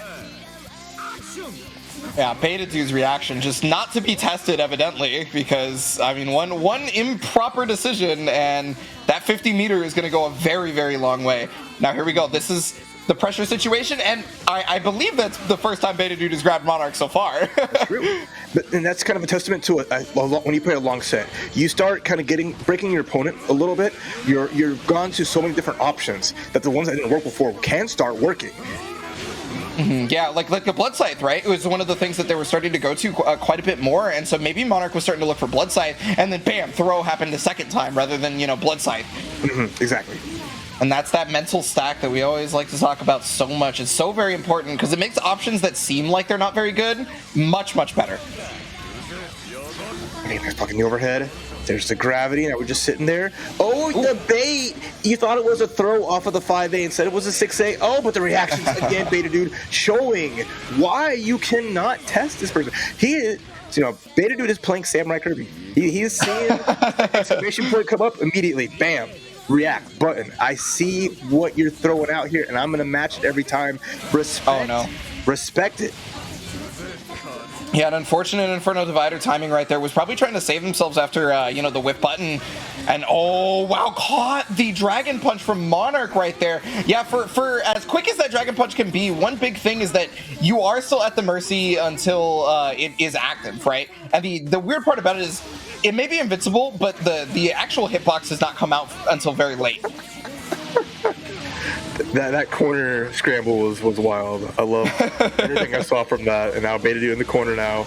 And the overhead, again, that's the tricky stuff. You don't want to be cornered by Lambda because it's just hard to see what she's throwing from the backside. Ooh, that had to have been an accident right there on the jump D. I'm not too sure about that one, but, you know, Beta Dude's okay with that, obviously. Got active flow. This is good damage because of that fact. Trying to... you blocked that? take the first time of this entire set. Just immediate and then overdrive. Distortion getting punished, he rolls away, but gets caught out anyway. Oh my god. But no, I can't believe not only did the cross-up DP get blocked, but we haven't seen that at all. No! That is just the Ragna special. It comes out when you need it most, but it didn't matter. Monarch completely ready for it, but yeah, exactly, just like you're saying, Raph, completely did not matter. Beta Dude was like, okay, yeah, you know, it's whatever, as long as I get the hit, I'm still an OD, right? Because it was low health OD, so the overdrive lasts much longer the lower health you have, and so was able to get a combo, dropped one, but then got the air hit and was still able to make it work. I mean, you know, you can defend till the end of days, but if you don't make something happen through that defense, that is where your problem lies. Yeah, it's one of these, Blazblue's definitely just a strong game where good defense will give you the opportunities, but it's up to you to take them, because you cannot let a player like Beta Dude just have free reign, just like you're seeing here, continuously compiling on the pressure, using RC to keep it going, and just forcing, Monarch to have to take it all. Because again, Lambda is not going to be challenging unless she has the bar. And Beta Dude's like, I dare you to try. And Monarch is like, I'm not. Just goes for the counter assault right there. I mean, that's been a lot of the saving grace of the amount of meter that Monarch has had, but not gonna matter. Hellsfang, RC, got that counter hit right there. I can only imagine maybe Monarch just wasn't aware that Beta Dude had 50 bar right there, and that's probably why that happened. And then, Beta Dude has been seeing Monarch IB the first hit of Hellsfang, so just going for the follow-up, making that frame trap, just beautiful. Again, Beta Dude just understanding the opponent, making these really good adaptations. Oh my god, from downtown, the blood side forced the burst out from Monarch. That was going to be big daddy damage. Yeah, but Beta Dude has been using the movement against Monarch by trying to get the blood size in there to stop that. There's the overhead, but no conversion off of it because it did not connect, and Beta Dude recognizing it's negative, going for the combo, drops it though. Monarch is back out, and this is your last legs, Monarch. Something has to happen from here. Yeah. Below into overhead again. It didn't work. Now Beta Dude showcasing, you're not the only one with strong defense, Monarch. I can defend with the best of them, the rest of them. I need to confirm this is Monarch's last opportunity with Beta Dude. All this bar, full resources, all these RCs, Monarch gets tagged. That's good damage, not gonna kill though. Got one more hit. Monarch has one more chance at life right here. It's gotta weather the storm of all the mids. Okay, there's the counter assault to get out. Gravity well up to try and keep Beta Dude at bay. 60 just pushing away. 60 again. There's the 4D. Oh, okay, the overhead on this one. Nice delay tech right there from Beta Dude to be able to get away from the Oki. 50 bar from Monarch, so counter assault is available again. You have to barrier just about everything at this point because you could get chipped, but overdrive is now active. It gets blocked. No punish though. Overdrive, not a punish, just getting away. Just wants the space.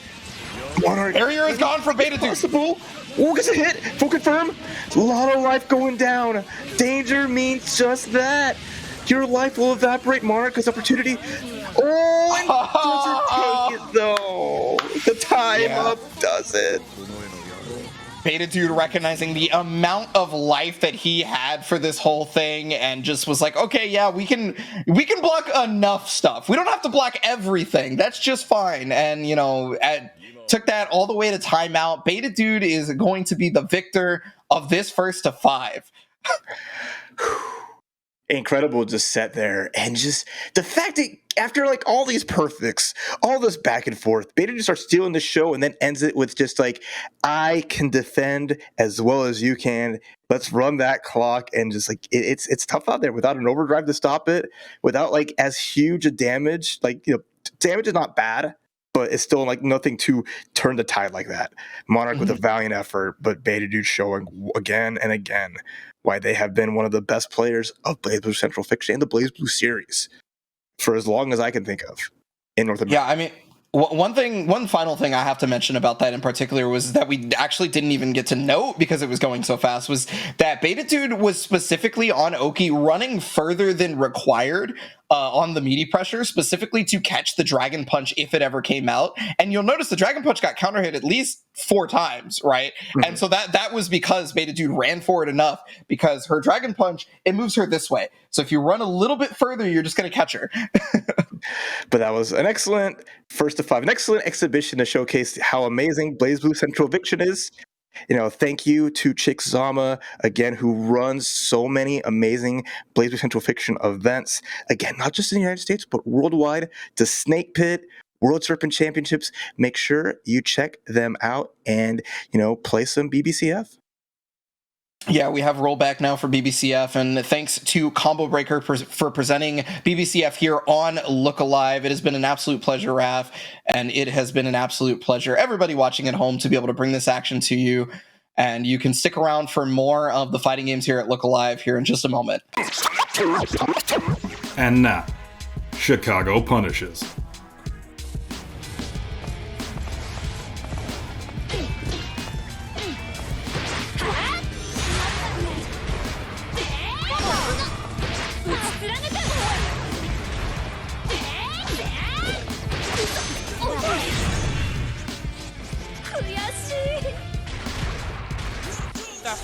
A la otra pantalla y Carne con Meter quiere que va a hacer. Muy bueno Rubik usando el BRC para adelante.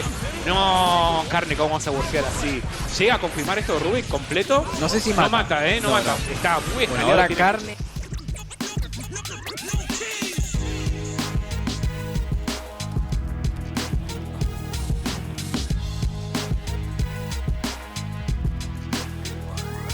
Man, this is scary. Nice, that boy fighting his way out though. Slow bait. Oh, that's a big punish. Oh no! Unfortunately, dropped the punish and dropped the opportunity to get back into it. Giving Super Saiyan a bit of pressure, but jumped over that. No, if you spent Super, it would have been it. But it's all good. You still got it. You're out of your mind. Get over here and finish him are far more iconic. Dude, you are so wrong. The Hadouken is far more recognizable. Also, it's just been around longer. It wins automatically. Recognizable? You can't be serious. No one can even pronounce it correctly. No chance. 2 words. Falcon Punch. No, it's not. No, stop. Hey, I'm in Pool A. What's going on? We're discussing the most iconic fighting game term, and we're at a bit of an impasse. Pools A are right over there, by the way. Oh, thanks. Do you mind if I get a piece of paper? Oh, yeah, sure. Thanks. Also, mine's from the best-selling game. It's just been heard more. It's not even a fighting game. Really? Are we doing this again? We're never gonna come to an agreement, are we? No, you're not. Because you're fighting for second.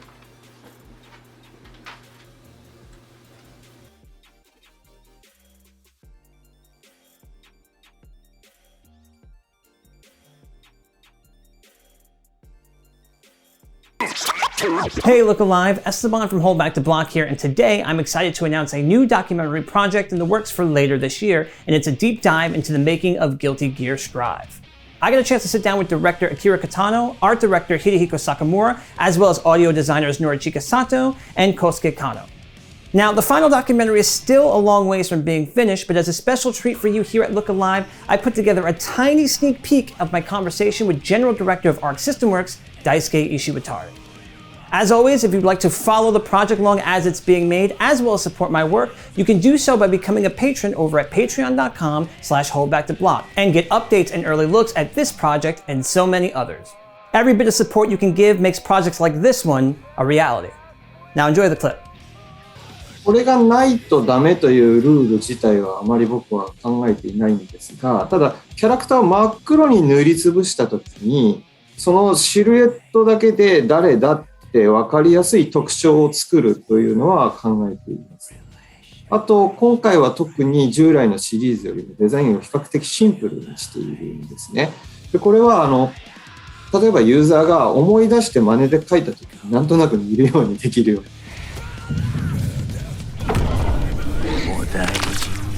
実はファーストというキャラクターは今までエグザードまでのポジションとしては、ひょうきんなキャラクターというイメージ、セリフの中とかにですね、結構日本人にしかわからないようなギャグみたいなのとかが結構多かったんですよ。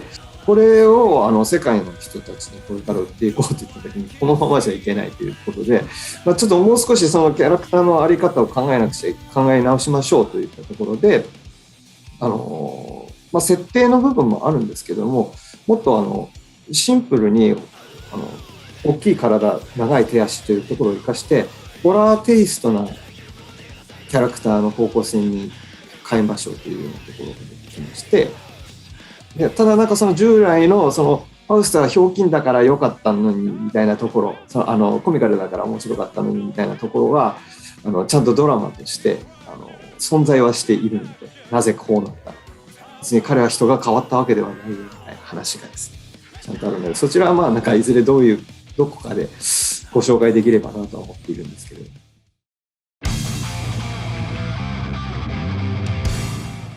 名残雪もハッピーケイオスもどちらかというと結構ビジュアル重視で今回は進んでいた感じがします。こういうキャラクターを作りたいとか、こういうドラマを作りたい、そこで必要な見た目はどういう見た目なんだといったところですね。で、このキャラクターをゲームとして動かすにはどうしたら面白いかっていうのは結構後からついてきた話題でしたね、この2人は。結構そうですね、破壊力の高い侍を作りたいみたいなことは言ってはいたんですが、そうですね、ビジュアルが先行してます。悔やめ、乾杯でなければ半分勝っている。イグザードより前の時にはそういうことも結構多かったんですけれども、ストライブに関しては曲が先にできたことはないです。必ずキャラクターの見た目みたいなものができてから、あるいはその頭の中でもビジュアルが浮かんでいる状態で作っている。出るキャラクターというのが決まった時点で、そのキャラクターに対するそのバックボーンは僕が一番理解しているので、ドラマ的な背景は僕が一番理解しているので、それを表現するためのメロディー、音楽の方向性であったり歌詞であったりっていうところは結構スムーズにいつも進みます。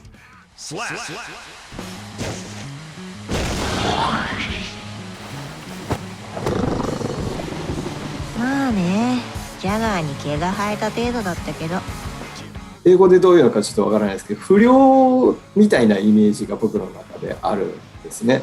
不良少女みたいな、ただなんか芯はあるけれども、触るな危険みたいなイメージを音楽にしたいっていうのがああいう形になっているんですけれども、素直じゃないし、決して人当たりがいいわけではない。でもすごく芯の通ったものが自分の中にある。それが鋼のようであったり、銃のようなもの、すごく強い何かがあるっていうものを真ん中に置いて音楽を作っているような感じですね。で、他とは違う。みんなとは違う生き方をしている。だから彼女だけちょっと他のキャラクターより毛色が違う音楽で作っているんですね。ギターの音とかもすごい変えていて、オールドファッションなアンプを使っていたりとか。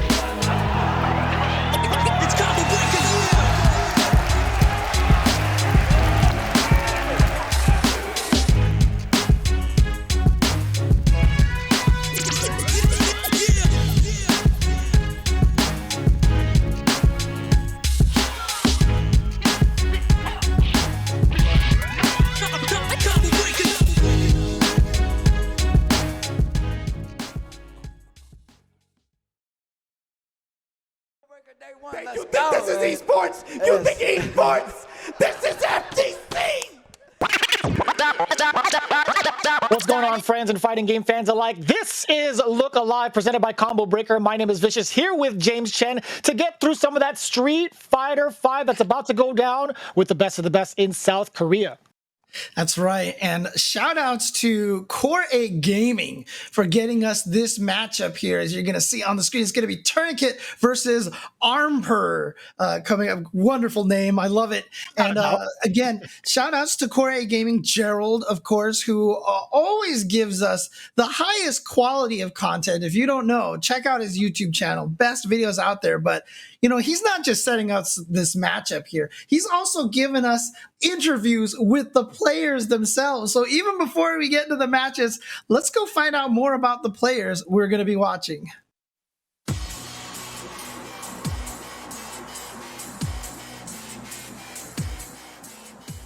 안녕하십니까. 저는 서진우라고 하고 닉네임은 암페러. 그리고 스트리트 파이터 5는 2016년부터 지금까지 계속 플레이를 해오고 있었습니다. 맨 처음 스트리트 파이터를 시작했을 때 처음에 류를 고르고 그 다음에 켄, 라시드, 내쉬 이렇게 4개에서 고민하고 있었다가 오프라인 게임장에서 게임을 해보다가 켄이 제일 맞다고 확 결론을 내려서 켄으로 시즌2까지 정확히는 시즌3까지 열심히 달려오다가 중간부터 켄이 너프를 계속 받음에 따라서 내가 좀 더 스트리트 파이터를 잘하기 위해서 켄을 계속하기는 어려울 것 같다고 판단해서 이것저것 캐릭터를 많이 바꿔왔어요. 장군이란 캐릭터가 이 스트리트 파이터 5에서 모으기 캐릭터임에도 불구하고 안정성을 발휘할 수 있다고 저는 이전부터 생각을 해왔어요. 그래서 조금씩 플레이를 하면서 언젠가 쓰겠다고 마음을 먹었는데 막상 그 대전 당시 환경에 제가 적응을 결국 못하고 장군으로 고우키 아니면 켄을 결국 썼던 기억밖에 없었거든요. 그래서 이번 시즌에 와서야 캐릭터들이 좀 강력한 이지선다든가 그런 게 약간씩 너프를 먹었다고 생각하거든요. 그 과정에서 장군은 기본적인 운영이 너프를 먹었지만 여전히 신경 쓰기만 하면 충분히 좋다고 판단해서 그대로 장군으로 가게 됐던 것 같아요. 모으기 캐릭터도 아마 장군이 유일할 거고요. 제가 아마 더 쉬운 캐릭터를 만나지 않겠어요. 처음에는 정말 엄청 과격하게 했습니다, 게임을. 아직 잘 모를 시기도 하고, 그래서 스트리트 파이터 5에 넘어온 지 얼마 안 됐을 때는 지르기라는 옵션이 굉장히 강했던 시즌이잖아요, 아무래도.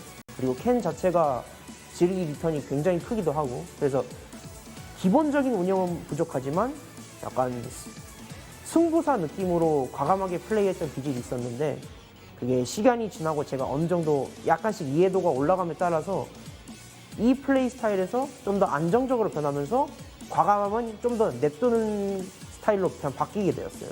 기본적으로 상대의 캐릭터를 정확하게 파악을 하면서 그거에 맞춰서 내 캐릭터를 어떻게 과감하게 운영하냐 또는 상대방에게 기회를 주지 않을 것이냐 이런 느낌의 플레이를 좀 더 많이 하기 시작했어요. 그래도 지르기는 여전히 남아있습니다. 네. 일단 저는 격투 게임을 하기 전에는 막 그렇게 의욕 같은 게 많이 없었어요. 뭔가 사는 거라던가 평소 생활이라던가 그런 게 별로 없었는데 격투 게임이란 걸 접하고 나서 대회를 물론 그때는 맨 처음에 시작했을 때는 대회란 게 별로 없었거나 내가 몰라서 안 나갔었는데 스트리트 파이터 5 시작하고 대회라는 거를 처음 나갈 때부터 그게 확 늘었어요. 그 게임을 즐기고 싶은 동기라던가 그런 게 대회에서 계속 오더라고요. 뭔가 대회에서 좀 더 잘 해보고 싶다. 내가 하고 싶은 걸 다 해보고 싶다. 라는 것을 되게 많이 느꼈어요. 확실히 제가 젊은 편이긴 해요. 젊은 편이기도 하고 토니키 선수와 많이 나이 차도 나거든요, 실제로. 근데 그래도 저는 그분의 플레이 스타일이 굉장히 매력적이고 상대할 때도 힘들지만 정말 재밌다고 느낍니다. 그 한순간 그 틈을 주지 않기 위해서 최대한 운영을 빠릿빠릿하게 한다는 게 온몸에서 많이 느껴지거든요. 그래도 좋아진 점이 있다 하면은 옛날에 토니키 선수랑 붙었을 때랑 지금 붙었을 때랑 그래도 무엇을 하고 싶으신지 어느 정도는 알려고 한다는 게 느껴져요. 제 마음속으로 제가. 원래는 그게 별로 없었던 것 같은데 게임을 계속 하다 보니까 그게 되는 것 같아서 그 부분을 잘 살려야 될 것 같습니다. 누가 이길지는 모르겠지만 제가 질 수도 있다고 생각합니다. 요새 제가 폼이 많이 떨어진 상태라 제가 기복이 많이 심한 편입니다. 플레이가 잘 될 땐 정말 잘 되긴 하지만 제 플레이 스타일이 안정적으로 바꾸려고 하는데도 잘 안 되는 스타일이기도 하고 제 그 집중력이 그렇게 뛰어나진 않아요. 그래서 어느 정도 성능을 기반으로 플레이를 하고 있기 때문에 그 점을 일단 어떻게든 최대한 살려야 되지 않을까. 제가 질 수도 있다고 생각합니다. 일단 코웨이라는 게임 스튜디오 자체는 게이머들에게는 정말 최적의 장소라고 생각합니다. 정말 게임을 격투 게임이나 그 게임 자체를 즐기고 싶은 사람들에게는 정말 저는 굉장히 좋은 위치라고 생각하고 있고 운영 방침도 그에 맞다고 생각하거든요. 딱 정해진 시간만큼 열고 그동안 여러 게임을 즐기면서 사람들과 대화, 물론 스트리트 파이터뿐만이 아니라 다른 게임을 하는 사람들과도 여기 게임 있으면 하다가 이 게임 괜찮아 보이네? 이것도 해볼까? 하면서 서로 대화의 시간을 갖기도 하고 얘기도 하고 이런 느낌으로 좀 캐주얼한 부분이 많이 강해요. 저는 정말 그저 격투 게임이 좋아서 여태까지 한 그냥 평범한 한 사람이지만 그래도 플레이만큼은 여러분들의 인상에 남을 수 있도록 보여드리겠습니다. 그리고 한국신의 다양한 개성 넘치는 사람들을 많이 봐주시면 정말 감사하겠습니다. 본명은 김관우고요. 그리고 닉네임은 m리자드라는 닉네임을 쓰고 있고 게이머 태그는 보통 터니킷이라는 닉네임으로 활동하고 있습니다. 스트리트 파이터 5에서는 사용하는 캐릭터는 이제 베가, 클로라고 보통 불리는데 그 캐릭터를 주로 사용하고 있습니다. 스트리트 파이터 시리즈로 봤을 때는 저는 그 스트리트 파이터 2를 제일 처음 했던 기억이 나요. 스트리트 파이터 1도 구경을 해봤지만 제가 해보진 않았고요. 그때 너무 어렸을 때라서. 그래서 초등학생 시절에 스트리트 파이터 2를 이제 그때는 오락실이라고 하죠. 지금은 이제 보기 힘들지만 그 오락실 가서 이제 해보면서 이제 그때 당시에 스트리트 파이터 2는 인기가 진짜 많았어요. 경쟁적으로 진지하게 하게 되는 거는 이제 뭐 대회가 있을 때를 예로 들자면 이제 나중에 아마 킹 오브 파이터즈 할 때가 가장 경쟁적으로 했던 것 같아요. 대회도 그때는 많이 있었고 어떤 계기를 인해서 제가 이걸 진지하게 했다기보다 그냥 좋아했던 것 같아요. 우연하게 플레이하면서 좀 즐겼고 동네 이제 형들이랑 같이 이런 대전 게임을 하는 걸 많이 즐겼고 그러면서 같이 자주 연습을 했죠. 사실 처음 초기에는 제가 이렇게 클러를 오래 할지는 몰랐어요. 이렇게 오래 하지는 못하고 그래도 어느 정도 하다가 한 1년을 하다가 클러를 끝까지 이렇게 계속 잘할 수 있지는 않겠지라고 생각을 했는데 또 생각보다 아직까지 클러를 계속 하고 있어서 뭐 제 느낌도 좀 그 부분에 있어서 좀 기쁘다고 생각을 하고요. 클러라는 캐릭터가 마음에 들어서 계속 했던 것 같아요. 다른 캐릭터 해보고 싶은 생각이 드는 캐릭터가 거의 없어요. 그래서 계속 클러를 하고 있어요. 자부심보다는 약간 이 클러를 사랑하는 마음이 더 생기는 느낌이고요. 그래서 뭐 힘든 부분은 분명히 있어요. 이 캐릭터는 진짜 클러로 좀 힘들지 않은가? 그런 생각이 들긴 하는데 뭐 힘들면 힘들게 이기면 되죠. 뭐 그런 생각으로 하고 있는데 사실 현명한 선택은 아니죠. 현명한 선택은 아니지만 옛날부터 뭐 제가 어쨌든 대전 게임 하는 데는 그냥 제 스타일대로 했거든요. 제가 하고 싶은 스타일대로 했고 약간 뭐 남들이랑은 좀 다르게 하는 걸 좋아하긴 했어요. 남들 뭐 이거 하고 저거 하고 할 때 그거 따라하기보다는 그냥 내가 하고 싶은 대로 해서 저걸 이기는 방법을 찾자. 좀 그런 느낌으로 좀 그런 스타일로 대전 게임을 많이 해왔는데 그런 생각을 아직도 가지고 있는 것 같습니다.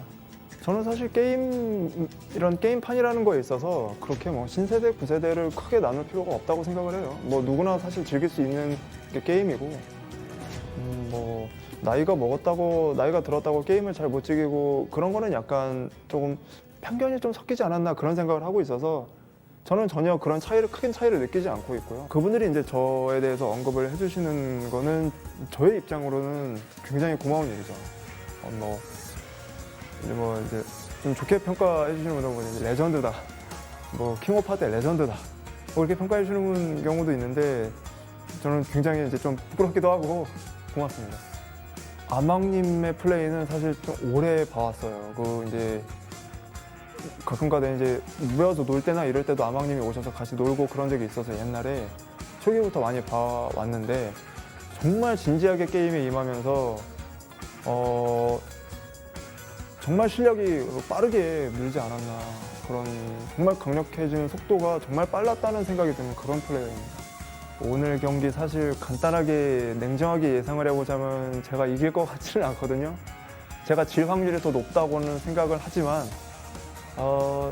스코어는 사실 좀 제 예상으로는 크게 질 것 같은 생각은 들어요. 한 10대 5로 질 것 같지만 그건 예상이고 또 현실을 제가 뒤집어 봐야겠죠. 지금은 정말 많이 좋아졌죠. 거의 오프라인에서 즐기는 그런 느낌으로 온라인으로도 즐길 수 있는 환경이 되었고 그러면서 달라진 거는 이제 온라인으로도 충분히 대전이 이제 성사가 되니까 오프라인으로 만나는 경우가 많이 줄었는데 그 부분은 좀 아쉽다는 생각도 들지만 조금 그때는 사람들하고 많이 가까워질 때가 많이 있었다라면 지금은 대전은 더 많이 하지만 사람들하고 좀 더 그때보다는 멀지 않나 느낌이 그런 차이가 느껴집니다. 코로나 이전에는 저 오프라인에서 대회하는 느낌이 되게 좋았거든요. 오프라인에서 대회에서 그때 그러니까 이제 온라인으로 하다가 오프라인에 나오면 이제 처음 보는 사람이나 이렇게 인사하고 뭐 같이 이제 밥도 먹고 하는 게 느낌이 되게 좋았어요. 좋아서 정말 되게 그립고 지금도 그래서 이런 장소가 있다는 거는 정말 좋다고 생각합니다. 그래서 상황이 빨리 나아졌으면 좋겠고 그래서 좀 자주 나올 수 있었으면 좋겠다라는 생각은 항상 하고 있어요. 전 세계 외국에 계신 분들도 이제 저를 응원해 주는 분들이 많이 있습니다. 제 플레이나 이런 거를 지켜보시고 많이 있는데 그동안 내가 그만큼 그 기대한 만큼 잘하지 못해서 저도 아쉽고 좀 미안하고 하지만 최대한 노력해서 잘하고 그리고 클로다운 멋있는 모습 보여드리도록 하겠습니다. 고맙습니다. 언제나 응원해주셔서 고맙습니다. 저희 A battle between generations here, but both of them very, very modest and humble. Yeah, modest and humble, but they kind of beat themselves up over some of their previous performances, or at least how they feel about going up against their opponent, which I get. I mean, like, one of the biggest things that resonated with me was when Armper was like, yeah, I'm not really too confident in myself, so I trust the strength of my character. I definitely feel that. I love going to top tier because of that very reason. But we are going into our first game between these two legends, Tourniquet versus Armper. Tourniquet also goes by another name. It's, in fact, M-Lizard, if you guys are familiar. And he is quite a legend indeed. The way that these two go at it, by the way, with Claw versus Dictator, they've gone up against each other over at the Core A sessions for a numerous amount of times. As the current set goes, they've played over 27 sets that we can take record of. And, you know, Tourniquet has actually had the upper hand. 54% of those games he's won. Well, so definitely being modest, saying that he was going to go down 5-10. One thing I do want to mention real quick here, this was recorded a little bit earlier. So this is actually on the pre-patch. This is not on the definitive patch just yet. So we are going to see, again, Tourniquet still having that lead, but Armper now forcing Vega to the corner, or I should say Claw to the corner.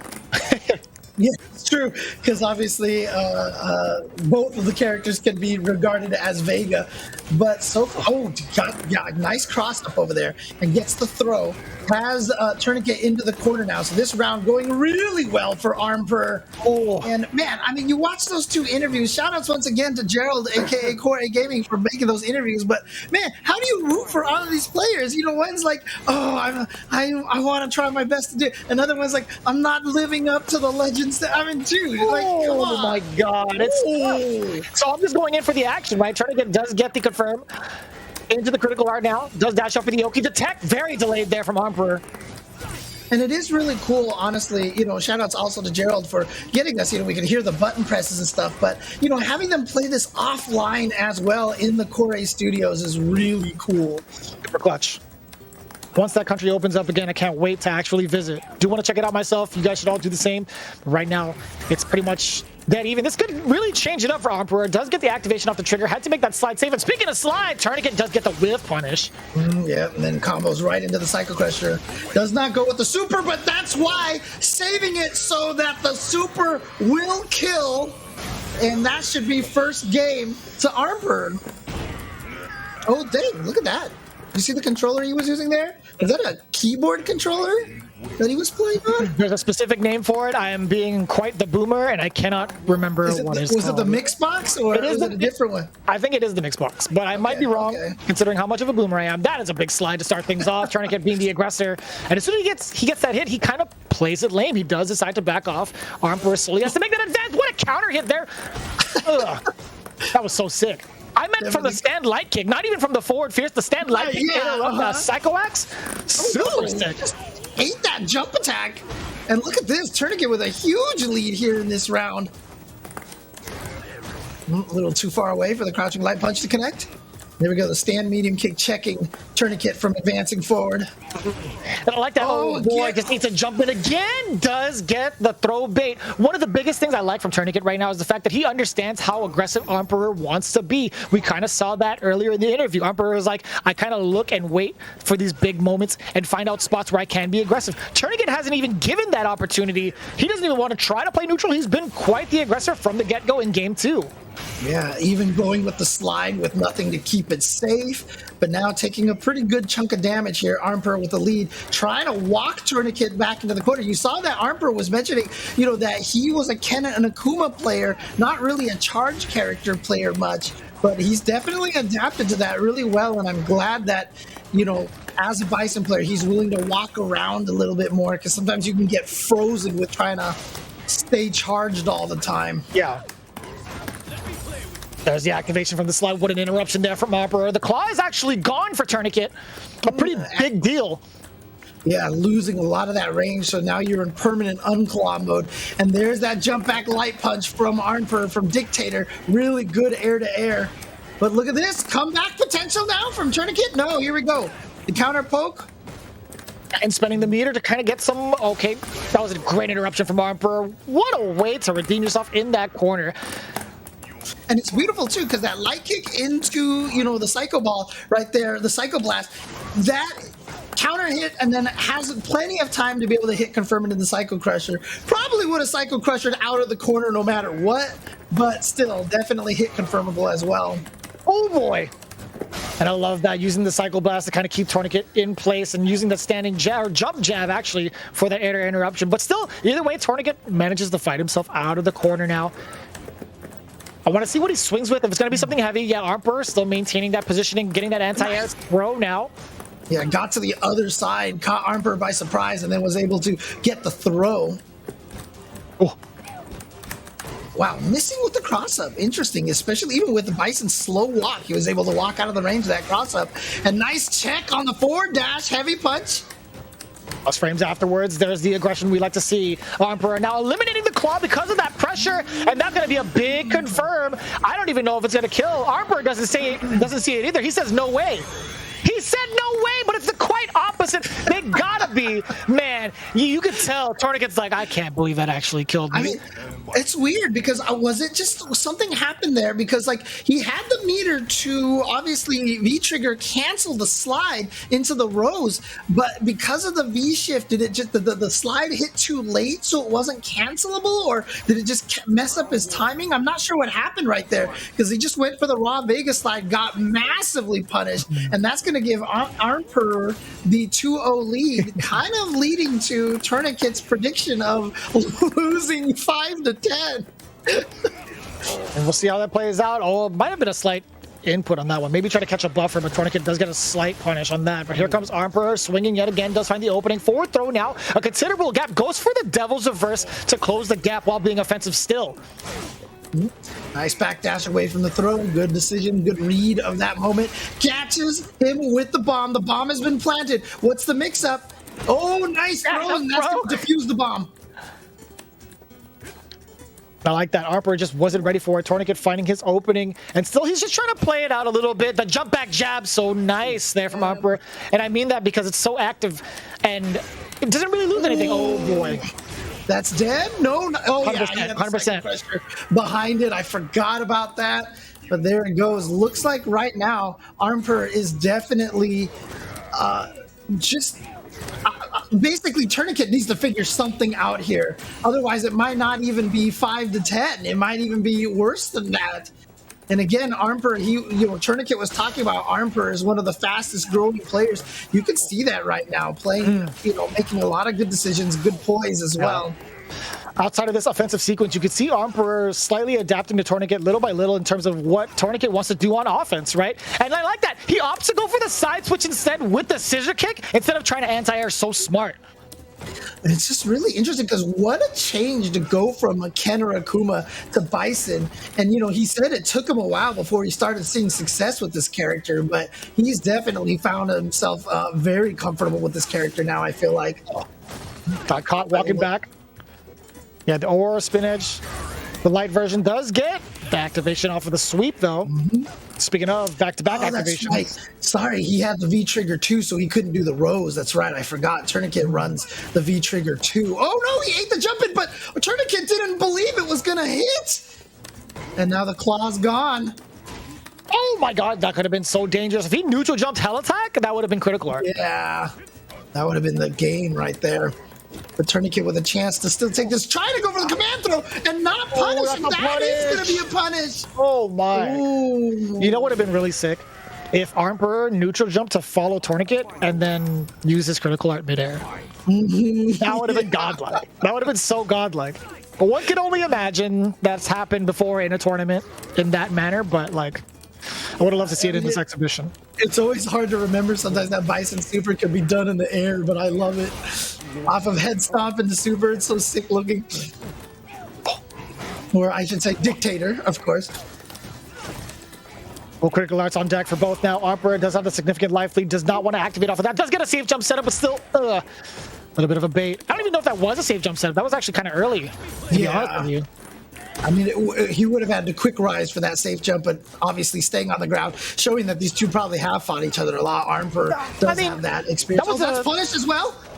Oh, he can do a ton of damage here. This is not going to kill, but he's going to be very close. But Armper is only one hit away from killing as well. No, the throw range of Bison. Activate the trigger. Threat of the command grab is there. Tourniquet actually. Oh my god. That could have been it. That could have been it. You see Armper say, oh, I was lucky.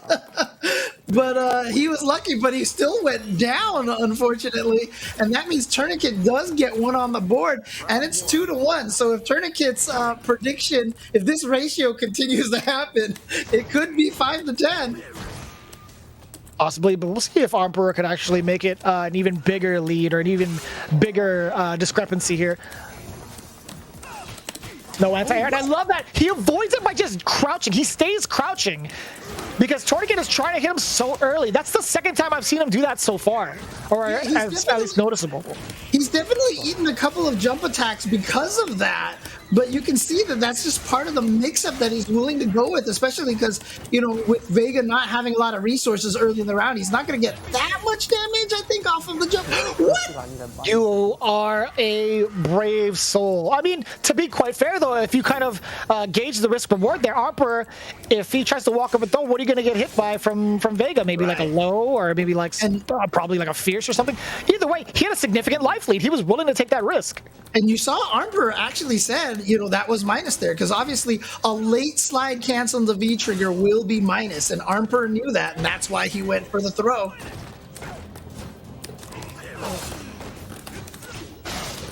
What an interruption! Wow!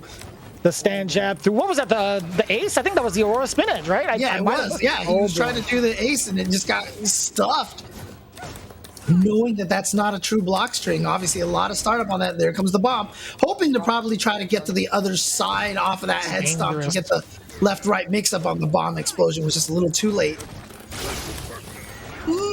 I like that. Yeah, stealing away his turn too. Oh boy, not on the other side. It doesn't work that way. Izuna drop, not quite dead. Overhead does get blocked. And the punish. So that's the thing. That was... I messed up by Inferno inputs a lot. I see. That's fair. That's fair. I was wondering why that Inferno was coming out, too. That's the second time we've seen that instance. I mean, it's just one of the nice things about playing offline is because you can explain, you can talk, but it's also kind of a little bit of the gamesmanship, right? Sometimes you see them make the mistake and they were like, oh, I just messed up my input. So, if I did what I wanted to do, I would have won. It's all part of that. That's a mental mind game right there. That's part of it. Offline gamesmanship. I love it and I miss it so much. Oh, big crush counter. Azuna dropped it. Oh, actually, no, he's going to go into the clock. I thought he was going to continue the combo, but he just wanted the side switch instead. Yeah. Now, what a slide. And yeah, it's not hit. So not going to activate. Here's the activation. What? Oh, that was Super lucky. 100%. Okay, so I was about to say, if that was a read on his part, but he admits that it was luck. Oh, no cycle pressure off of that, Scissor. Okay. Is he going to juggle? Yep. Got it. Nicely done. Oh, no, the fake side switch. You're dead. Oh, yeah. You're actually dead. Tourniquet doing so much, but... And that's always the scary thing, right? I mean, well, what was it that Armper was saying, right? He likes to kind of play this game where he can get 1 or 2 hits and be rewarded for it, and he's kind of playing in that style right now. I feel like Tourniquet is never safe. That Armper is always right there with one combo to be able to steal any round at any time. He really builds up and saves that meter a lot of the time. Yeah, and we haven't seen him be the aggressor via EX scissor kick too often, where he gets to maintain his pressure from plus frames. It's just been a lot of swinging, a lot of hard swinging at that. Trade, but a good trade for Armper. Gets the activation now. Where are you going? Stay down. All right, activation now for Tourniquet. But look at this again. Dude, Armper knows no fear. You see, when you're young, you haven't experienced a lot, you don't know fear, man. You just start swinging.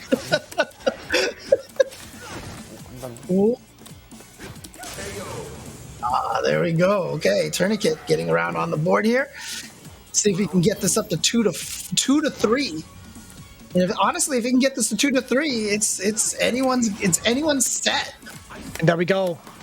Now utilizing that EX scissor kick right at the round start. Why not, right? He wants to get rid of it earlier. That was a big scramble. But Tourniquet does get whip punish. Doesn't even try to get close for that forward fierce. Now Emperor does get whip punish himself.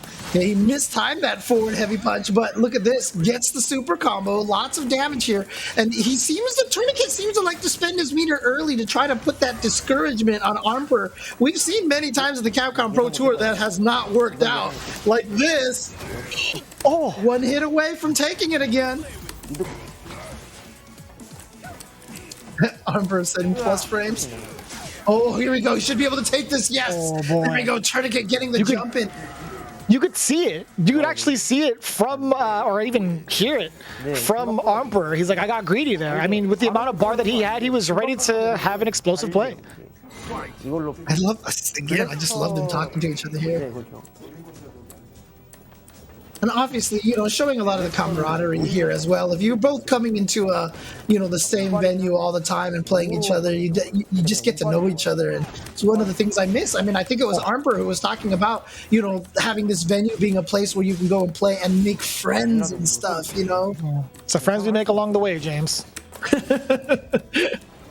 Oh. Now, like this pacing here from Armper, right? He doesn't want to overcommit. He does have the corner positioning. He would rather react to what Tourniquet does, but of course, going into the sweep, activate. Wow, just ran right into the ace.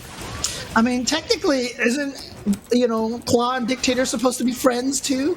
What's happening here, man? The friendship is over. Vega has bad blood against Bison. He's just waiting for the #1 spot. He's waiting for Bison to slip at all times. It's lore. No, it's legit lore. Yeah, I kid you not. Oh, the cross up! No.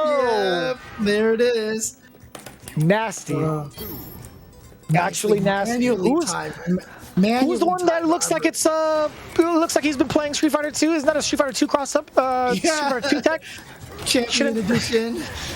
Oh man. Oh, here we go. Yeah. Heavy kick is definitely very good. Although I forget which one I don't know who he's talking about. Both of them have really good heavy kicks. For both, yeah. Yeah, Dictator's heavy kick though still. Oh, here we go. Big combo opportunity. Okay, just goes for the roll and now the throw. Probably not going to spend any super meter if he lands any hits now. Wants to say, oh, that was sick. That was so good. Okay, never mind. Like I said, he likes to spend the super early in situations where it won't kill. But like I said, Armper is one hit away from taking this still. But Tourniquet gets the stun, so never mind. Tourniquet showing that spending that meter was the correct decision to make. Really well played from Tourniquet too. Just maintaining that pressure, mix after mix. Armper, I feel like if he done something explosive like a wake up critical, I'm sure that would have worked out, but that's hard to tell. It's hard to commit to something like that, obviously. Nice, he's gonna get all 3 hits, yeah, into the Psycho Blast. Here we go, towards the corner. Oh, nice check. And, yep. Oh, nothing afterwards. Didn't have any meter for any more EX juggles, ace juggles. Oh no, that was definitely not what Armper was going for. I think he was trying to link into that, and he just missed the link button. Oh, got him with the shimmy, but claw, crouching medium punch in claw mode, can't cancel into anything. Out of there. Again, opting to go for positioning instead of anti-airing. I love it from Armper. I think this might be enough. Yeah, not much scaling. There you go. Even though the Psycho Flame is multiple hits, it still counts as one move. It just kills. That's fair. I mean, you have an infamous line, an infamous question because of stuff like that. So I mean, it's totally fair. Exactly. Armper's like, oh, I think it's really strong. It always kills. Perfect. We're getting a bunch of clips for Sajam now. This is perfect. There you go. Just in line for Combo Breaker and Look Alive. What do you know? And again, swinging away for the fences yet again. Yeah.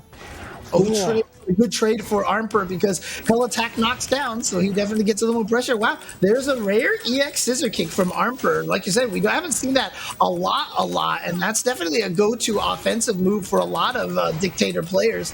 Oh, where are you going? There's the activation plus frames too. Armper is just sitting and waiting. Again, opting to play the positional game.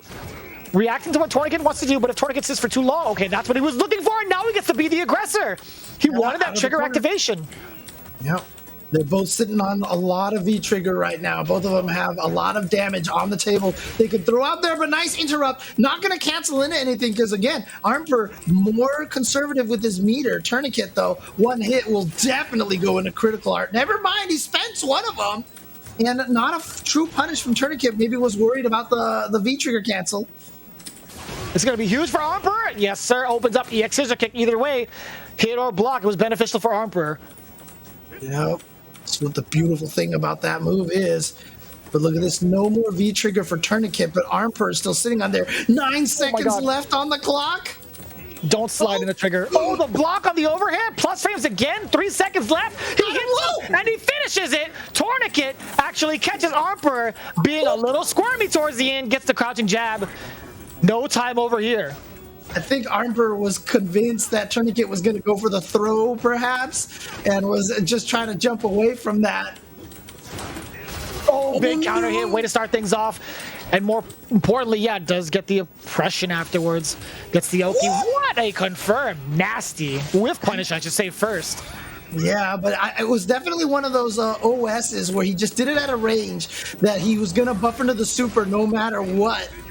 But again, very early meter usage from Tourniquet. And so the reason why I point that out a lot is because obviously then you don't have any meter left for EXs and different tricks there. But it's been working out for Tourniquet really, really well. Oh, you can hear the sigh from Armper. That would have been huge if he had meter. He might just build it again. That's a sequence. Oh, he dropped the combo. That could have been it. And a surprise slide out of nowhere from Tourniquet. Yeah, exactly. It's like, wow, no fear. I mean, he did have the V-trigger too behind it, just always to keep the opponent guessing, but definitely got in there. And now look at this, 3-4. My gosh. You know, if Tourniquet gets the 5, maybe he'll just drop the next 5 games, so he will seem like a profit. You know, it's just like a win-win situation there. So that would have been extra nice if you actually managed to get something off of that roundhouse earlier from the earlier round. But yeah, quite close. The sweep does get the punish. Slide. What a slide timing. Oh, activation not going to be able to punish. Oh, the cross-up missed again. It's been so funky with that, really inconsistent. I think Armper has a lot of have a lot to blame for that one. I think his positioning has been so excellent and just slight micro steps. Nice. Oh no, he missed with the wall dive, the claw portion. Wanted to get that knockdown there. Perhaps go for more. Armper now with the life lead, the V trigger activated. Nice jump backs. Those jump backs have been working so good. Oh, he's gonna do it. He wants the round no matter what. Yeah, you could hear both players too. Armper said have to spend it. Tourniquet says, yeah, you should spend it. Yeah, absolutely. You got to make sure a round is more important than the meter a lot of the times. Oh, no anti-air this time. Now he has it. The Armper, you know, we've seen him crouch under the jump attacks. He's going with the crouching heavy punch a lot more as an anti-air. Doesn't do it this time, actually just wants to reset. He doesn't even want to sit to get into block stun against Tourniquet, which is great. Forward throw, that was a little ambiguous in terms of whether or not he was going to get the cross-up. Nice on the juggle, too. Good confirm. Yep, minus again. We've seen Armper talk about that a lot. Late cancel. Oh, close to stun. This is so dangerous. Oh my god, that didn't stun. Yeah, I saw the message. It was counter hit. I thought that was the stun message that came up. Oh! Oh, too far away. Not in danger of the stun anymore, but oh. You could see a reversal on the side of Tourniquet. You can't even imagine what he possibly pressed, but I'll tell you what, Armper is going to take it. Just stuck it out with a meaty and took down that game. Yep, so he's up 5-3, if I'm not mistaken now. Yeah, 5-3, Armper halfway there now. Again, battle of the Shadaloo gods. I mean, they picked an appropriate stage for it. They probably did it on purpose. You can see them in the background. Oh boy, dashes right into the ace again. And pressure, yeah. Now counter poking, of course, minus after the scissor kick. EX1 is the only one that's plus. Nice confirm. And goes for the throw. So he wants to set up here. Gets the shimmy. Uh-oh, side. Oh, if that was V-Trigger 1, he would have been able to get to the other side, and that would have been super scary. Oh, and again, stuck in this position where he doesn't know if he wants to anti-air or not, but sticks with the block. It was a strange raw psycho ball there, but look at this. Got caught low again. And there we go. Tourniquet taking the round. I think there's a ton of times in this exhibition itself where Armper opts to try to walk back a bunch of times, and Tourniquet actually, for the most part, does medium ace until like every so often he'll throw the low one. But I feel like he could just keep doing it and it'll work. He may not get anything off of it afterwards, but it's damage. It's consistent. Right, and it'll keep him from trying to walk back, which opens up the throws and such.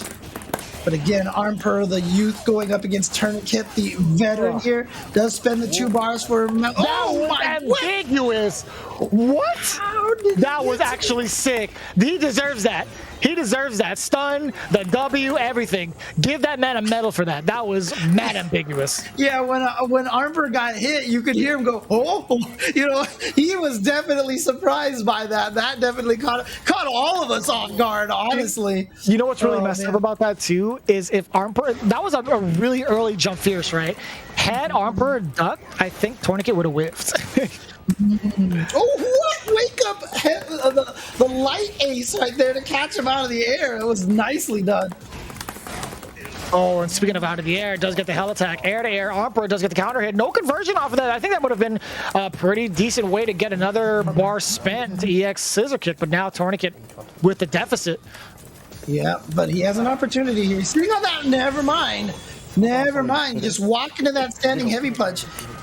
And I feel like Armper has just been throwing that out, you know, with the whiff OS a lot, just catching Tourniquet walking forward. He's buffering it every time he throws it out. Not there because it was too close. but when he's farther away, he's definitely buffering it in case Tourniquet dashes forward. And it's kind of tricky too. Tourniquet being a lot more patient when it comes to the mid-range game. He's walking up in the range where the Fierce is going to whiff, and then opts to whether or not he wants to poke or even jump in, because the jump is mad quick coming in from Claw. It's a sharp angle. Just shows the throw range of Dictator. Even as someone who walks as fast as Claw couldn't walk back far enough to get away from that throw on that shimmy attempt. Reset was a little bit of an awkward situation. Emperor does get to confirm another critical art to end it into the game, actually. That's 6-4 in Emperor's favor in a very common occurrence that we've been seeing, death by critical art. Yeah, like I said, Emperor is really, really conservative with that super meter. And again, I feel like he does it on purpose. He mentioned how he likes to have the big damage off of the one guess, the 1-2 guesses. And so as long as he has that meter, Tourniquet can't ever feel safe, even when he has the life lead sometimes, because one combo just comes right back. And we've seen that from Emperor many times now. Oh, big button to confirm. That standing heavy punch just getting into the face of Tourniquet. I feel like he's trying to go for that similar strategy. I think Tourniquet, again, just hovering right outside the Fierce range. Emperor, if he commits to a Psycho Axe, I think Tourniquet has enough time to interrupt it. But he notices, like, he sees Emperor being very reluctant to press a button, so that just gave the green light for Tourniquet to go. Right. Oh, what? I can't believe that actually hit. I thought Tourniquet got to the other side. There we go, the plus frames. Forcing Emperor to use meter. That's actually kind of important. And now look at this. Beautiful. Getting a big jump attack. Is he going to go for a follow-up EX? No. Saves the meter, but Emperor aware of the double jump shenanigans. What a bait on a B-skill, too, by Emperor with a neutral jump activated raw. Or excuse me, no, off the sweep. Had to make it safe. Okay. Oh. Okay, back throw. The projectile invincible roll. Nice, beautiful decision right there by Tourniquet. Trying to keep this close. We are going, if this keeps up, we are definitely going the distance on this one. Super down for that. You can see the back and forth blatantly between these two. Emperor now trying to be the aggressor. You see him swinging away. Tourniquet using that walk speed. There's a big jump in against the Psycho Blast. Oh, the this time. Yep, walks back far enough this time to get the shimmy. Now you're worried about the stun. Nice air to air again. Emperor's so reactive with that. Oh my goodness. You hear the cry of despair on the drop combo, but it's okay. No, actually, it's not okay. What a decision. What a reaction to use the jumping light kick to make sure that that would catch as a cross-up as Bison slid under like that. Nicely done. That was just really good anticipation there from Tourniquet. Understanding that Emperor is willing to pretty much risk it all and take advantage of how impatient he can be in certain instances. And man, that's a big crush counter too. You could see from impatience to being just as aggressive, he still has that angst in him carrying over from the previous round. You could see it going in and committing for a slide. Yeah, and that's one of the toughest things about, the neutral in this match, right? Obviously, Bison gets a crush counter. He gets some beefy damage. Vega, not as much. Like, you crush counter with towards heavy punch, you don't really get much off of that, right? So, they interrupt again from Emperor. Always challenging the buttons of Tourniquet. Nice confirm the scissors. And it's so scary, just right into that position where Emperor could actually swing and actually find success with it, right? With that standing medium punches too. Oh, he had the read, but he was too far. Yeah, even Emperor was like, I was too far, so I lived. Oh yeah. Not gonna let Tourniquet try to move forward. That's punish and dead, yeah. And what an effective punish at that. Using the standing jab as the punish into scissor kick. You know how much meter he just built off of that? That was effective. That was efficient. Emperor looking to get himself a 7th game after that. Tick throw, dash up, try to keep Tourniquet in the corner. Oh, he has to counter hit. Not much off of that. But look at how effective it is now. Emperor is slightly getting phased out by that. He's getting, okay, well, I was going to say maybe it deterred him, but it didn't. Absolutely not, actually. Okay. Has the V-trigger activated. You got to worry about that counter. We've seen him try it last time. Emperor was too far away. Yep, he's scared to touch buttons, so that's the green light for Tourniquet to come up for the throw. Caught him standing up with the crouching medium kick. And yeah, now, about to continue the V trigger because he wanted to maintain that same side, right? yeah, and he lost the claw, and you can see right now, definitely a dangerous situation. Again, in case you guys are just tuning in, oh, that should be able to take it. If you guys are just tuning in, this is pre-patch, so Tourniquet does not have the opportunity to throw his mask off if he wanted to for more damage. So again, this was recorded a few weeks ago. Considering when this is going to be released, I feel like a considerable amount of time. To be quite honest with you, Emperor are now at 7-5 against Tourniquet.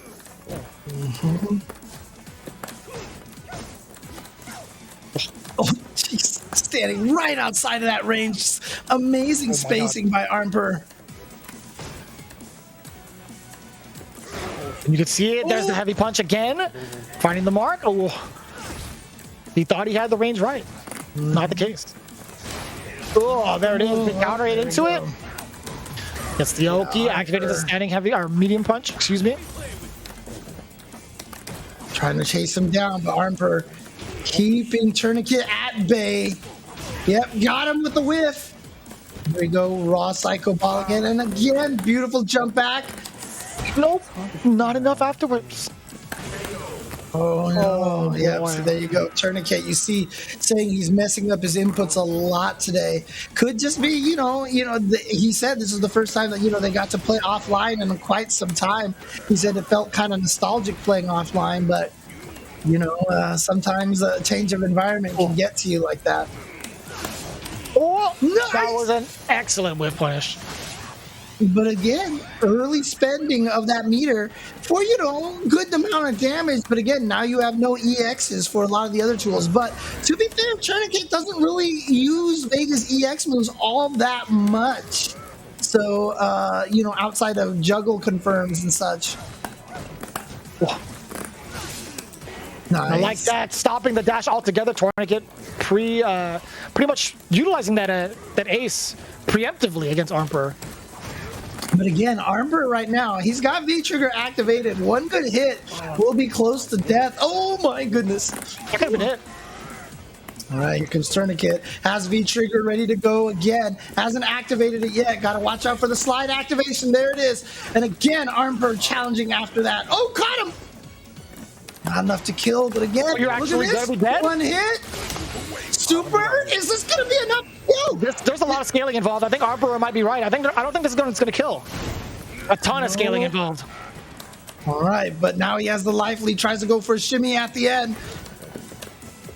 Man, that was at the very tip of that light scissor kick. Yeah. Oh, he went for the command throw. Nice escape by Emperor.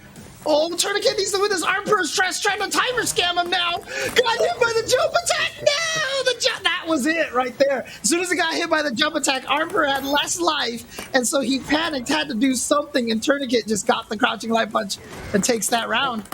Oh, punish on the slide. Oh, yeah, and Tourniquet said, this wasn't what I wanted to do.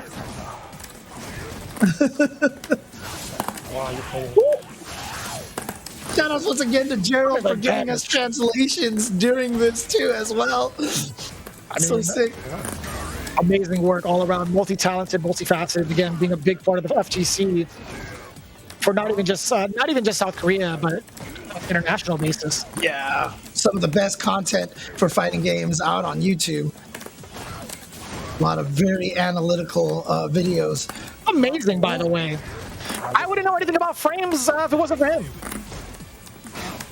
Oh, it's definitely important for Street Fighter 5. You gotta know as much as you can. Oh no! But still, that should have been death right there. He had all that meter for the super. Oh, if Tourniquet loses this is gonna be a sad times. Counter hit combo, no confirm.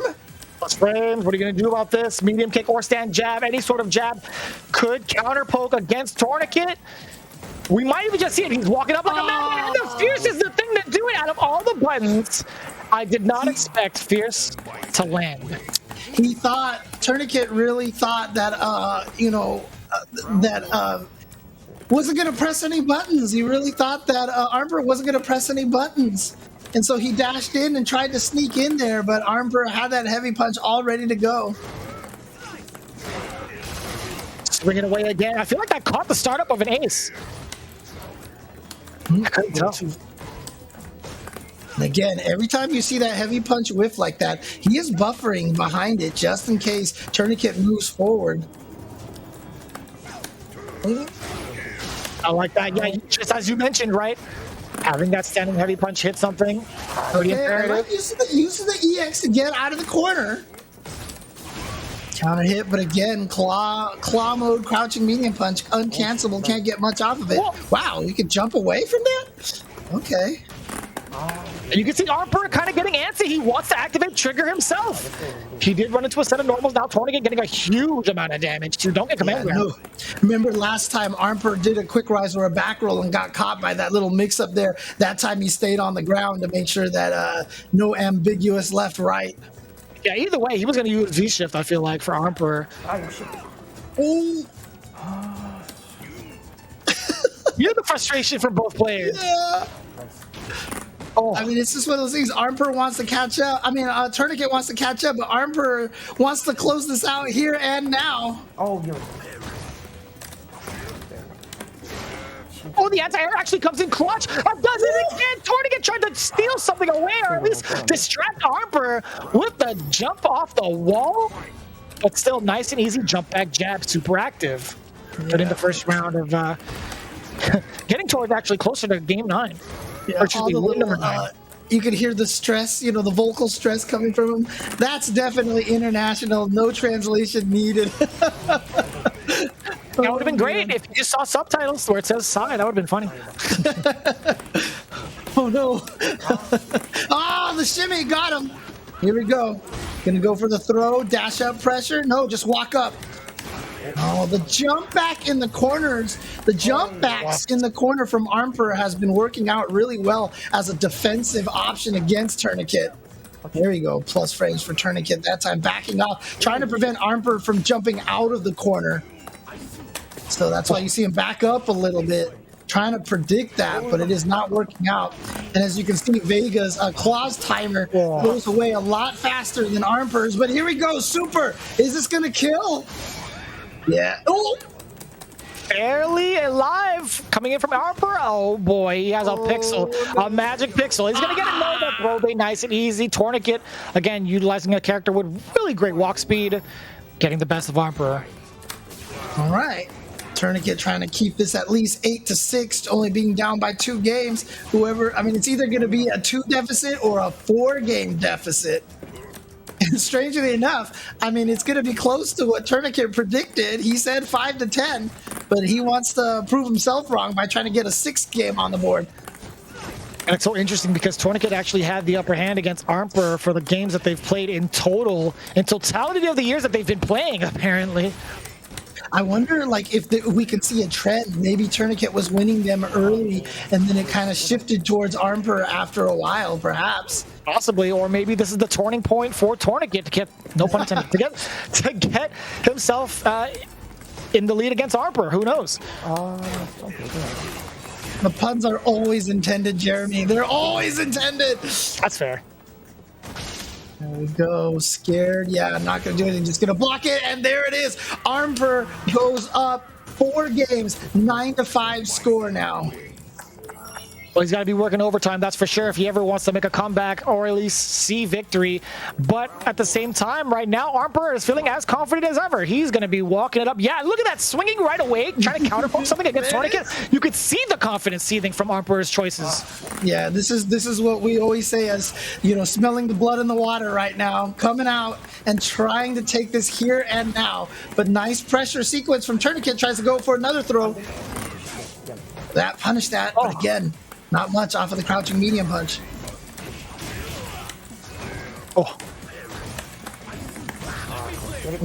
Activation. Nice tech by Armper. The Tourniquet with the lead. Not going to go down so easily.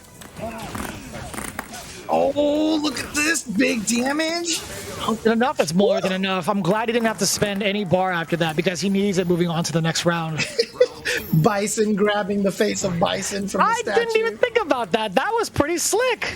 I don't think. How often have we seen that, James? I don't think it's too often, right? No. Plus frames there, yep. So strange. That's so funny. Yeah, you think that he would build it into the statue that it wouldn't do that to himself, right? Yeah, if anything, that should heal him, right?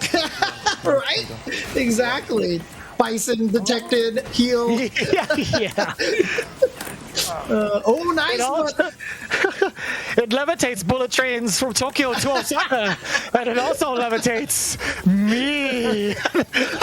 Is this in constant flight mode after that? That would be sick. Oh, man. Okay. Oh, trade, but again, the hell attack with the knockdown, giving Armper the advantage. Oh, what a tech! Armper now, can he do it? Yes, he is at set point. He is at match point. And again, once again, shout out, before this ends, shout outs to Gerald, shout outs to the entire South Korean fighting game community for putting on this exhibition. Armper trying to seal it out now, and Tourniquet trying to say, you're doing this too early, James. Now was the counter hit too? Oh, big damage. You can hear it echoing within the halls of Korei's studio. Armper is trying to get the most of Tourniquet, looking like a perfect. That is going to be a perfect. Tourniquet tried to walk up V-trigger. He tried to get the parry, and Armper says, you know what? I'll take it if you're going to give it out like that. But who really won? Who really won when Tourniquet said it would be 5-10, and it ended up 5-10? Either way, no matter what, I'm pretty sure these two still have a lot to say to each other after that. Let's take a look. Oh, interesting. 십선처럼 이렇게 길게 할 일이 잘 없는데 오랜만에 해서 재밌게 했습니다. Oh, that's cool. I'm glad to hear that. 생각보다 대회에서 서로 만났을 때보다 잔 실수가 좀 서로 있었던 것 같아요. 물론 경기를 오래 하다 보면 서로 엉켜가지고 실수를 많이 하기 마련인데 Stamina is very important. 생각보다 잔 실수가 서로 좀 있었던 것 같아요. 생각보다. 뭐 이제 오프라인으로 할 일이 요즘에 좀 드무니까 오프라인에 이제 좀 익숙함이 부족하지 않았나 좀 그런 생각 들고요. 예. 실제로 이제 온라인과 오프라인 좀 차이가 뭔가 좀 설명하기가 어렵긴 한데. Yeah, it's different when you're sitting next to your opponent, honestly.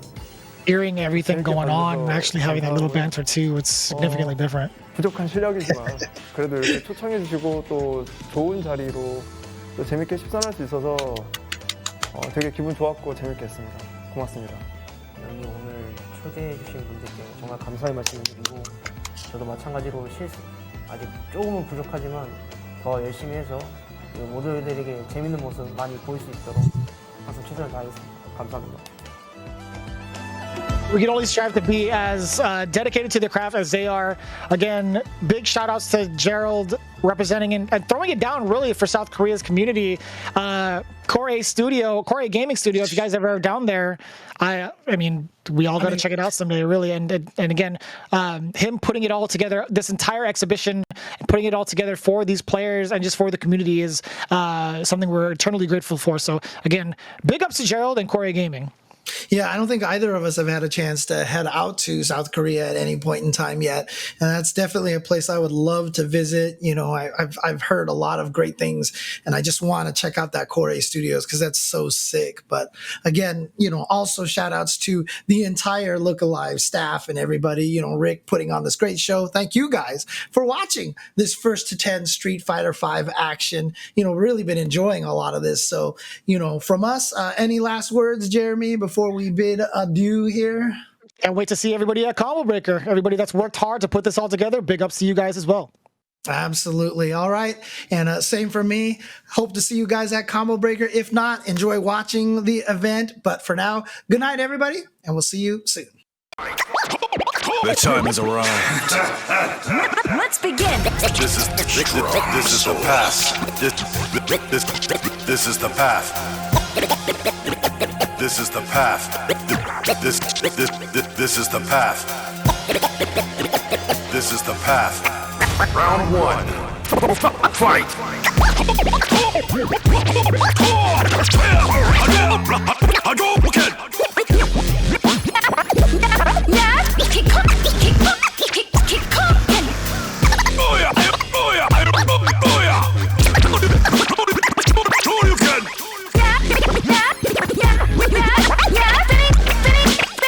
My kung fu kick.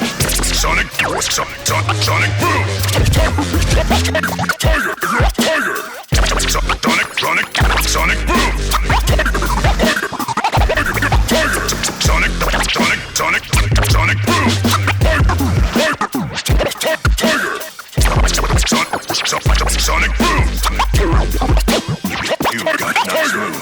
This is the path. This is the path. This is the path. Round 2. Fight.